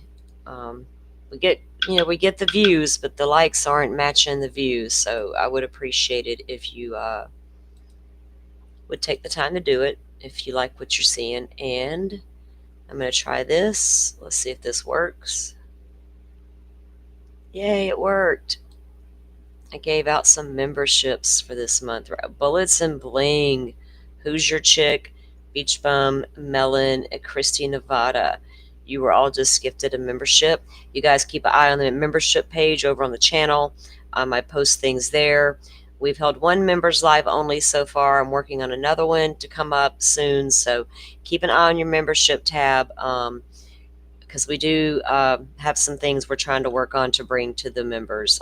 We do appreciate support of all you that are here, and like I said, you creators can gift out those memberships per month, and I will do it every single time. There's no reason why they shouldn't be gifted out if they're there for the giving. My way of showing my appreciation to you guys. All right, so let's get back to our documents here. I might let Dolphin take this one just so I can take a break for a minute and get me a cold drink. I might need a Okay, bottle of which one water. are you on? Let's see. We just went over number one quickly there. Oh, inflammatory evidence. Yep. You want to pull So yours up, or you want me to pull 'em? Is it easier for you to? it's easier for me too, because then I can That's fine. scroll through. This is That's vague fine. and undisclosed expert testimony. Number Yeah, two. yeah. Let me get the Okay. screen up, Let me or get just back open here it. to the backstage. Let me get backstage so I can handle business. Two. Oh. Oh, share. And I'll let her take the lead on this read, guys, while I take a break and get a drink. Where is it? Oh, this. I've got so many windows open. Let's. Can you see this yet? Uh, oh yeah. Let me get you up there. Sorry. There we go. All right, guys. Dolphin's got her screen up, and she's gonna take the lead on this one. Okay. Hold on 1 second. Alrighty. This is motion in limine number 2 regarding vague and undisclosed expert testimony. Comes now Brian C. Koberger by and through his attorneys of records, and hereby moves the court for an order excluding vague and undisclosed expert testimony. Let me make this a little bit smaller. There we go. Get a little bit more there. Allowing vague and undisclosed expert testimony violates Brian's federal and state constitutional rights to due process, a fair trial, effective assistance of counsel, and confrontation of witnesses. This motion is based on 5th, 6th, and 14th Amendments to the United States Constitution, Article 1, Section 13 of the Idaho Constitution, Idaho Criminal Rule 16, and Idaho Rules of Evidence 102, 104, 701, 702, and 703. The Due Process Clause requires that criminal prosecutions comport with prevailing notions of fundamental fairness. And then they cite this case, California versus Trombetta, basically to the requested exclusions are made to secure fairness in administration to the end the truth may be ascertained and proceedings justly determined. I'm going to skip that. Mr. Koberger hereby incorporates all arguments and authorities contained in his accompanying motion to preclude the death penalty and adopt other necessary procedures due to the state's numerous disclosure violations. Okay, so they're hot on the state in this one. Number one, Mr. Koberger requests exclusion and or limitation of the following expert testimony. Oh, this is 13 pages. Yes, I've highlighted a lot of stuff in this one.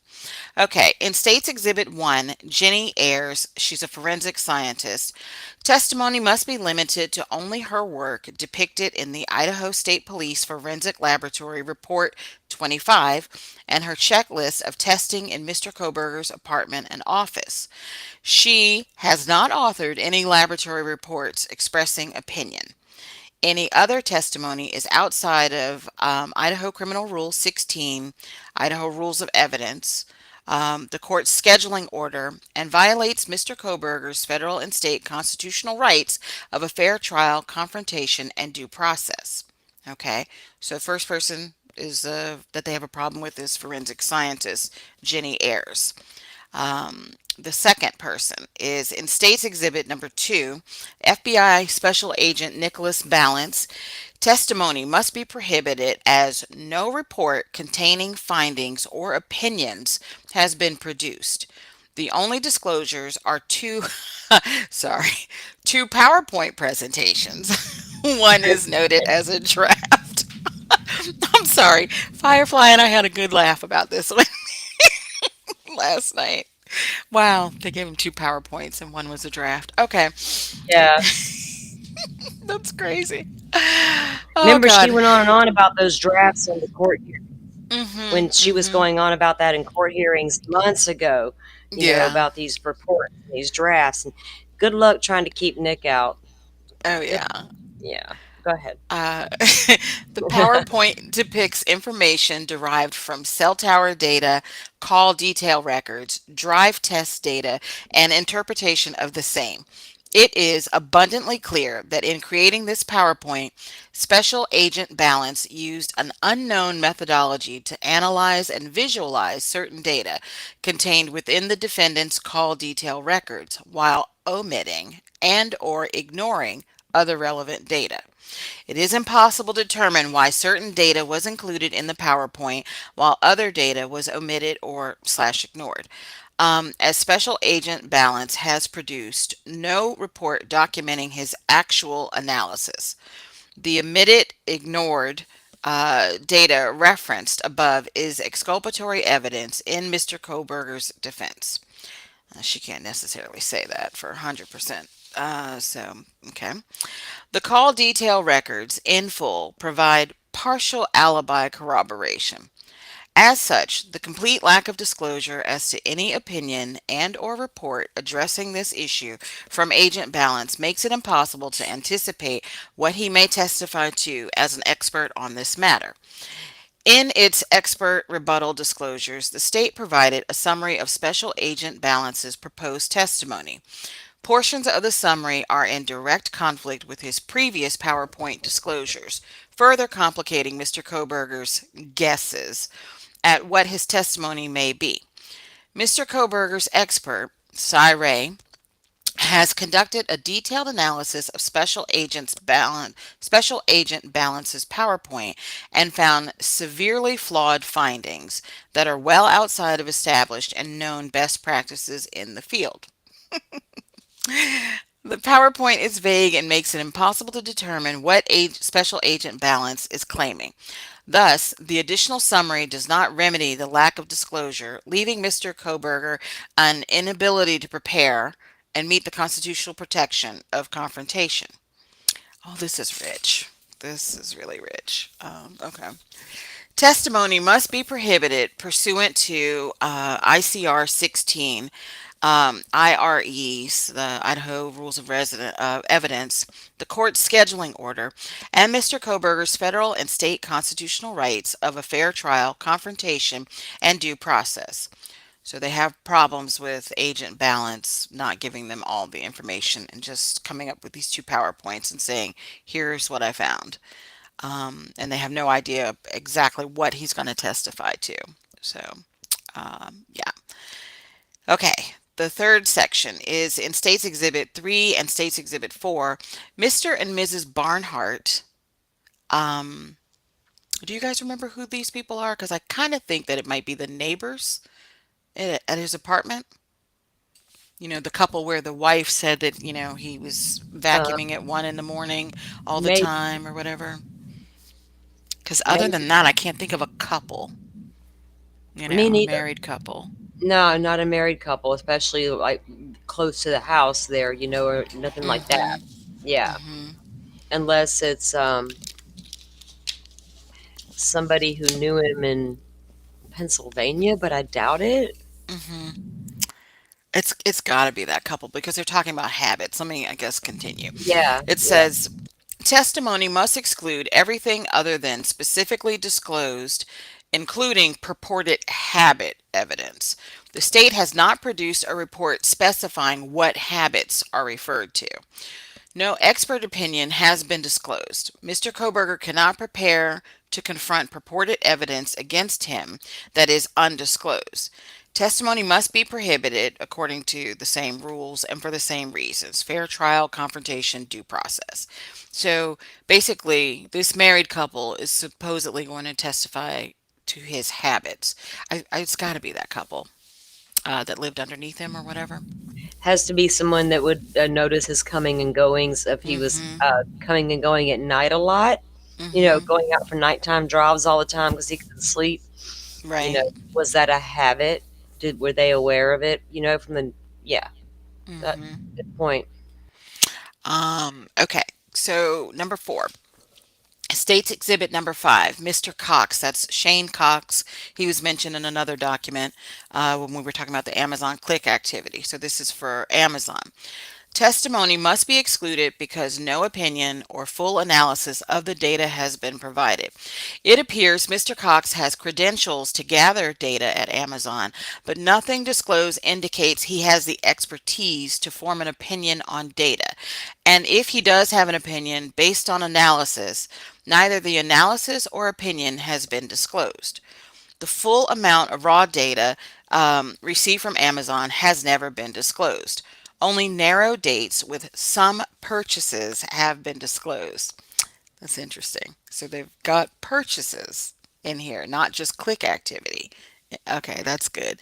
Um, Despite warrants seeking very broad materials over the span of a year and according to warrant returns produced, Excel spreadsheets apparently relied on by the state have redacted purchases without explanation. Well, and those are all of the other people, who've purchased things like from that very first broad warrant or other purchases from his account that don't relate to this, to the crime in any, way. So, um, context for purchases at least 6 months prior to what has been provided are critical for drawing opinions. There is no full disclosure or analysis of clickstream history that spans the scope of the multiple warrants and subpoenas. There is no full Amazon advertising history, AI-driven recommendations, or cookies disclosed or analyzed. The identification of the device or devices used is not disclosed or analyzed. No cart or wish list data is disclosed or analyzed.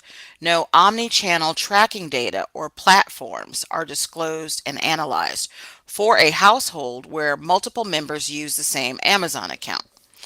The search warrants request account-wide data, including linked accounts and device identifiers for a year span. That has not been produced, analyzed, or explained as an expert opinion.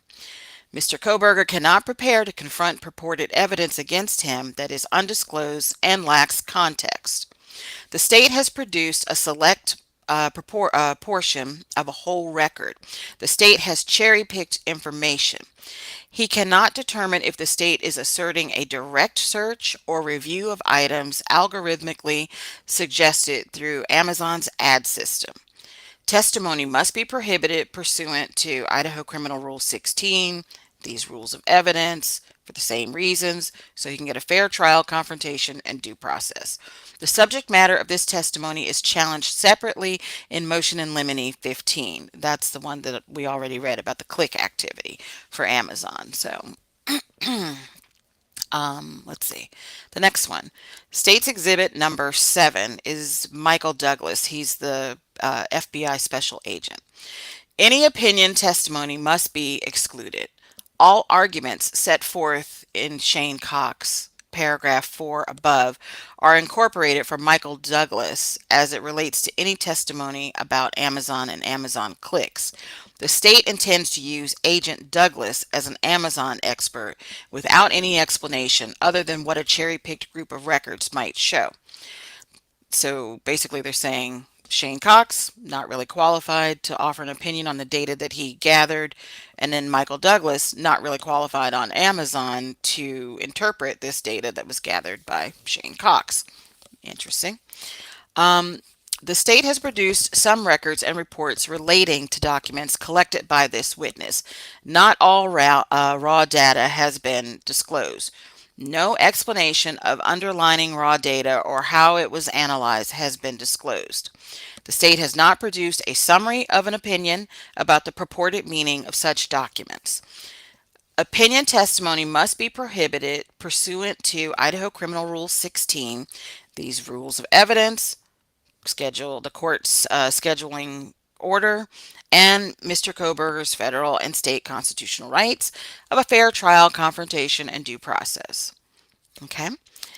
States Exhibit 15 and States Exhibit 25. I want to say that those are separate, but I don't know if it's 15 through 25. Um, anyway, various Idaho State Laboratory expert witnesses are anticipated in trial. To the extent their opinions are limited to the reports authored by them and based on their own expert evaluation, is not the subject of this motion in limine. This motion seeks an order preventing testimony outside of their reports. Testimony through any of these witnesses, other than their own opinions, stated in the Idaho State Police Forensic Laboratory reports, must be prohibited pursuant to same rules of evidence, because of the same reasons: fair trial, confrontation, due process. Um, oh, okay. Uh, Number 7, States Exhibit 21, Riley Nolan. That has been disclosed. Okay. A challenge to her proposed testimony is covered in a separate motion in limine in number 6. Okay. States Exhibit 22, Eric Seat. The expert opinion of this DNA technician provides an explanation of possible testimony regarding a methodology for DNA testing, the Y-STR, for which the defense has received no discovery or indication that the method has been used in this case. There is no opinion disclosed other than because of the large volume of discovery, the state directs the defense to summary reports of the expert's ultimate conclusions, which can be found in Lab Report 3. Lab Report 3 is DNA data of an alternate suspect, but no ultimate opinion or result is specified.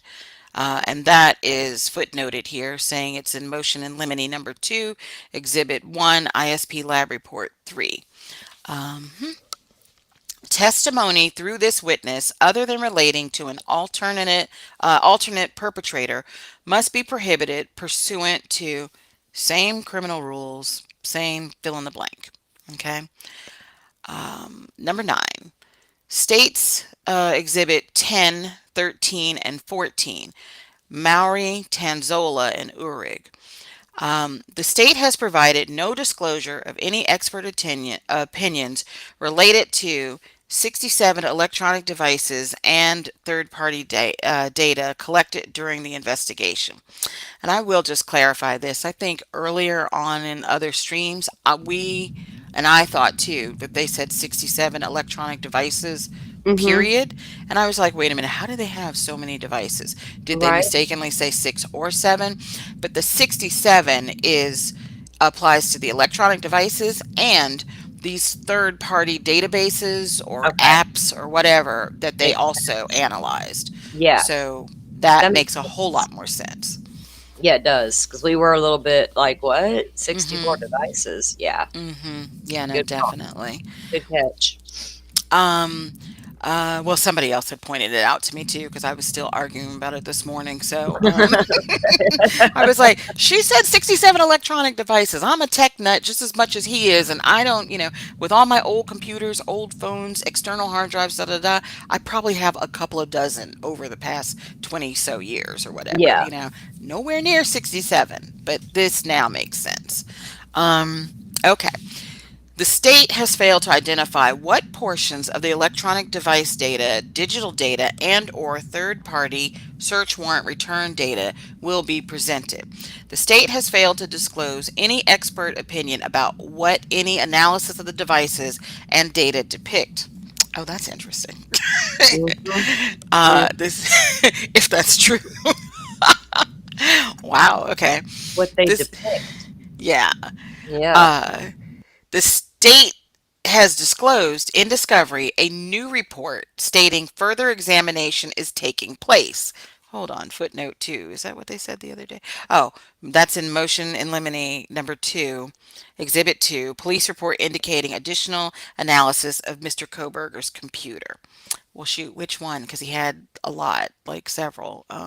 Okay, interesting. That disclosure came well after the state's discovery deadline. The report does not contain any sort of opinion.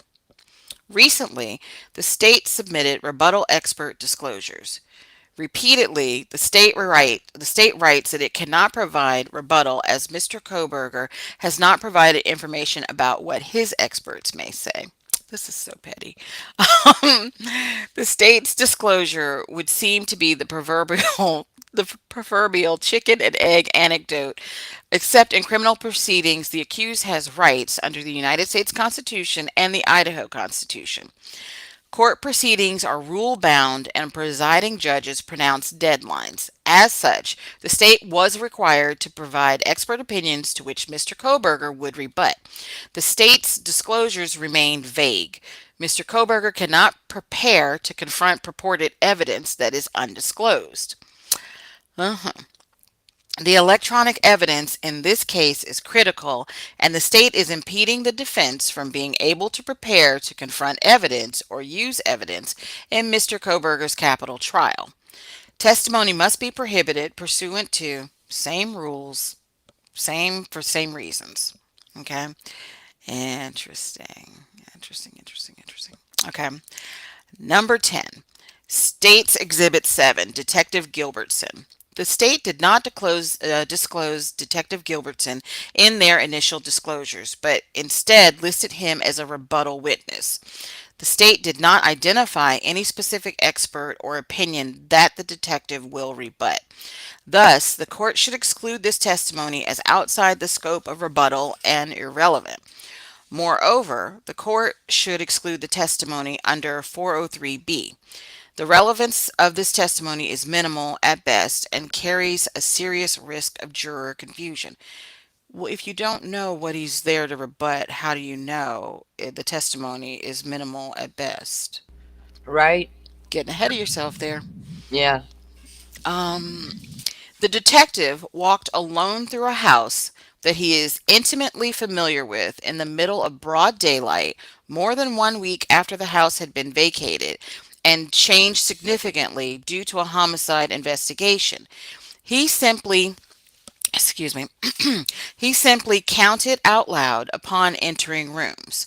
This is a far cry from what the state alleges occurred. Um, Additionally, Mr. Koberger attempted to learn more about the experiment through discovery.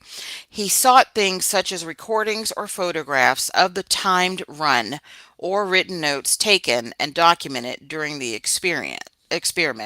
Nothing was provided in discovery. The prosecution stated those items did not exist.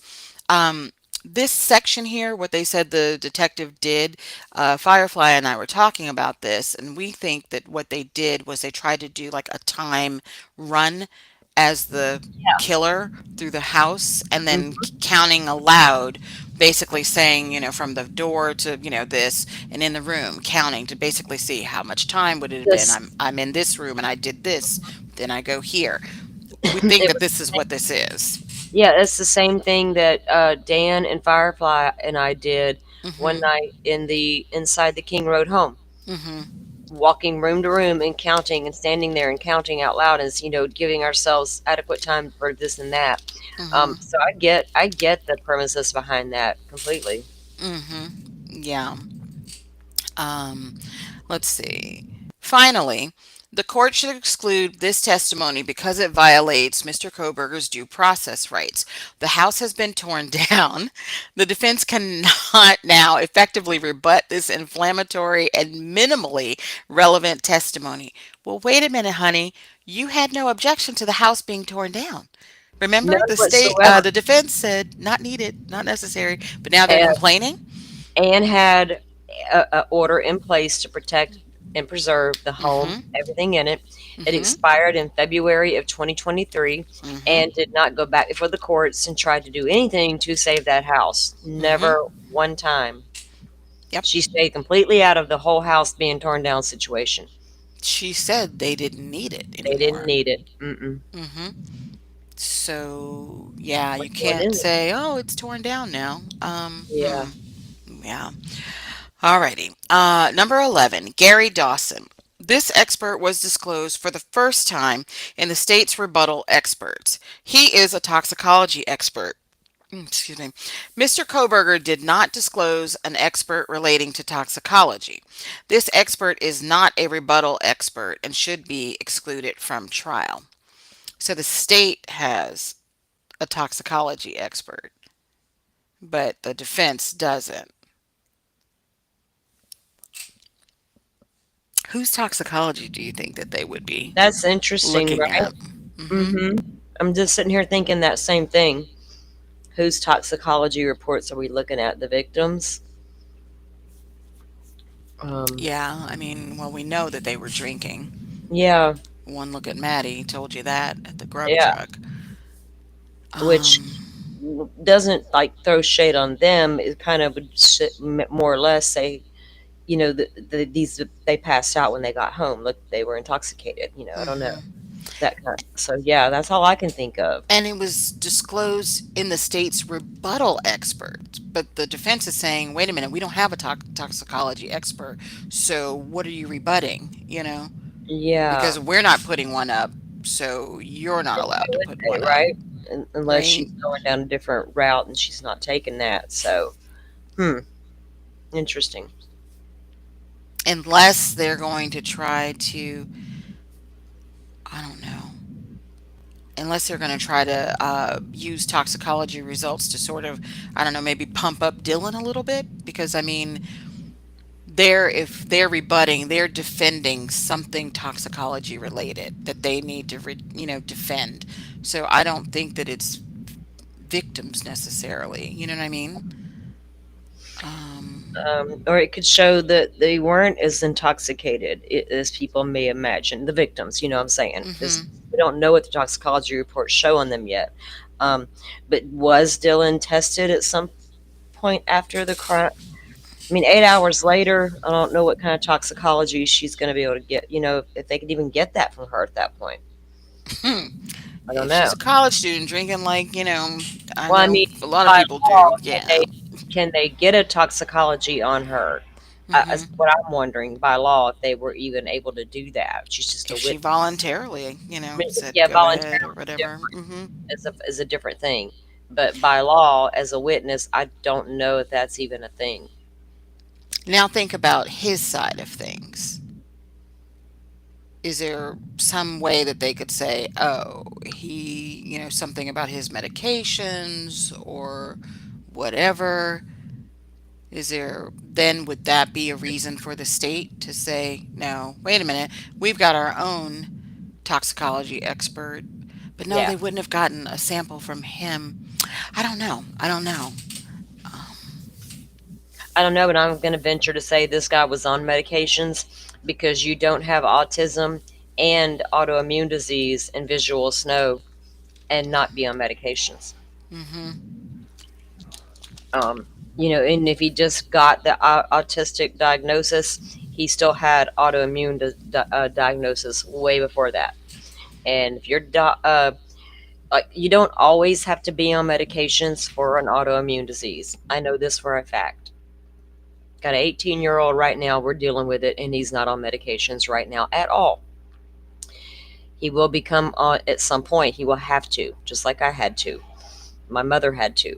So you don't necessarily have to be on them. It really depends upon your condition, which condition you have, and what the medications are for. And our conditions, it would be a thyroid medication. Um, in one of his Tapatalk, he does say he was diagnosed with hypothyroidism. Um, Hmm.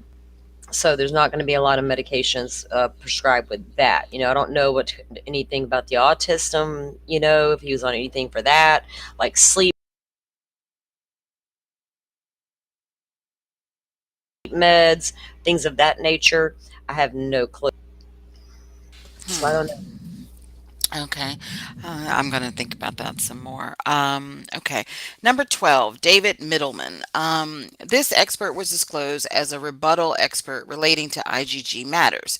This expert is addressed in a separate motion in limine number 12. Thank you. That's the briefest thing I've seen about IgG in all of these documents. Thank you. Um, okay. And section 2. It is in the interest of fairness, justice, and judicial economy to exclude the listed experts. Okay. Late disclosed expert opinions do not allow the defense sufficient opportunity to conduct the follow up investigation necessary and put the defense at a significant disadvantage. The state has turned over numerous generic responses identifying expert names but only vaguely describing the subject matter that they will testify to. The disclosures do not identify the content of the anticipated testimony, nor the documents or evidence that the expert relied on to reach that conclusion. As federal Well, courts, go ahead. isn't it fair to say that the experts in question will be called to testify about the evidence in question? Hmm. So, what are we doing Yeah, here? You know what I'm she saying? knows they're just She, being yeah, petty, she is. She really and is. she knows her client knows what they're going to be trying to testify about. Yeah. Yeah, and as things develop in the investigation, you may add different experts and things. They're because they're going to have their own experts. We know that the defense are, but yeah, you can't go into a preliminary like pretrial stuff and try to get everything out of them as to what they're going to say and do on that witness stand because that's literally you're not privy to their actual testimony. You're privy to their curriculum and all the things they can testify to are admissible in court. Areas of All of expertise. all of that. You have the right to see all of that, but you don't got the right to see their testimony yet. You know. Yeah, like their game plan and strategy. Yeah. Let me see your work product. Let me see. Let me take a peek at that work product. Okay. And Um, as federal courts applying the analog federal criminal rule have held, a mere list of topics or general subject matter about which an expert may testify is not a discovery response that complies with the rule. And then they cite a case. Mhm, mhm. Rules are designed to promote fairness and candor. Yeah. Da, da, da, da, da.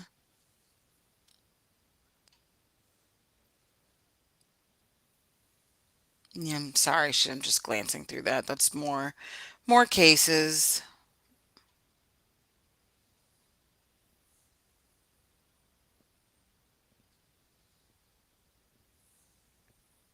like chat got super quiet. I'm like, are you guys okay over there? Oh, yeah. Let's see. Maybe everybody left us. Well, how many people are? I don't No, know. you still got people. Yeah. Yeah, still got people. We still Hmm. got people. Okay. The same analysis is applicable here. So, after they cited these different cases, and carries even more force. Mr. Koberger is a capital defendant who is entitled to his day in court without undue delay by the prosecution. He is entitled to a heightened standard of reliability because prosecutors are seeking his execution. Prejudice is magnified in a criminal case when the state has the advantage of the defendant's expert disclosures in drafting their initial expert opinions. The state has the resources of dozens, if not hundreds, of people working on its behalf from various state and federal agencies. It has the advantage of technology that is available only to law enforcement agencies and not to the defense. It is bringing the full resources of the state of Idaho to bear alongside assistance from the federal government, while Mr. Koberger has a defense team consisting of 3 attorneys, 1 investigator, and 1 mitigation specialist, who must not only review all of the state's evidence, but conduct an independent investigation into both the circumstances of the crime and into Mr. Koberger's entire life history. Boo hoo. Um, the pre existing resource disparity must be taken into account when assessing the additional tactical advantage that the state has improperly obtained. Oh boy, they've had 3 years, or they will have almost had 3 years to prepare for this. Notably, the state did not seek modification of the scheduling order to allow for a later disclosure deadline, which would have equally applied to the defense and would not have given the prosecution a tactical advantage. It is fundamentally unfair for the for the state to shirk the court's order and reap the tactical advantage of being able to review the defense expert's opinion before making their initial disclosures, in addition to the already existing advantage in resources. The court should exclude the listed expert reports and evidence listed above and preclude the death penalty at trial in order to cure some measure of the prejudice to Mr. Koberger. Oh, wow. And you salty little And you. yeah, Mm. she got bitter and salty at the end there. Yeah. um, So yeah, that's that document. that's wow. They're filing a lots of stuff in these documents, man. hmm That Interesting. was how many different sections? People, 12. 12, no, yeah, 12 people, experts that they want to exclude 12 experts to exclude. or And limit how they can testify or what they can testify to. it's it's funny that they have one on Riley Nolan, and she's like works for Idaho State Police Lab. Like hmm she's always testifying, right? And Nick Balance, he's always testifying in these trials. And here y'all are over here trying to keep them out or limit their testimony. It's crazy. I don't know how successful they'll be with it. Yeah. Let's see. So which one was that? That one was number That was number 6, 2. vague and undisclosed expert testimony, right? Yes, motion in limine number 2. And then number 3 was use of the term murder. I feel like we went over that one the other day, but maybe I was. We did. Back up to this one, right? We did because yeah, I remember saying there's obviously a lot of synonyms for murder. Yeah, this must be. Oh, this is an updated version because they got 3 pages on it now. I see. Okay. Okay. So what we got here is the motion in limine for the use of the term murder. Let me get.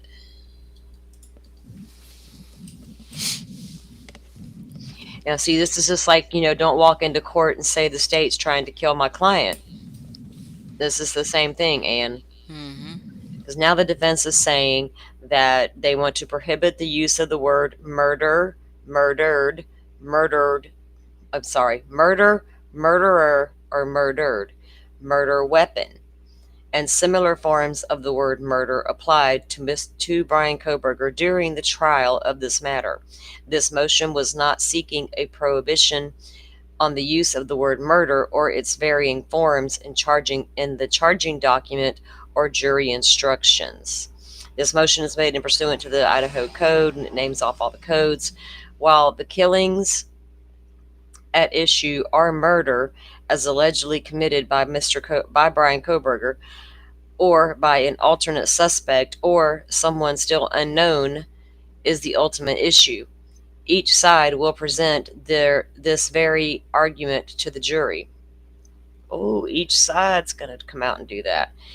It is a matter of fact to be found by the jury that the court instructs the jury with applicable instructions.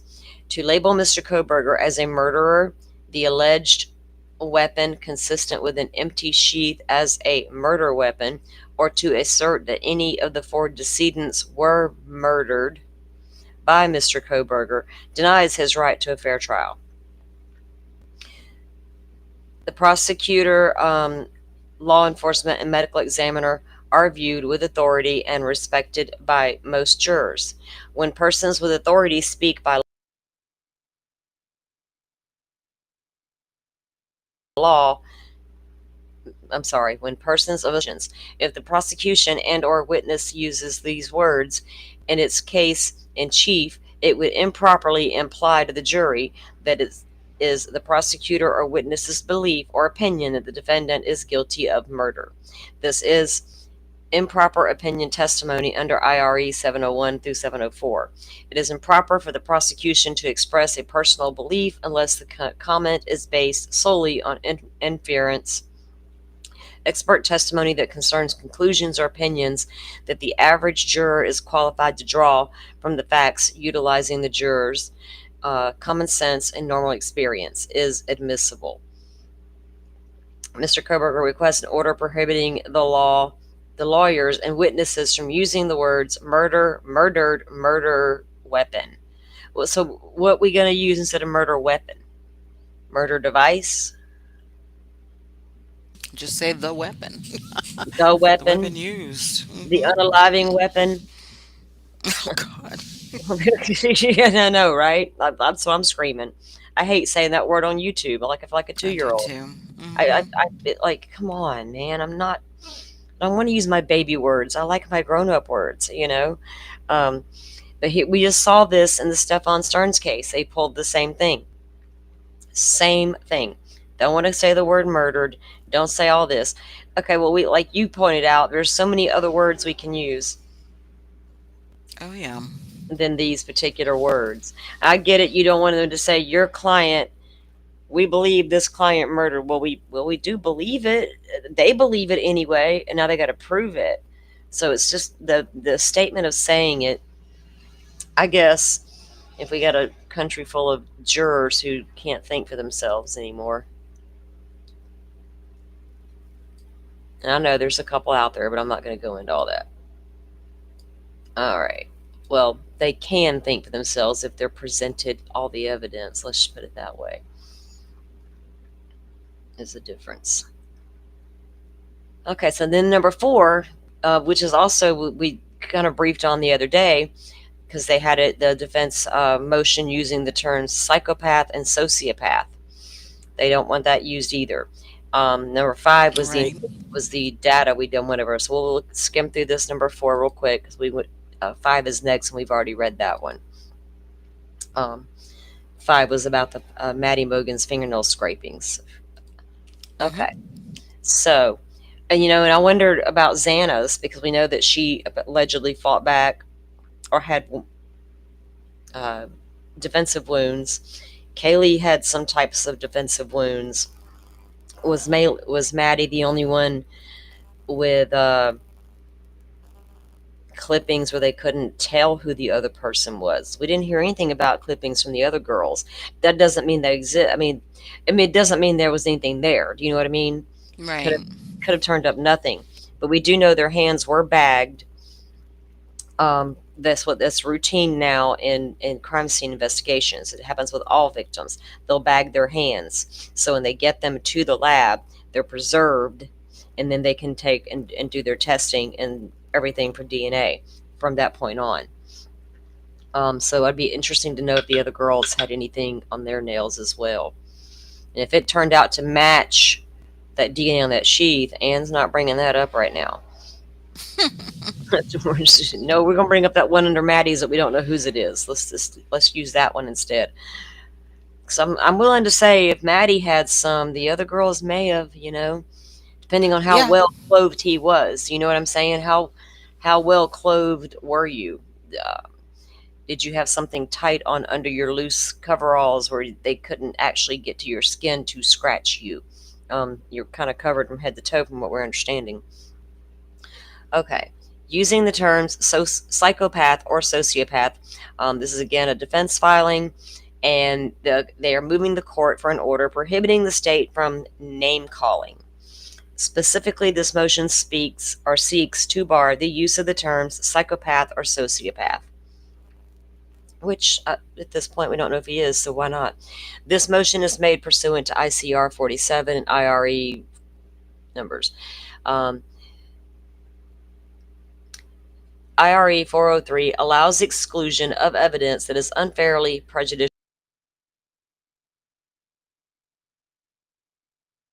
The same principle should apply to terminology that is unfairly prejudicial or sociopath during the course of the trial is unfairly prejudicial. See the attached affidavit of Dr. John Edens. This is improper options testimony under IRE 701 through 704. Neither term is a proper diagnosis and is unequivocally unfairly prejudicial. Mr. Koberger requests an order prohibiting the lawyers and witnesses from using the words psychopath or sociopath. And I don't have a problem with that. I mean, we don't know that he is, so. Yeah, I don't have a problem with it either. I was just looking up Dr. John Eden's professor of psychology, is coming up. Texas A&M, Uh-huh. uh, director of clinical training in the Department of Psychology at Texas A&M University. Hmm. Hmm. I know I like to look up all the experts, and I got a whole list of names.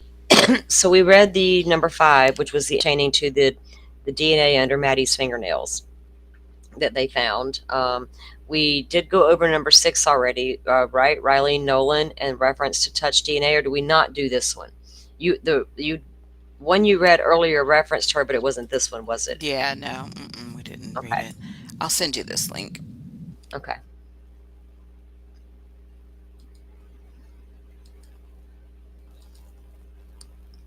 Okay.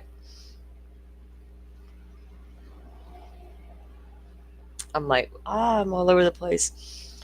Okay, this one is now Riley Nolan. Like I said earlier, she works for the Idaho State Police Lab, DNA. Riley Nolan reference to touch and contact DNA.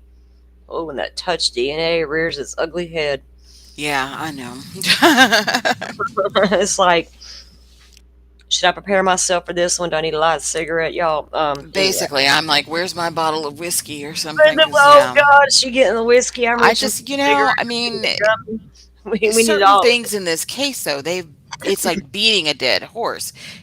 I What type know. of DNA this was, and like the IgG, and actually, bushy eyebrows came close to it too Didn't earlier, it but though? yeah. Yeah, yeah. I mean, some of it's like, you stop question. Don't insult our intelligence for one thing. Not all of us are unintelligent. Some of us do have critical thinking brains. Some of us can logically and work through things. Some of us can see the writing on the wall. Some of us don't see nefarious activities going on where there are none. A lot of us understand. People were still not getting it in a chat that I was in yesterday about that, touch DNA, contact transfer. They didn't even understand. They were like, people keep saying that it's transfer. They won't explain how. I'm like, oh, when they've been explaining. People have tried explaining that transfer DNA from Koberger to that knife sheath into that home for, gosh, 2 years now. I've heard every imaginable story of how that transfer happened, or could have happened, possibly happened. I get it. Touch the damn cereal box. We got you. Okay. Y'all need to start washing your hands, is all I can say. Um, you know, you never know when the next pandemic's gonna come along, and I ain't trying to catch none of that funk. All right. So, and I ain't trying to carry your DNA to the house with me neither to end up somewhere it shouldn't be. Okay. I'm washing my hands. I'm a hand washer. Brian Koberger, through his attorney of record and pursuant to the Idaho Code of Evidence, okay, they want to excluding the testimony of Riley Nolan and any testimony, one, referencing the terms touch or contact. Now, why would they want to do that if they want to impress upon people that it is touch? Oh, they want it to be transfer, not touch or contact. Hold on. I see you, Ann. So they don't reference the terms touch or contact. Right, because that's direct. Yes, ma'am. Transfer is different. Okay. Purporting to be an opinion of the means or mechanism for DNA being placed on the sheath by any witness called to testify about DNA. Both the term touch or contact DNA or any opinion regarding how DNA ends up on the item is misleading in that it assumes facts that must be proven. Would be confusing to the jury and waste substantial time in debunking the testimony of an expert that is outside the purview of the field, expertise, and qualifications. Furthermore, the opinions of this expert has not been disclosed to Mr. Koberger. As set forth below, how and when DNA arrives on an object can be scientifically determined and is not the proper subject of expert testimony. The use of this language confuses and misleads the finders of facts and is barred by rules 402, 403, as well as due process, in that the evidence is overly prejudicial. The erroneous admission of irrelevant and prejudicial evidence will offend due process when it renders trial fundamentally unfair. Relevant facts. A knife sheath that was recovered tucked under the covers next to Ms. Mogan at 1122 King Road, Moscow, Idaho, on November 13th, 2022. The sheath was tested using standard DNA STR methods by the Idaho State Police. Item Q1.1, a swab from the sheath resulted in a single source male profile. The profile was uploaded to the CODIS DNA database and resulted in no hits of known offenders. In its disclosure, the government has indicated that Riley Nolan from the ISP lab will testify as follows. Ms. Nolan will also testify to touch DNA and transfer DNA.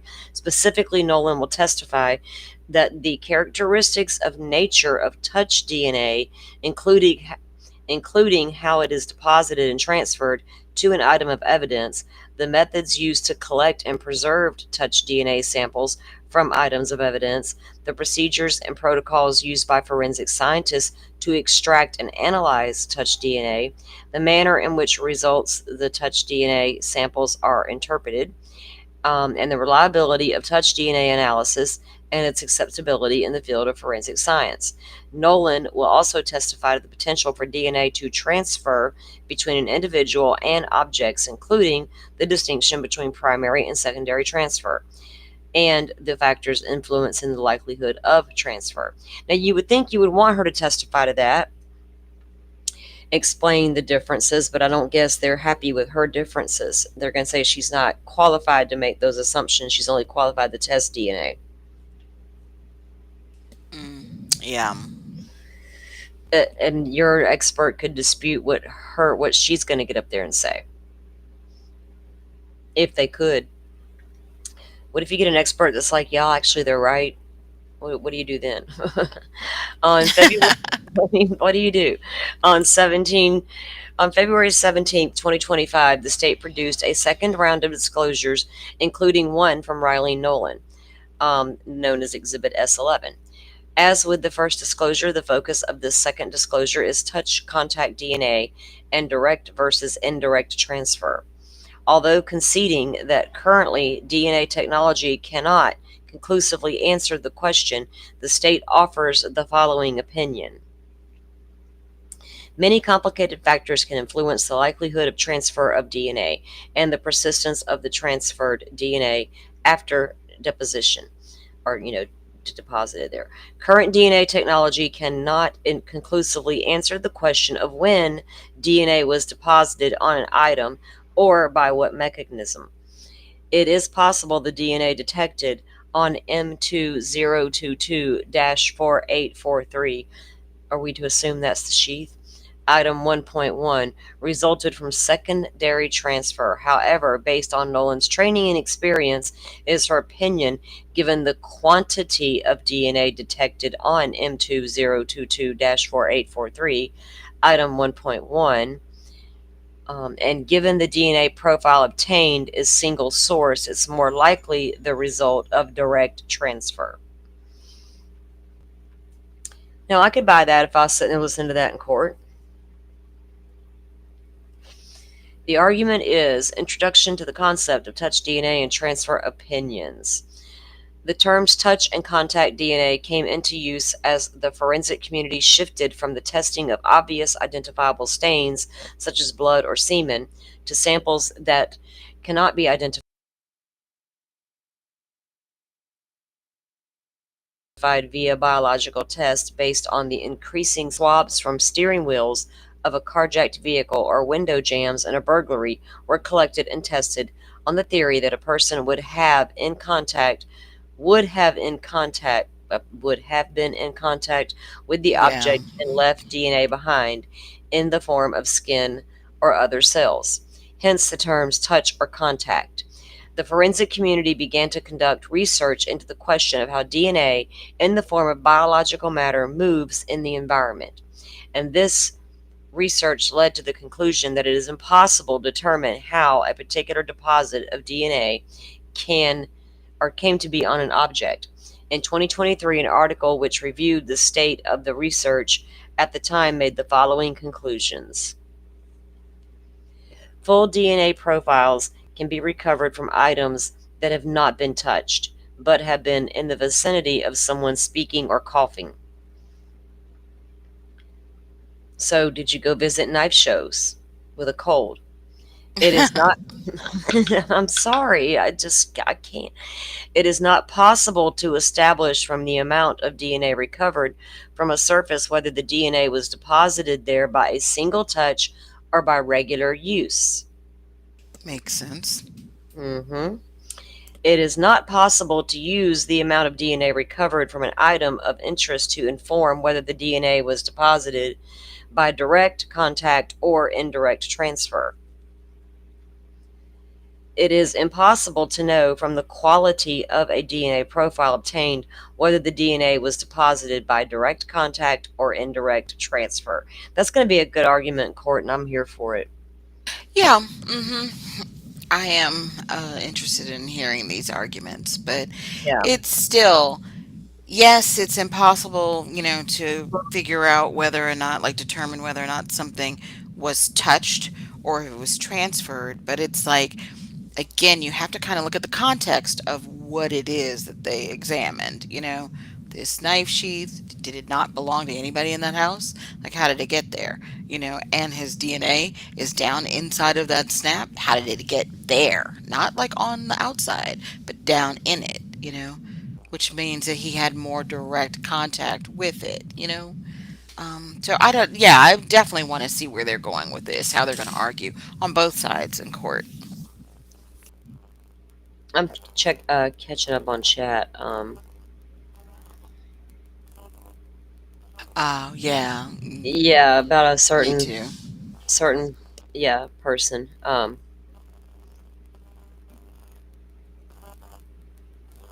don't know. Yeah, I've got thoughts on that, and I'm just not going to go into them right now. Yeah. Okay. Was I reading this one? I got sidetracked by the chat. Like, there's such a Yeah. such a subject I want to talk about, but I'm like, maybe I should not go there today. Maybe I don't know. I'm feeling salty today. It's coming, girl. It's coming.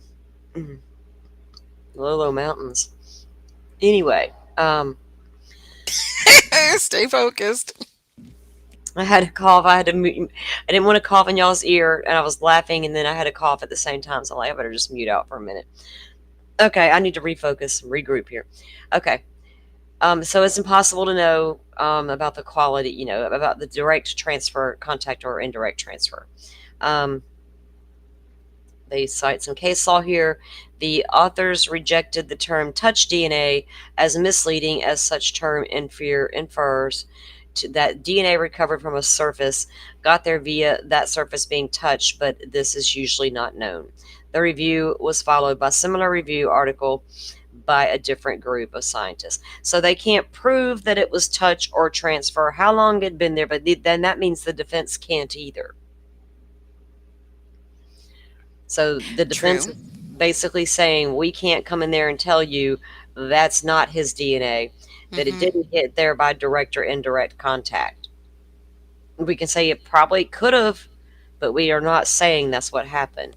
Because apparently, if y'all say they can't come out and say that, then you can't come out and say that either.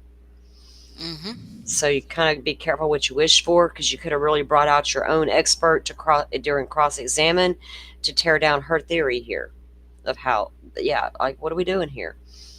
You better have some good experts lined up if you're planning, because you're showing your cards right now, in my opinion. But go on with yourself and your unredacted documents. Show me more. All right. The term activity level refers to the question of the when and how and of what happened. such how did the DNA come to be on the object and how long had it been there? Examples of indirect transfer of what might be characterized as touch or contact DNA are numerous and are summarized in the two review articles described above. Van Orst Attell discussed the use of the term touch DNA as one that can be misleading, as it implies a specific mode of action and to some degree also a type of biological source. Using a less descriptive term such as trace DNA is more appropriate term to be used in casework when the source of mode. Okay, I can take it.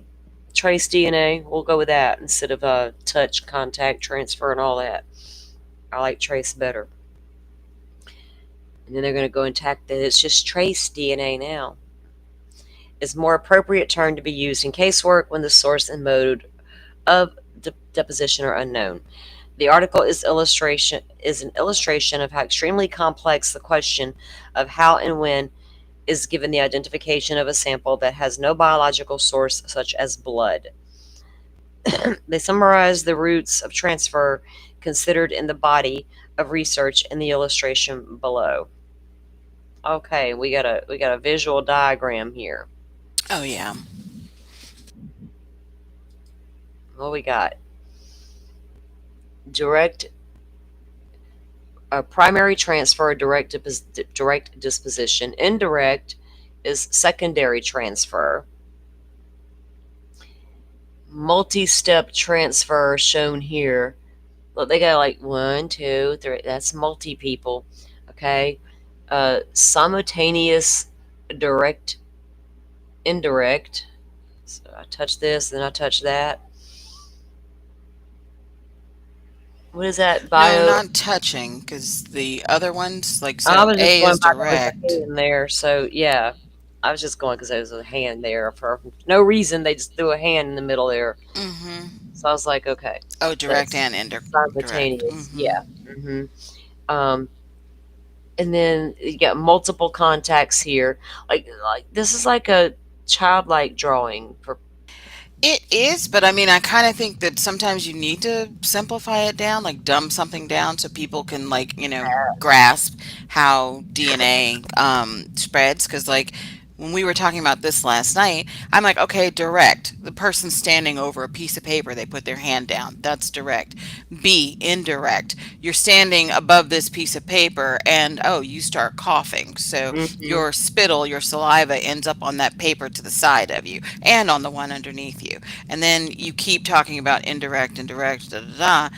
Keep coughing, you keep, sneezing. It travels further and further, and it might hit something 3 or 4 spaces over. You know what I mean? So that's kind of how I was looking at it. Well, We were looking at yeah, it last but night. and I guess I thought people always understood that, but I know people are going to take this and run with it to where this will prove that's not his direct contact DNA on the sheath. Also, Right. And look how easily it's spread, y'all. Look how easily it's done. yeah, but here's the thing that I was thinking of too. Like, we were talking about this last night. If you're trying to say that it's, if they're trying to say it's transfer, right? Mhm. Now think about this. Say somebody was out, in the public around him or whatever earlier that day or whatever, right? They touch something that he touches, right? So that's going to be on this second person's fingertips, right? Or on their hands or whatever. Now that person goes off about their day, their business, whatever. They walk in and out of a store or a building, they're touching a door to open a door, they're getting in their car, they're touching their car handle, they're touching their steering wheel. People go eat, they wash their hands, especially after COVID. They're washing their hands more.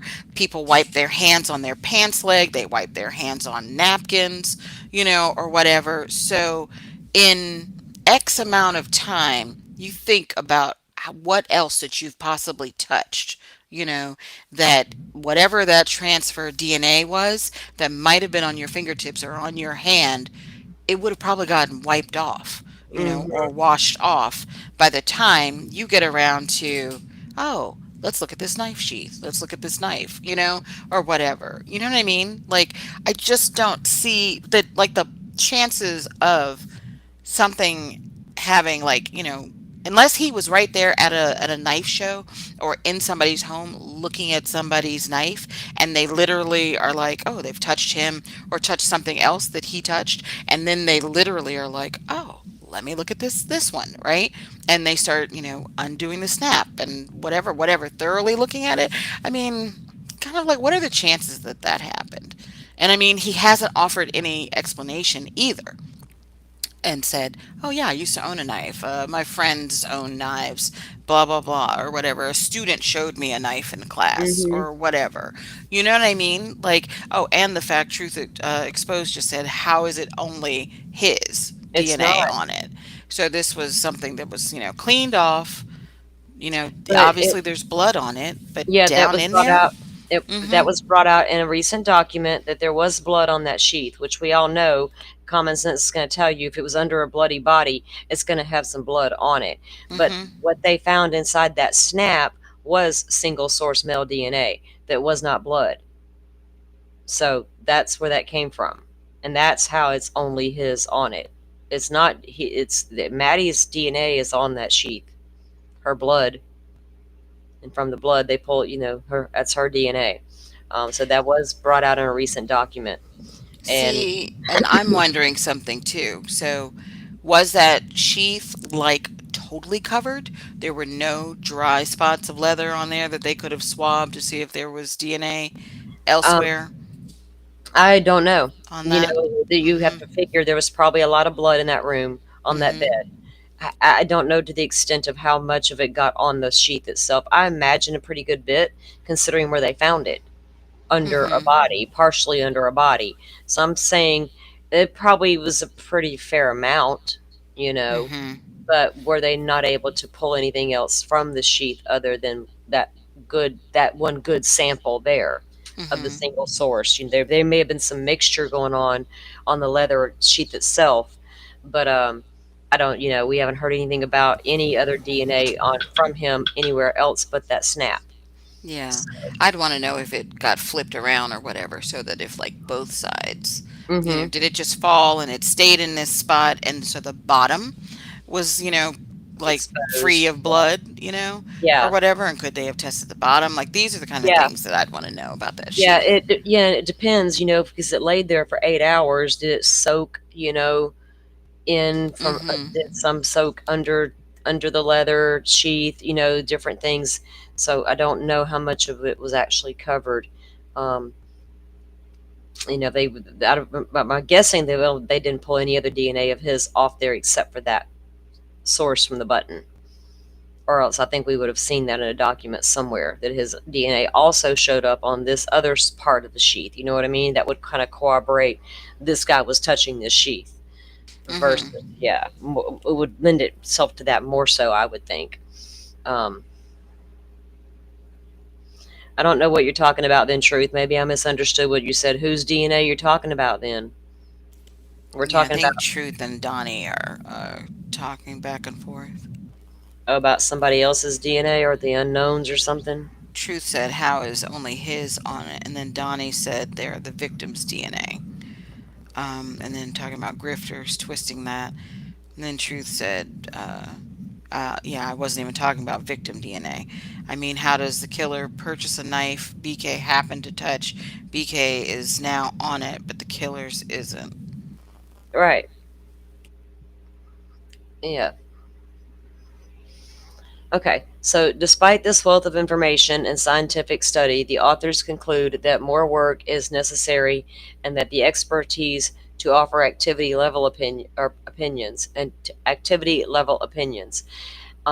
The how and when is beyond the expertise of crime lab analysis.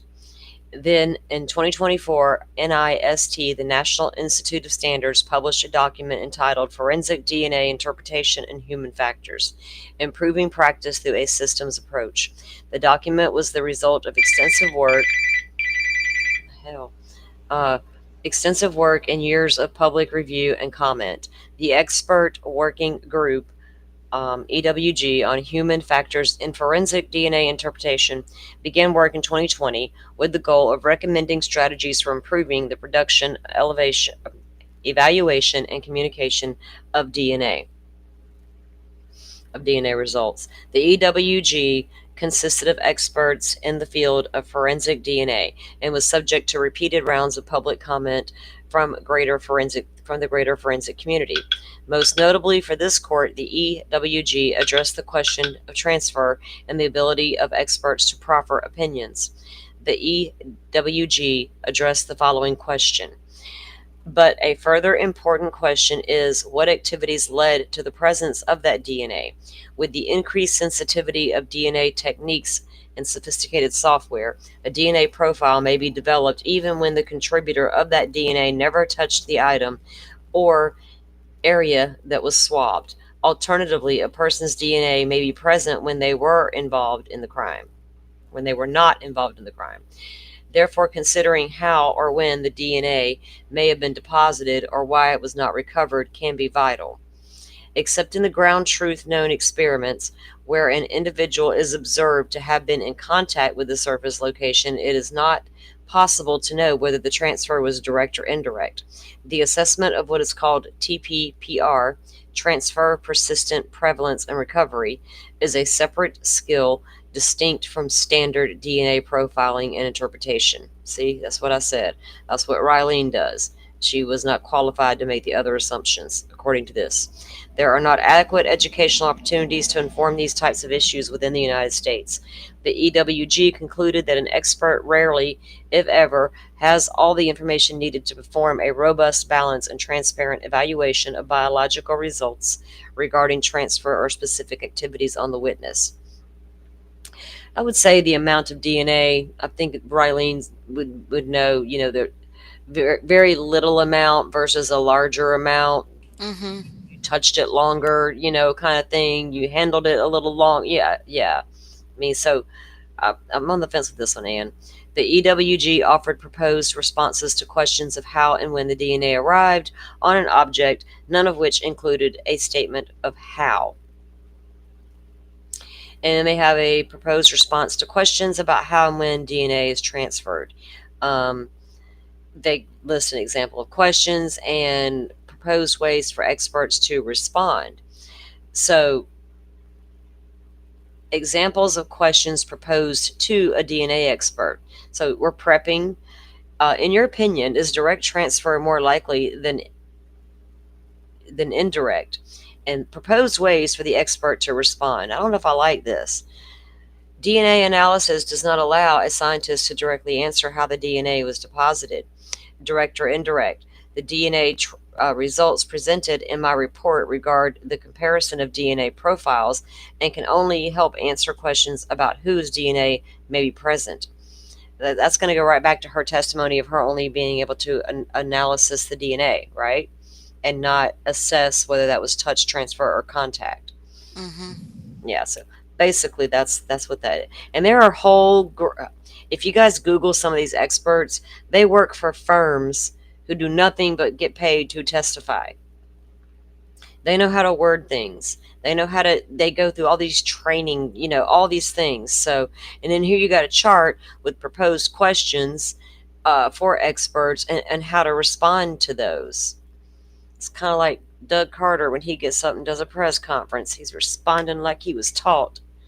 The only conclusion that this court can draw is that opinions regarding the means and manner in which DNA was deposited on an item is not considered a proper topic of expert opinion for a DNA analysis and likely to lead to undue prejudice. Mr. Koberger would render his trial fundamentally unfair. This court must exclude the opinion of Riley Nolan, as set for not her DNA testing on the sheath done at the lab, but her opinion about touch and transfer. As set forth above, an expert cannot offer opinions within their expertise. The expertise of the typical lab analysis is not sufficient to allow them to be considered an expert in the area of mechanism of transfer.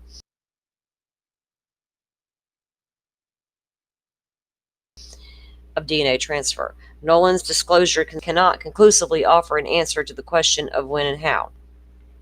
Nolan cannot be allowed to substitute her judgment in the face of the weight of the forensic community's agreement that science and literature does not support any analysis testifying about when about the when and how of transfer. So that means Anne can't bring an expert in to testify about that either. The Right. when and how. Mm. But I mean, from the defense's standpoint, they're not, I guess, going to try to explain how his DNA is there. Like, They're they're not not going going to to call address it. it. Yeah, they're not going to even address it, right? We're just going to Hmm. pretend. Yeah, we're And not. I don't think he's going to get on the stand to explain or, Yeah, say anything I either. went to a So, night show, blah blah blah. Um, so yeah, Anne's not even just going to be able to dispute it or bring an expert in at this point. This opinion falls outside the norm of forensic DNA. Okay, so let's just all go with it. It was a trace DNA found on a sheath that belonged to the offender, the accused. End of story. Given the nature of the opinion proffered and the recommendations in the NIST Human Factors report, this opinion would be highly speculative. So that means Anne can't walk in court and say, hey, this could have been transferred DNA, guys. Because it's highly speculative, right, Anne? Highly speculative. In addition, it would have the tendency to mislead and confuse the jury and would require undue consumption of time to refute the scientific articles and reports. It's not a waste of time for you to refute them if you feel like that's necessary in court. It's not a waste of time at all. It's doing your due diligence. Wow. Anne's like, I'm tired, y'all. I ain't got time. Disclosure is not proper rebuttal testimony. Nolan's disclosure contains an opinion that is not rebuttal, but appears to be the state's theory of the case. The DNA from Mr. Koberger arrived on the sheath via direct contact. A close reading of the disclosure of Mr. Koberger's DNA witness, Dr. Ruth Ballard, does not contain any opinion regarding how and when the DNA arrived on the sheath. The testimony should be excluded. So, what does the Koberger DNA expert say about the sheath DNA if they're not going to talk about it being transfer, touch, or contact? Interesting. This court must exclude the use of the terms touch or contact. Under Idaho Code, this court may exclude the use of the terms touch or contact DNA if it is probative value and substantially outweighed by danger. We already know that. We've read that shit 1,000 times. Here, the terms touch and contact are misleading in the fact the forensic community has determined through empirical research that it is not possible for a DNA expert to testify as to how DNA was deposited on an item. Well, let's get one that can. The two terms insinuate that the deposit must have come from direct contact with an object rather than a myriad of other possible means of transfer documented in the literature. Furthermore, allowing testimony regarding the manner in which the DNA was deposited on the sheath would implicate the same concerns that the use of the two terms touch and contact invoke. The forensic community consensus and an extensive body of research shows that how and when opinions in DNA testing far exceed the expertise of a DNA analysis and are not found in science. In this case, the only DNA evidence that implicates Mr. Koberger is the DNA found on the sheath found inside the residence. From the lab reports and notes, as well as recent testimony by Riley Nolan, it appears that the sample Q1.1 was a swabbing of the leather strap on the sheath as well as the interior of the snap, not the outer snap surface, which apparently was not sampled in order to preserve the surface for fingerprinting. No serological testing was done on the area swabbed for Q11 to identify any biological material. An area identified as Q1.4, swabs of stains on back of the sheath, tested presumptively positive for blood and was DNA tested. So there answers that question, Dolphin. Yeah. There was some. So Mr. Koberger was excluded from this particular sample, which was identified as a mixture per the ISP lab report. Thus, the government has the burden to prove the when and how of the DNA identified in Q11. Actually, Do Go they ahead. have to really prove the when No. and how? It's there, Yeah. you know? And just said there's no way to prove the Point when. of fact. So if there's no way to prove the when and how is she saying that, oh, it's the government's burden to prove that?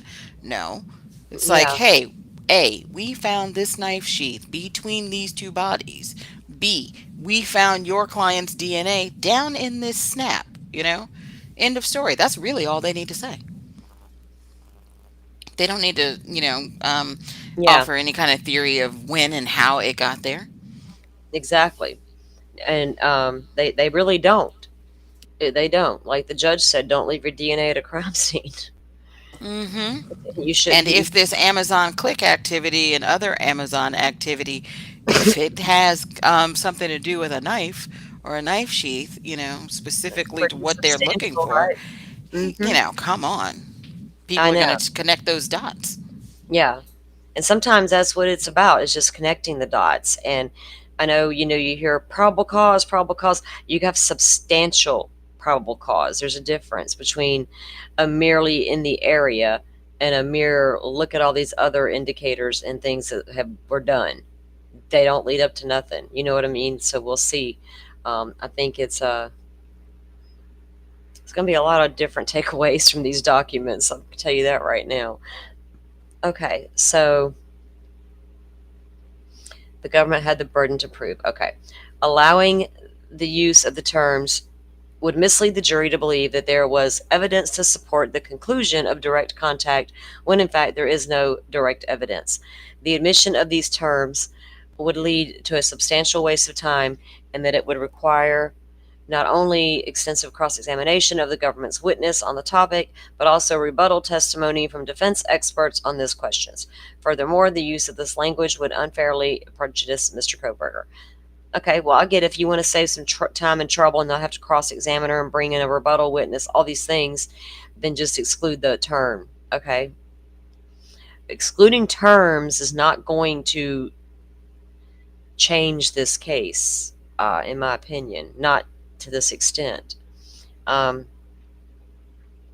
Opposed to factual testimony, Mr. Koberger left his DNA on the sheath via direct contact, a fact that the government must prove.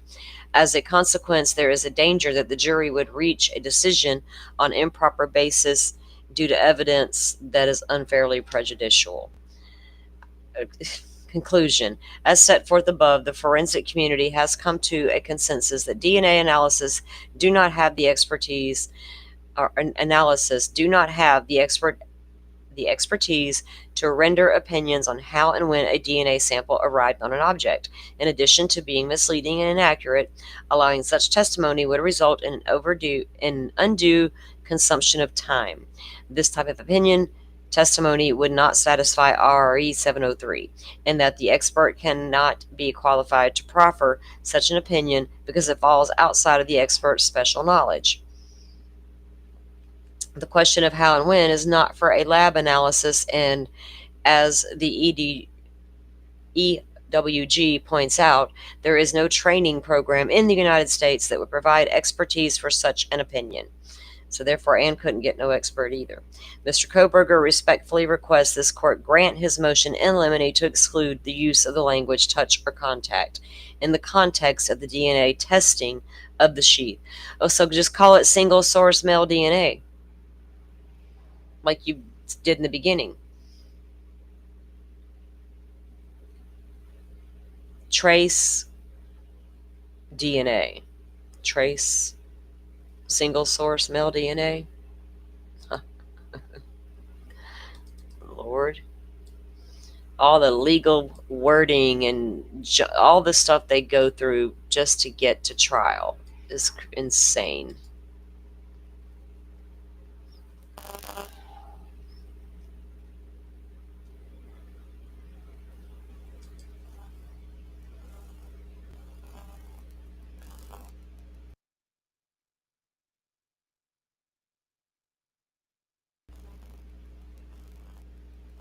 Okay. We went over number 7, the bushy eyebrows. Mm-hmm. We went over the click activity. we went over. There was one filed a while back about the unnoticed 404B evidence. Do you remember Oh, us? yes, that was Yeah, good. Seatbelt there's ticket. they have that here. Yeah. So this is just a 3-pager motion in limine number 8, unnoticed 404B. Comes now, Brian Koberger. So this is a defense filing for a defense motion in limine. Moves this honorable court for an order in limine excluding any 404B evidence. As of the date of this filing, the state has only noticed a prior traffic stop as 404B evidence. And that's, we looked that up, and that's what to identify, right? Helps to identify a person. Mr. And that's where Koberger, they got his phone number from. yeah. Mm-hmm. And this was less than 2 miles from the King Road home, Mm-hmm. over on Farm Road, um, and Highway 8. And what was it, about 11 o'clock at night, I think? It 11:30 was something. 11:30. Yeah, Yeah. they've got times. Yeah. Oh wait, So, not in here. I think I must have pulled up the original. yeah. So Mr. Koberger moves that any other 404B evidence to precluded from presentation at trial. Because deadlines for filings, motions, and limines are not staggered, Mr. Koberger is forced to guess what the state may seek to introduce. Rather than guess, he seeks to exclude it. So look, you're going to guess what they're going to say by producing this video of you getting stopped on a traffic or body cam for a seatbelt ticket. You need that excluded because you don't know what they're going to say about it. That's odd. Upon the state's timely filing 404B evidence, Mr. Koberger will object as appropriate. Additional support for this motion includes the U.S. Constitution, and it names off the amendments. Um, Argument: Idaho Rule for Evidence 404B. Evidence of a crime, wrong, or other act is not admissible to prove a person's character in order to show that on a particular occasion the person acted in accordance with the character. IRE 404. Okay. Mm-hmm. Permitted use of other crimes, wrongs, or acts is when the evidence is being used for another purpose, such as proving a motive, opportunity, intent, preparation, plan, knowledge, identity, absence of mistake, or lack of accident. That qualifies a lot of stuff right there. The prejudicial effect of a crime, wrong, or act is that it induces the jury to believe the accused is more likely to have committed the crime on trial because he is a man of criminal character.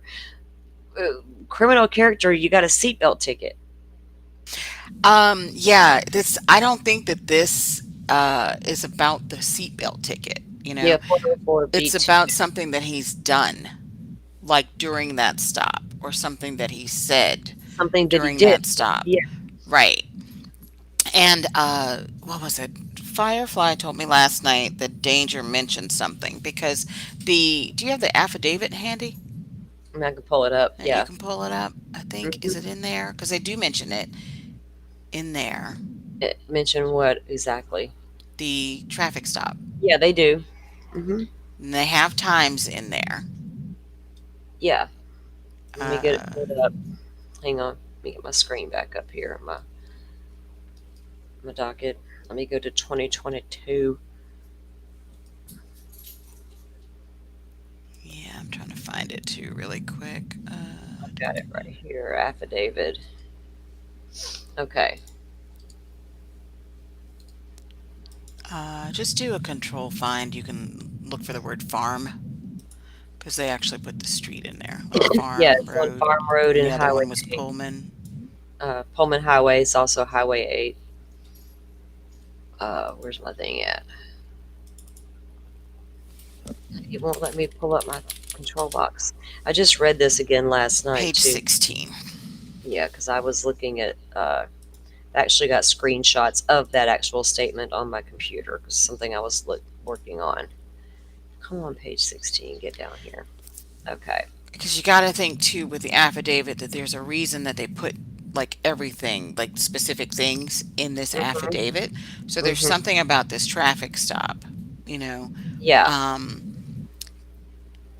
So the traffic stop was in August. mhm. So On one of these occasions, on August 21st, 2022, the 8458 phone utilized cellular services providing coverage to the King Road residents from approximately 10:34 to 11:35. At approximately 11:37, Koberger was stopped by Latah County Sheriff's deputies, as mentioned above. And he was stopped again at Farm Road and Pullman Highway. Pullman Highway is also Highway 8. It runs between Pullman and Moscow, which is the route taken into town allegedly from when he left the apartment that morning. Right. So the one of these occasions, the paragraph above it, is this where they're talking about the 12 Yeah. times? On Yeah, December 12 20th. occasions. Yeah. hmm Mm-hmm. So, and they're saying that this is one. Okay. This is one of those occasions, yes. So they're saying 10:34 to 11:35. His phone is utilizing those cellular resources close to that house. Okay. This intersection, Farm Road and Pullman Highway. Um, Firefly said that Danger had pulled up something a long time ago. The police, MPD police incident log, right? And for that date, and something else had happened a little bit before this traffic stop at that corner. If you pull up Google Maps, there is a restaurant called, Yeah. was it Bill's Wild Wings or something? Yeah. It's Wild Wings. It's right there on the corner of the Farm Road and Pullman. Yeah, let me see. I'm And I getting my pulled up, because I actually have these saved in my computer if I here. send this to you in Discord, you'd be able to hit this link for the incident log if you want to pull it up. Yeah, just a second. Okay. Yeah, I remember seeing that thing a long time ago too. Yes, there she is. Buffalo Wild Wings. Yeah.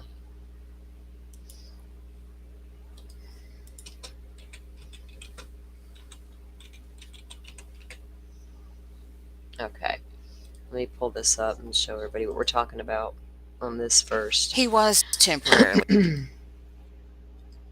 paying, and I guess ultimately they gave him a seatbelt ticket. To me, a seatbelt ticket is like a trumped up excuse to just, go ahead and stick it to him, at the end. But I think that they were doing other things because when we were talking, it's like, okay, if a police officer pulls you over, and it's just kind of like, oh, do you live over here? What are you doing? Because like if you're out late at night and they might ask you, where are you headed or something like that.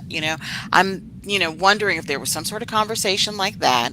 They couldn't really, they might have suspected that, he was dodgy or something or whatever, but they couldn't really get, down to anything or prove anything.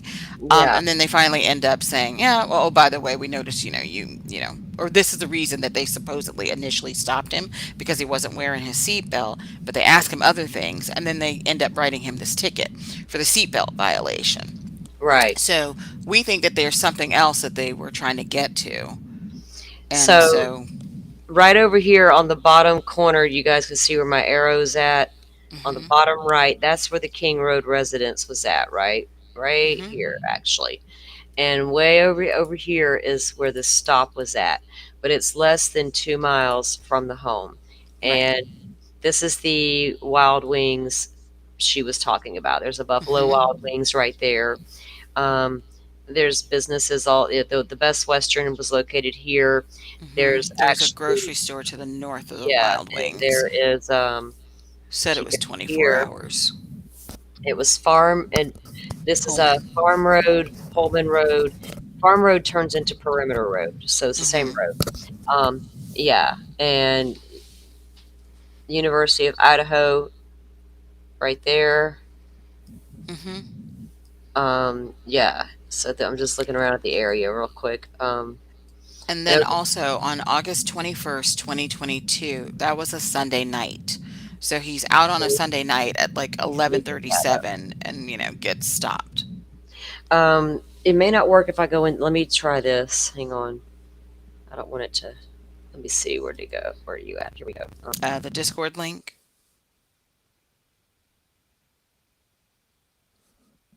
Yeah. Uh-oh. Hang on. Okay. Might have thrown me out. Can you guys hear me? Okay. Yeah. Hang on. Let me see if it's gonna let me do. Hold on. No, because now I can't even see. I can pull it up real quick. Well, yeah, because when I do it this way, it takes away my whole entire restream screen. I can't even see my restream right this second. So hold on, I got to Oh, take this off. That's the only thing about doing it back here, or me doing it this way. If I had the links ahead of time, I'd link them into my Chrome. okay. And everything's I bookmark everything, and that's how I pull my shit up. But yeah, when I try to pull links you guys send me, it takes me to another screen. Then I can't even see the restream at all. Oh, So let me get back here to the back, and then you're gonna pull something up. You said. yeah. Unless if I dropped it in the private chat here, the backstage, would it work It there? does the same thing. I can Oh, try it again. I've done it. I've clicked on links in the backstage before, and when I do, it doesn't give me a second screen. It just takes away my whole restream screen. Then I can't. okay. Well, then never mind. I'll just do this. Hold on a Yeah. second. News flash. Yep, that one. Okay, I've got it. Okay. There we go. Let me get you up there. There we are. Let me increase my zoom percentage so you guys can see. That's at 175%. Let me know if it needs to be a little bit larger.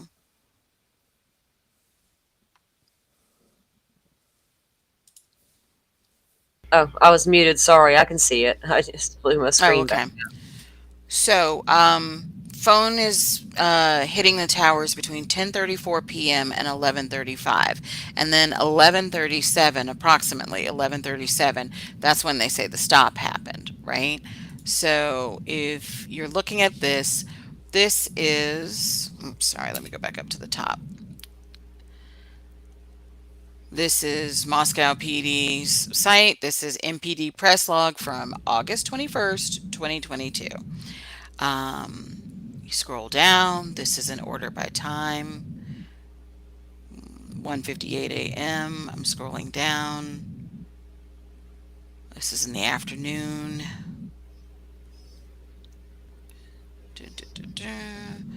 About 5:42 there. 6:10. Here we go. This right here, I'm going to just highlight it.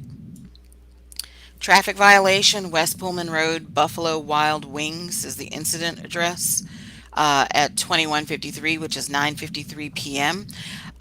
Arrested one male. Officer requested case. Report taken. So we were originally thinking that Danger was talking about something else, like something had happened inside the restaurant, maybe with a female customer or a female employee or whatever. But so it's like, so that's not the case, but something happened. And this basically shows you that the police were in that area, Yeah. and they arrested somebody. So then I was thinking at 9:53, so this is like an hour, about an hour and a half or so, a little more than an hour and a half before his traffic stop. But then I was thinking Sunday night, police usually pull somewhere to the side, like for speed trap or whatever. They're looking for people, so they had to have, been still in this area to get him like about an hour and a half or whatever later. So, yeah, basically, I just wanted to pull this up to show you that really quickly, so you could see that something definitely did happen there at 9:53. Yeah. Um, but I don't know if it relates to him or not. I'm That just I've done. saying that puts the police in the area. Oh yeah, they were there. Obviously, they Yeah. were.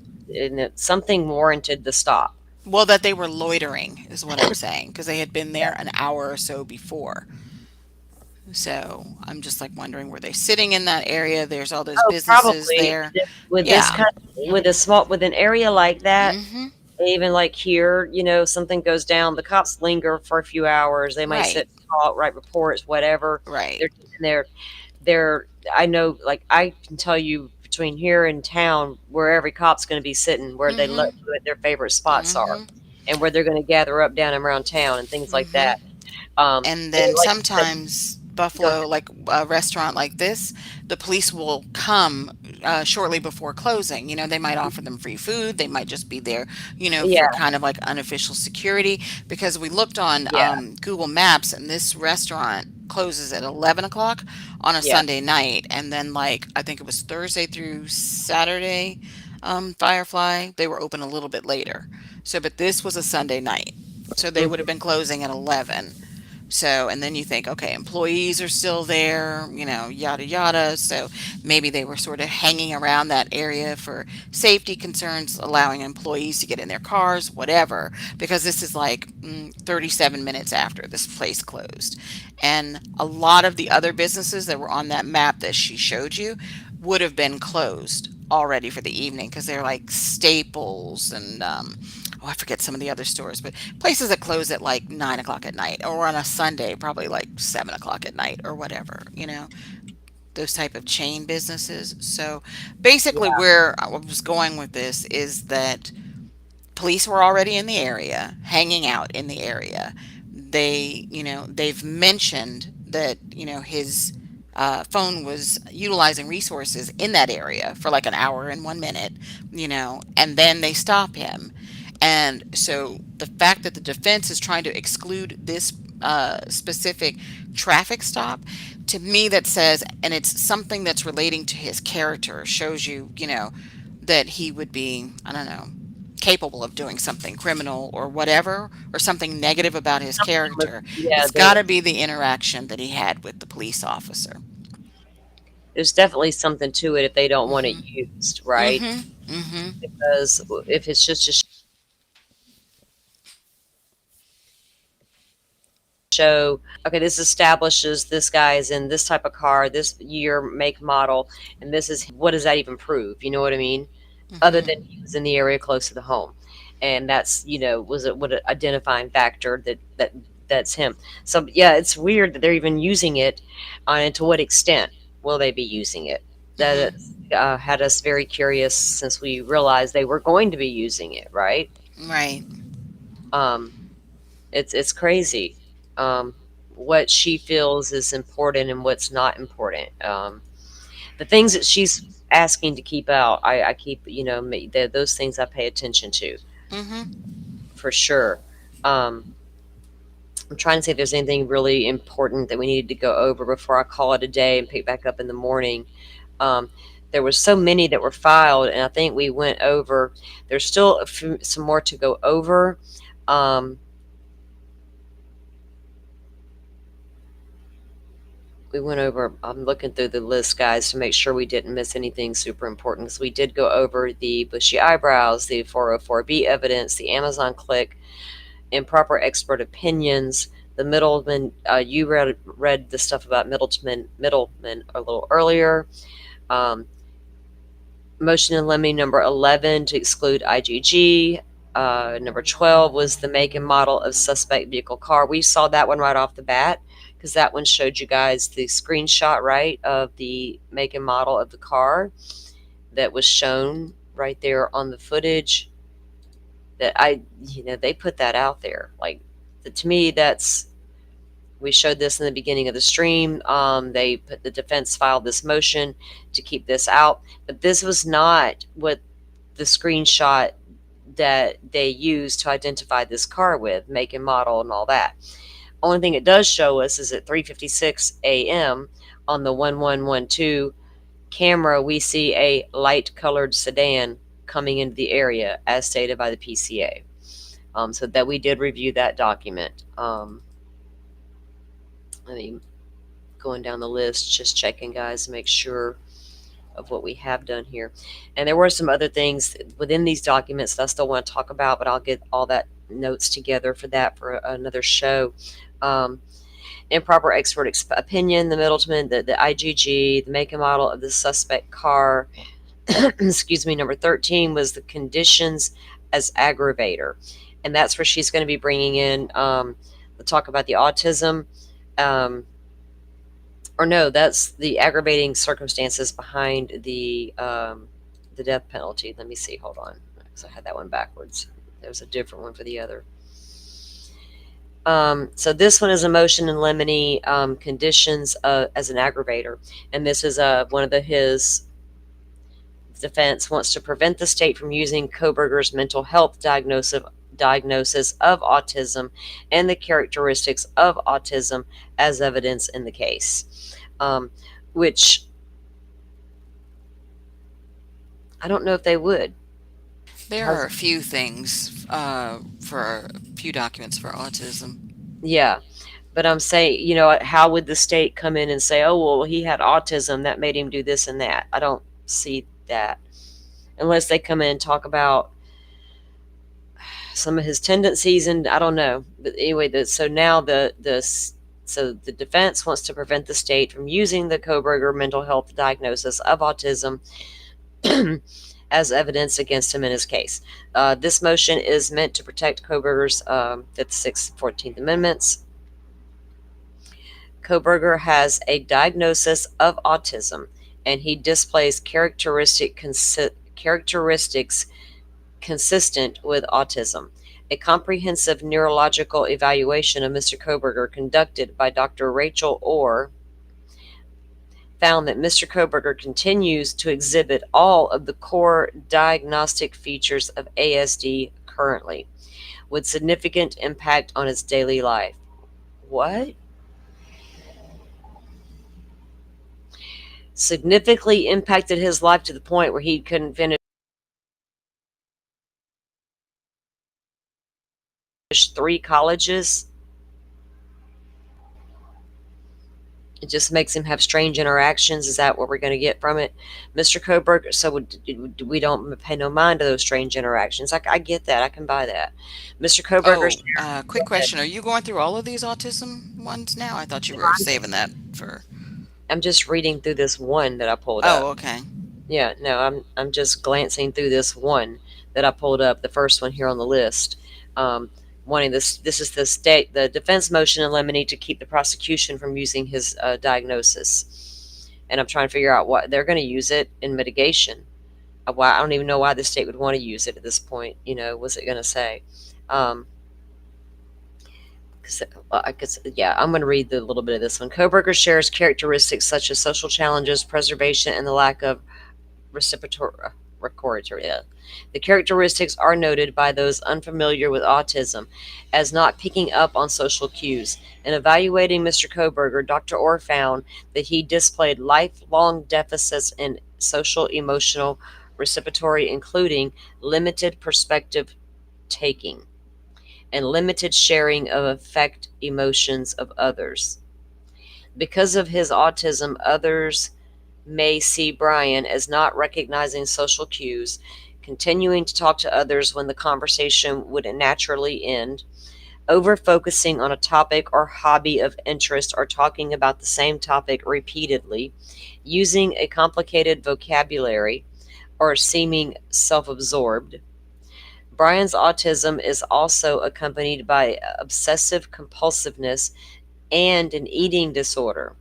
Since childhood, Mr. Koberger has exhibited compulsions around getting things in his eyes, hand washing, and other germ avoidant behaviors.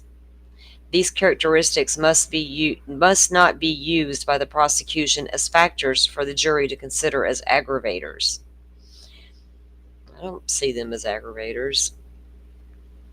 Evidence of mental illness in capital case litigation is mitigation evidence. The United States Supreme Court and the Idaho Supreme Court recognize evidence as mental health illness as mitigating. Yeah, that's the only time you can really use it, unless you're going to come in with a mental, I'm mental, can't stand trial. Holding that mental health evidence is relevant to mitigation, even where there is no nexus between the defendant's mental health and the crimes. Yeah, no nexus. Lord, if y'all are familiar with Delphi, you'll know that term. I'm just skimming over the little logistics here on her little order, or what she's getting at. Koberger's autism is it's a mitigation thing. It's not. I don't know that the state would bring it up as far as an aggravating a factor, like his autism caused him to do this, right? Or the fear of getting things in his eyes. No.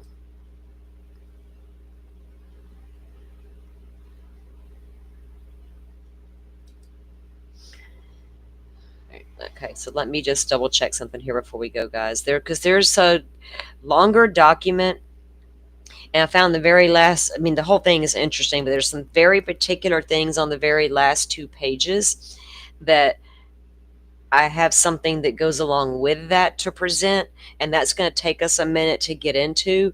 So I don't want to even start it today because I don't have enough time to finish it, and I don't like doing that to you guys. So I'm going to come back in the morning and pick back up where I have left off. Because I think we've covered most of the really important ones with a lot of the good information in them. I'm going to go back later and make some more notes and make sure we did cover. Dolphin, can you think of any that we didn't cover that we should go ahead and cover right at this moment? Are you still with me? I may have lost her. Like, I'm not on mute. Okay. Let me get over here to see what you guys are doing in chat. I thank you guys for all hanging out with me. It's been a long day here. Dolphin had to go grab something. Okay. Yeah, it's been a long morning. I came on we got home here at 9. 6 hours later, here we are. So I'm done for the day.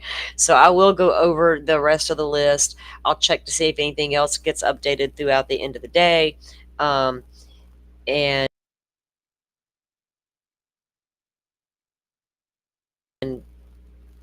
okay, I hear you. Okay, Dolphin, I see you. Anything, because I had notes here on all the ones I did want to go over and read with you guys, and I'll make sure that we did cover those. If not, we'll cover them in the morning as well. I also know the Karen Reed motion hearing, I believe it is still underway when I checked a few minutes ago. So I'll have information and updates on that as well in the morning for you guys that want to come back in and look at some more of this stuff with us, because there are, like I said, there is something I want to present in the morning that is related to the documents. So with that said, I appreciate you coming in. Dolphin, I do appreciate you coming up here as always and co-hosting with me today. Firefly from being with us earlier. She had some things to do this afternoon, so hopefully she can be back with us in the morning.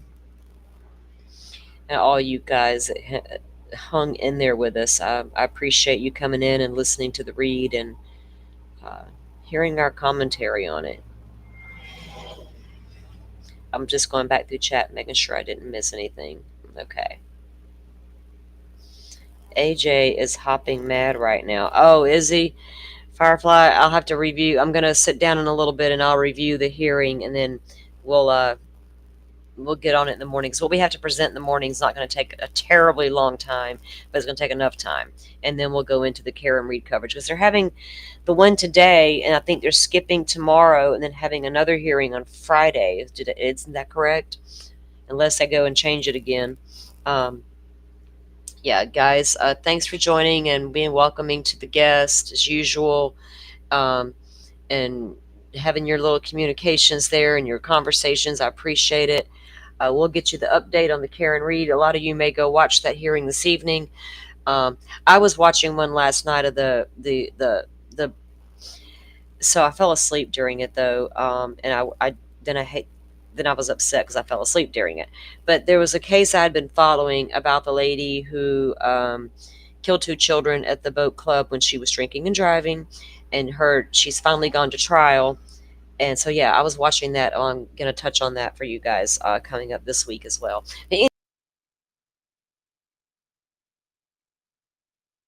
Anyway, so I'm going to go before I just start talking. If everything worked out for you today, let us know. Guys, I'll catch you in the morning. I'll set something up this evening and get it out there into the universe. And y'all make sure you got your notifications on so you don't miss us when we go live. Until then, I will see you tomorrow. Thank you all for watching this here video. Please like and subscribe and follow. Much love.